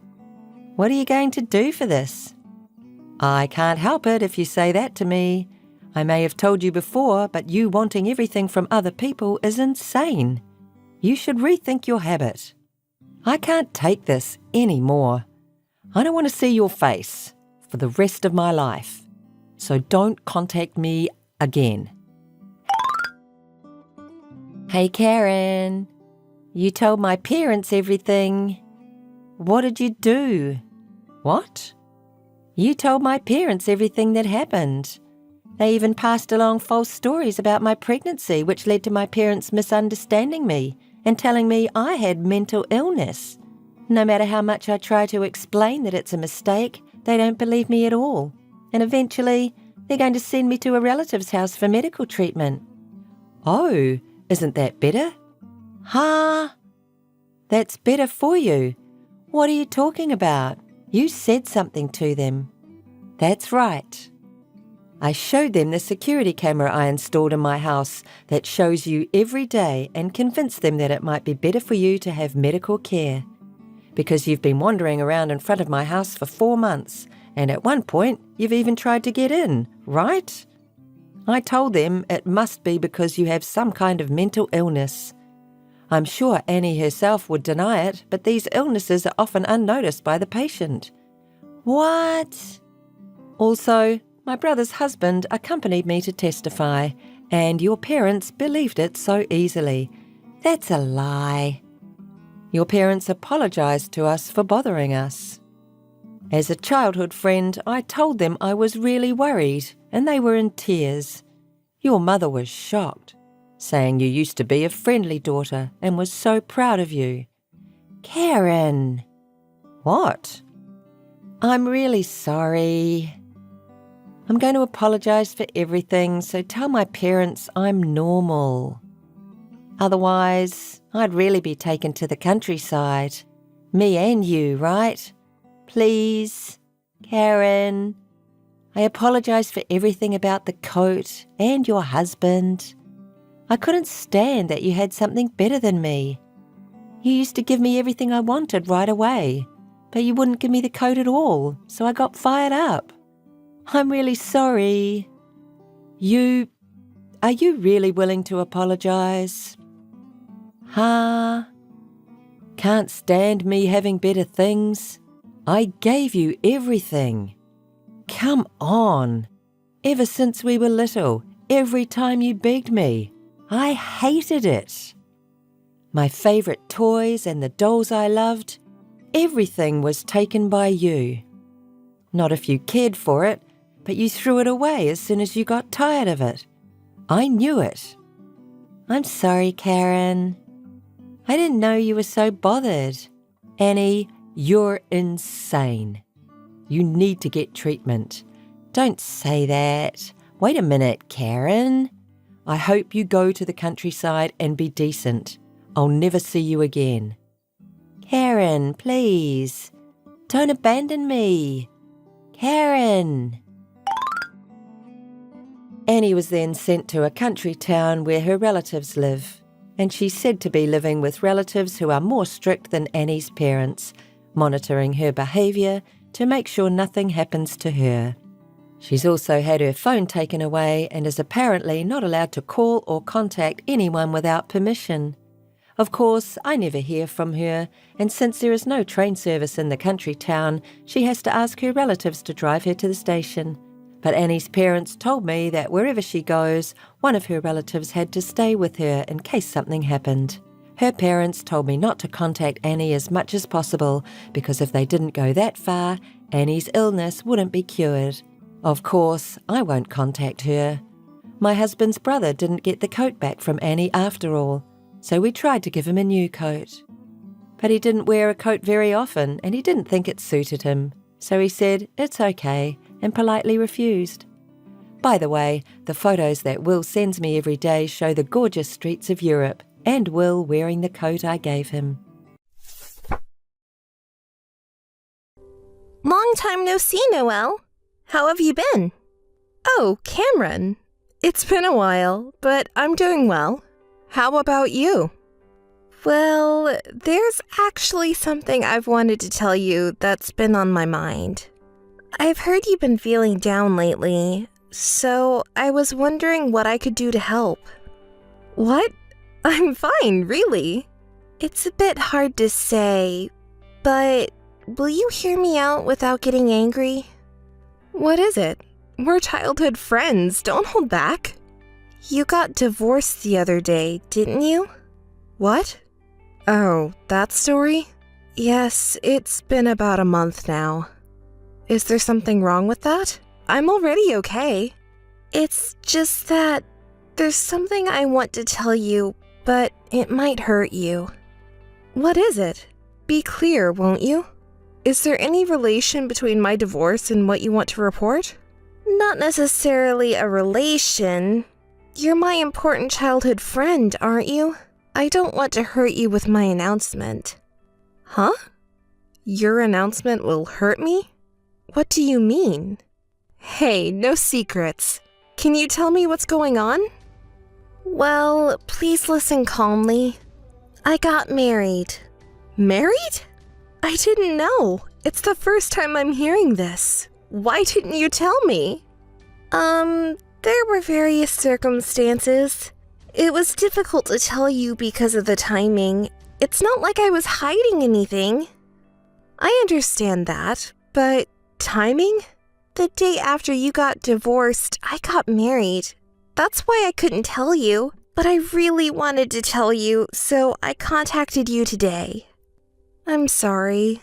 I feel bad for making my childhood friend and best friend like you worry about this. Am I stupid? I was so focused on myself that I ended up making you keep a secret. Cameron, congratulations. It's really late, but let me congratulate you. And also, I'm really sorry for making you go out of your way. Really? I'm so happy. When you got divorced, you seemed really down. So it was probably hard for you to approach me, and I didn't make it any easier. It's okay. I'm really sorry too. At that time, I was really shocked, and I couldn't see anything around me. I was really useless. I also caused trouble for my family and friends. I really apologize and feel sorry again. Are you crying by any chance? I'm sorry, I didn't mean to hurt you. Oh, I'm sorry. I thought I had already recovered, but I just remembered. It's no use. I promised myself to forget about the past. Hey, Noelle, if it's okay with you, could you tell me what happened and how you ended up getting divorced? If you don't want to talk about it, that's fine, since it seems like there were a lot of things going on. But as your childhood friend, I'm curious. Thank you for being considerate. But forget about me for now. Today, it's all about you, Cameron. Congratulations on your marriage. I've never heard anything about your boyfriend. What's he like? Would you mind telling me? Really? Are you sure? Of course. What kind of guy is he? What's his occupation? Where did you meet him? I want to know everything. Are you really okay? You're not just saying this to be polite, right? No, it's not like that. I want to hear your story. Really? That makes me happy. There are so many things I want to ask you, my childhood friend. When did you start dating this guy? Actually, it's been about a year. What? Really? That long ago? That's news to me. You didn't tell me before, did you? I'm telling you now because it's you, but, well, because of his position, I couldn't say anything. Wait, what do you mean by his position at the time? Was he a public figure or something? Well, the thing is, he was actually married back then. What? Yeah, that's right. Noelle, are you okay? It's just that I have a lot to think about. I'm sorry, Cameron. I don't think I can congratulate you guys after all. What? Why not? I'm sorry, I just can't. As your childhood friend, I want to congratulate you, but when I think about his ex-wife and family, I can't say congratulations honestly. Don't apologize for that. Oh, could it be? Is it related to the reason for the divorce? Yes. My ex-husband's affair was the reason for the divorce, and he wouldn't tell me anything about the person or the reason. Oh, I see. That's what happened. That was the reason for your divorce. Your ex-husband and his affair partner pushed you down from the pinnacle of happiness. But it's all okay now. I decided to forget about the past and live positively. Well, that doesn't matter, does it? Oscar and I are connected by a red string of fate.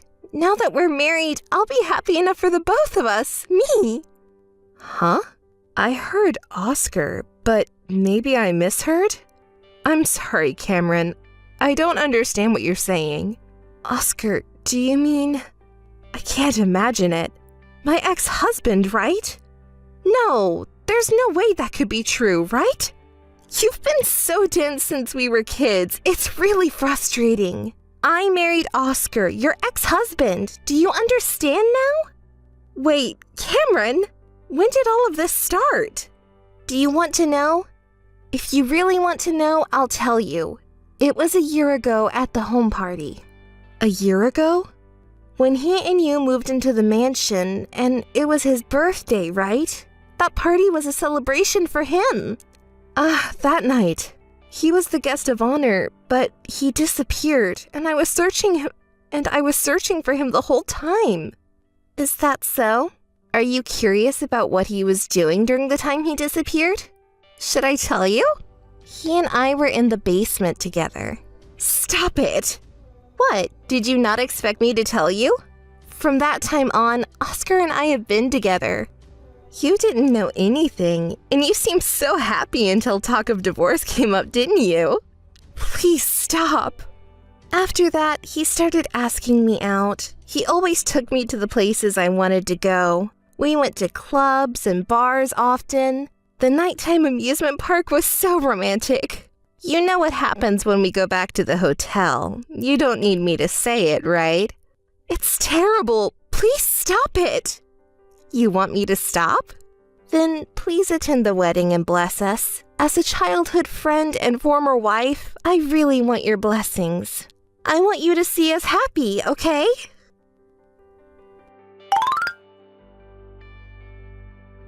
Noelle? Hey, no response. Noelle? What do you want now, Cameron? I already told him you will be coming to our wedding. What are you talking about? I won't go to your wedding. Why not? I really want you, my childhood friend, to come to our wedding. Can't you stop saying those things? It's horrible to invite me to a childhood friend and ex-husband's wedding. Are you enjoying hurting me? No way, I don't have that kind of interest. But you know what? Watching you, who seem to be the happiest person in the world, easily fooled by me and gradually distorted in pain, I got excited. You're enjoying this. You're disgusting.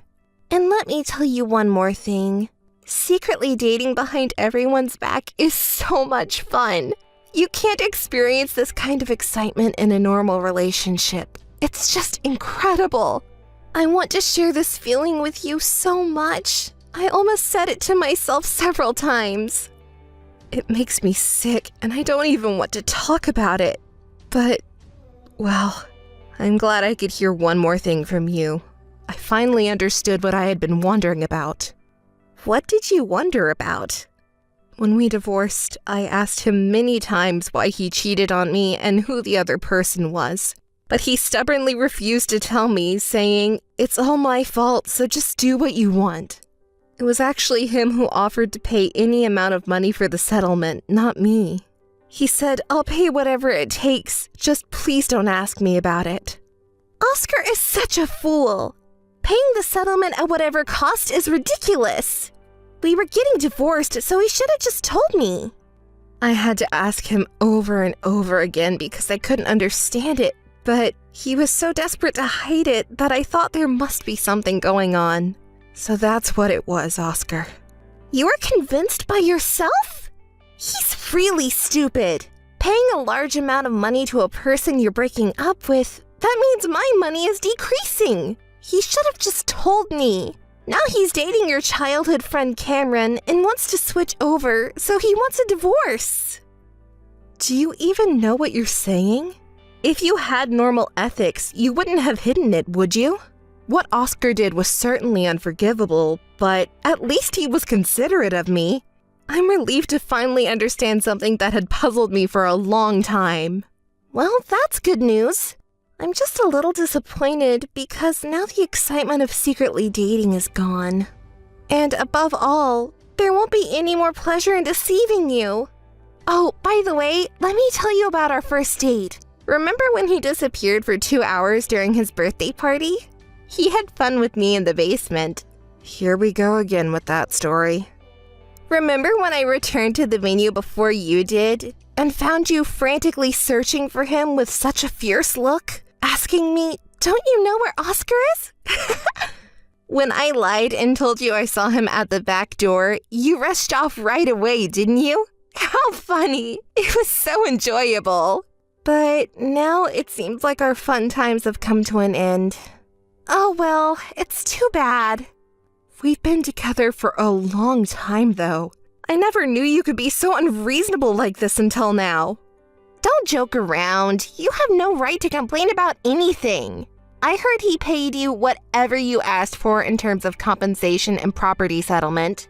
He even took money from his parents' assets to pay you a considerable amount. Can you believe it? My own money is getting reduced because of what he did. What? Don't speak ill of people behind their backs. Oscar's parents only paid a part of the compensation because they felt sorry for me. You have no right to complain about the compensation amount. Please don't badmouth him and his family's sincerity. Okay, having wealthy parents is convenient, isn't it? From now on, they should spend more and more money on me. You're the worst. The worst thing is you. Are you infertile or something? Oscar was lamenting that he couldn't have children for a long time, right? That doesn't matter now. It does matter. Women who can't have children have no value. He said he wanted children and held me so intensely over and over again.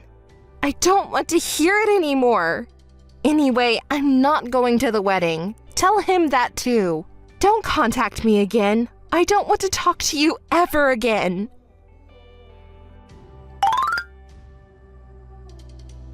Noelle, how are you doing?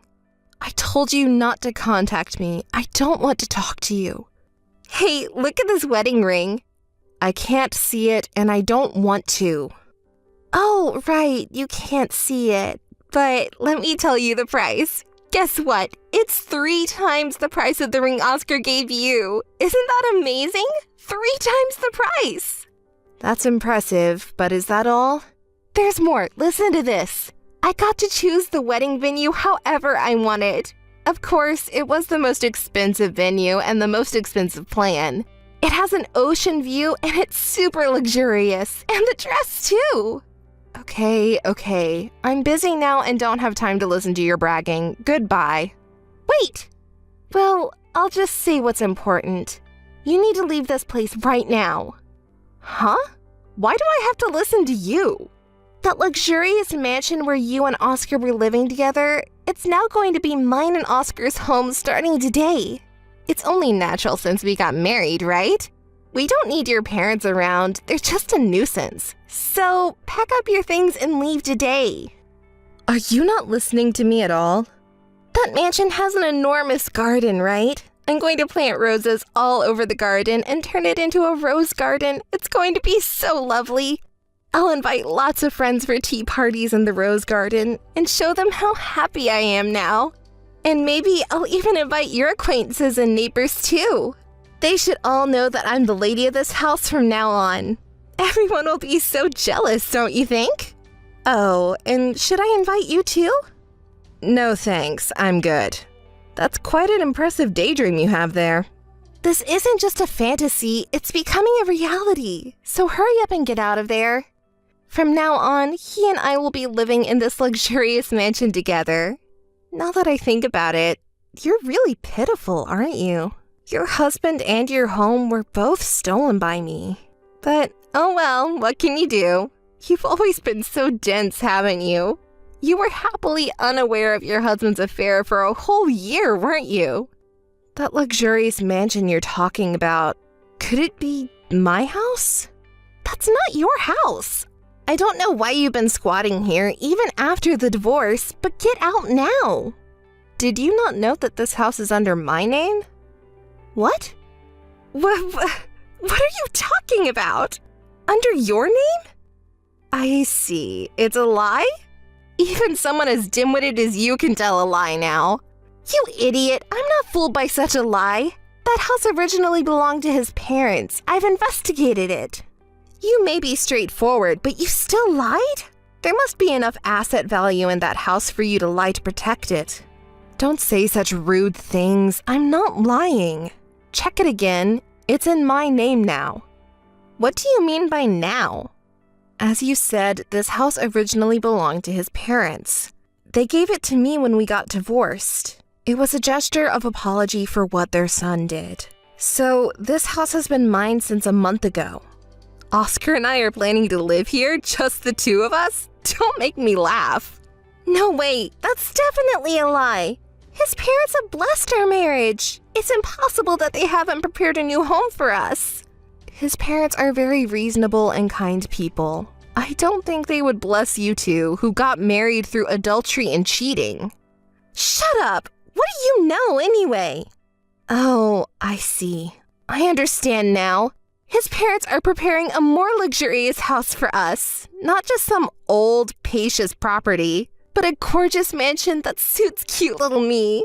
I'm so excited. I wonder when they'll give it to us? It's ridiculous to consider it a housewarming gift. Okay, I get it. It must be a surprise that they're keeping from me. I wonder where it is and how big it is? Hey, Noelle, what do you think? I don't know. Go do whatever you want. No, I can't take it anymore. I'm going to his parents' house to pick up the keys to the new home. See you later. She's beyond out of control now. It's more like she's emotionally unstable, isn't it?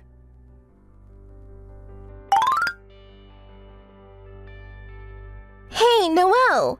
Don't mess around. Are you listening? What's the matter? You're being rude, you know. That old hag! She splashed water on me! What's going on? What did you do exactly? I went to Oscar's parents' house. No way. Did you really go there? Of course I did. Did you ask for the non-existent key to the new house? Of course I did. I have the right to get it. And that old hag, she splashed water on me. Why did she do that? Because you were being unreasonable, you know? What about his dad? Was he strict and angry about it? That old man, he yelled and chased me out. What did he think he was doing with his precious son's wife? It's only natural, isn't it? Now you understand. His parents don't think you're cute for marrying into the family through deception. And Oscar, I thought I could have a luxurious life by marrying a rich man. But that doesn't mean you can do whatever you want. Shut up! If it comes to this, I'll put up with it at your house. Get out now! Don't be so ridiculous. I'm really getting angry. Hey, Noelle, we're childhood friends and best friends, aren't we? You're on my side, right? So give me that house. Stop talking nonsense. Don't just treat me as a childhood friend and best friend when it's convenient for you. I absolutely refuse to live in a normal house or apartment. I can only live in a mansion with a garden. Please, pretty please, isn't that okay? I'm not your childhood friend or best friend anymore. Cutting ties. You understand his parents' feelings now, don't you? You were never blessed. Stop it! Stop it! What do you mean by cutting ties? I'll be the one cutting ties with you. If you're not bringing in the house, you're not worth it. Don't ever contact me again. Don't ever contact me again was my line, though.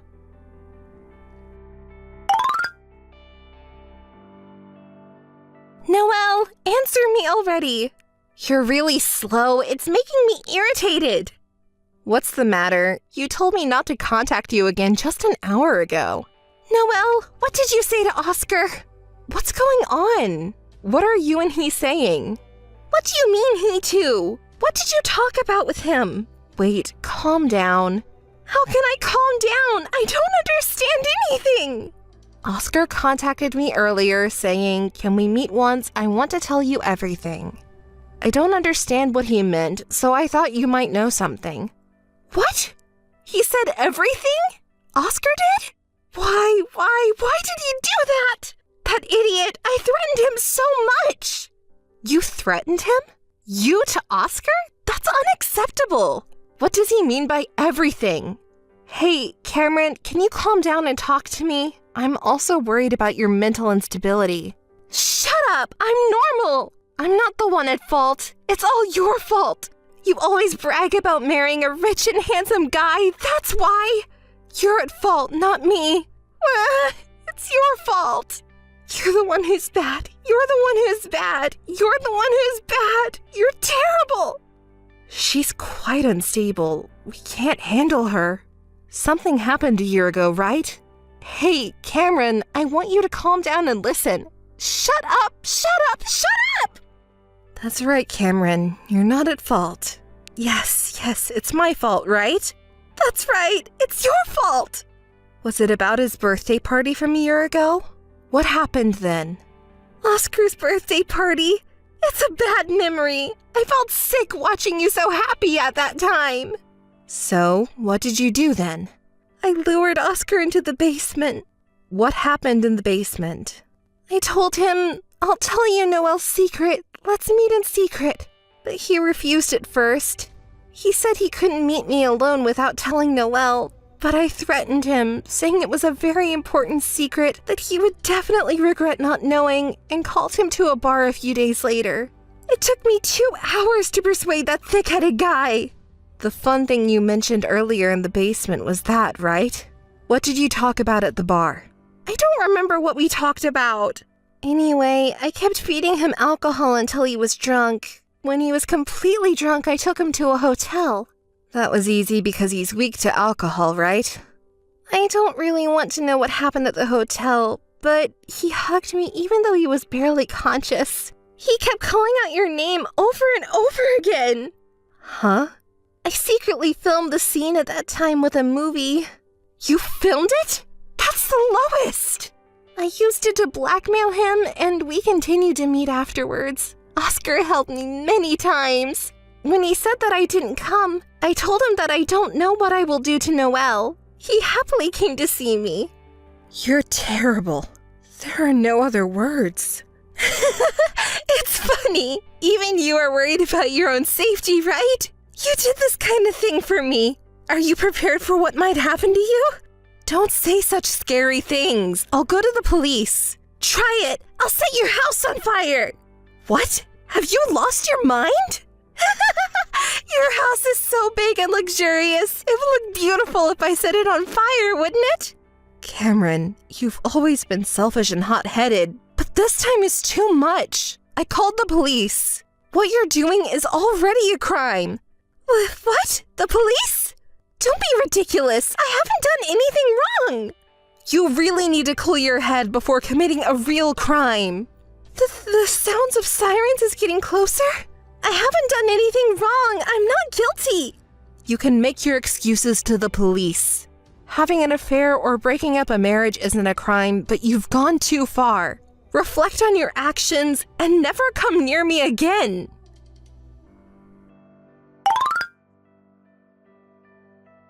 I don't want to remember what happened afterwards, but I need to summarize it.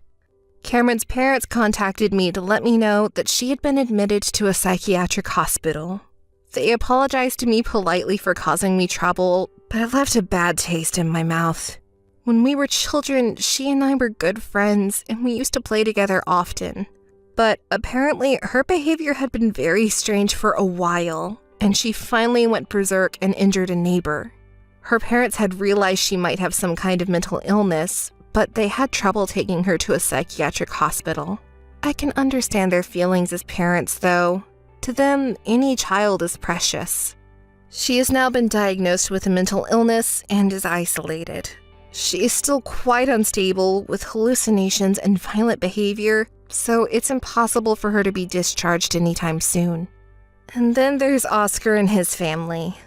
He apologized to me so many times that I felt sorry for him. And he confessed something to me. Noelle, I was so scared of seeing you get hurt, so I let Cameron have her way, but I really love only you. He even brought his parents along and said that he wanted us to be a family again. I was so happy to hear that. His parents already knew everything when we divorced, after hearing his side of the story. It was a very attractive proposition to become a part of his warm family, but I declined. It was difficult to refuse after being begged so many times, and I was very conflicted. But I realized that I could finally do what I wanted to do after this incident, so I politely declined and returned the mansion they gave me to his parents. To tell you the truth, I still think about it sometimes. I have no regrets about my decision. but I sometimes imagine what it would have been like if we had become a family. 3 children, spending leisurely time with him and me in a large garden with his parents, playing and eating together. I still have such fantasies. Excuse me, let me get back to the topic. The thing I want to do is to travel around the world. I was hurt a lot by this incident, of course, and Oscar and his family were also hurt and manipulated by her. Sometimes I think that if she had been hospitalized earlier, this would not have happened. But there's nothing we can do about it, right? The past cannot be changed. As I thought about that, I began to feel small and disgusted with myself for being hurt and struggling in such a tiny, narrow world. So I decided to travel the vast world and see everything it had to offer. I traveled to different countries as the mood struck me and left my daily life behind. There were many people who tried to deceive me, but I also met many kind people. There were so many different cultures, people, animals, and vast landscapes, and my wounds were healed. I realized how much I had been troubled by trivial things in such a small world. And then, it's not enough that only I was healed. I want everyone to see these landscapes, animals, and this vast world. So I decided to take pictures of the scenery and animals from all over the world. I want to bring healing to people all over the world. I don't intend to say something too grand, but now I'm working towards letting as many people as possible know about the healing I experienced. Years later, I published a photo book. I became a famous photographer, even known in foreign countries. I traveled around the world and captured various landscapes and animals in my photos. For some reason, they have a calming effect on people, so they even started placing them in psychiatric hospitals. I donated some to the hospital where she was hospitalized. I wonder if she saw it? What did she think when she saw my smiling face on the cover and my signature?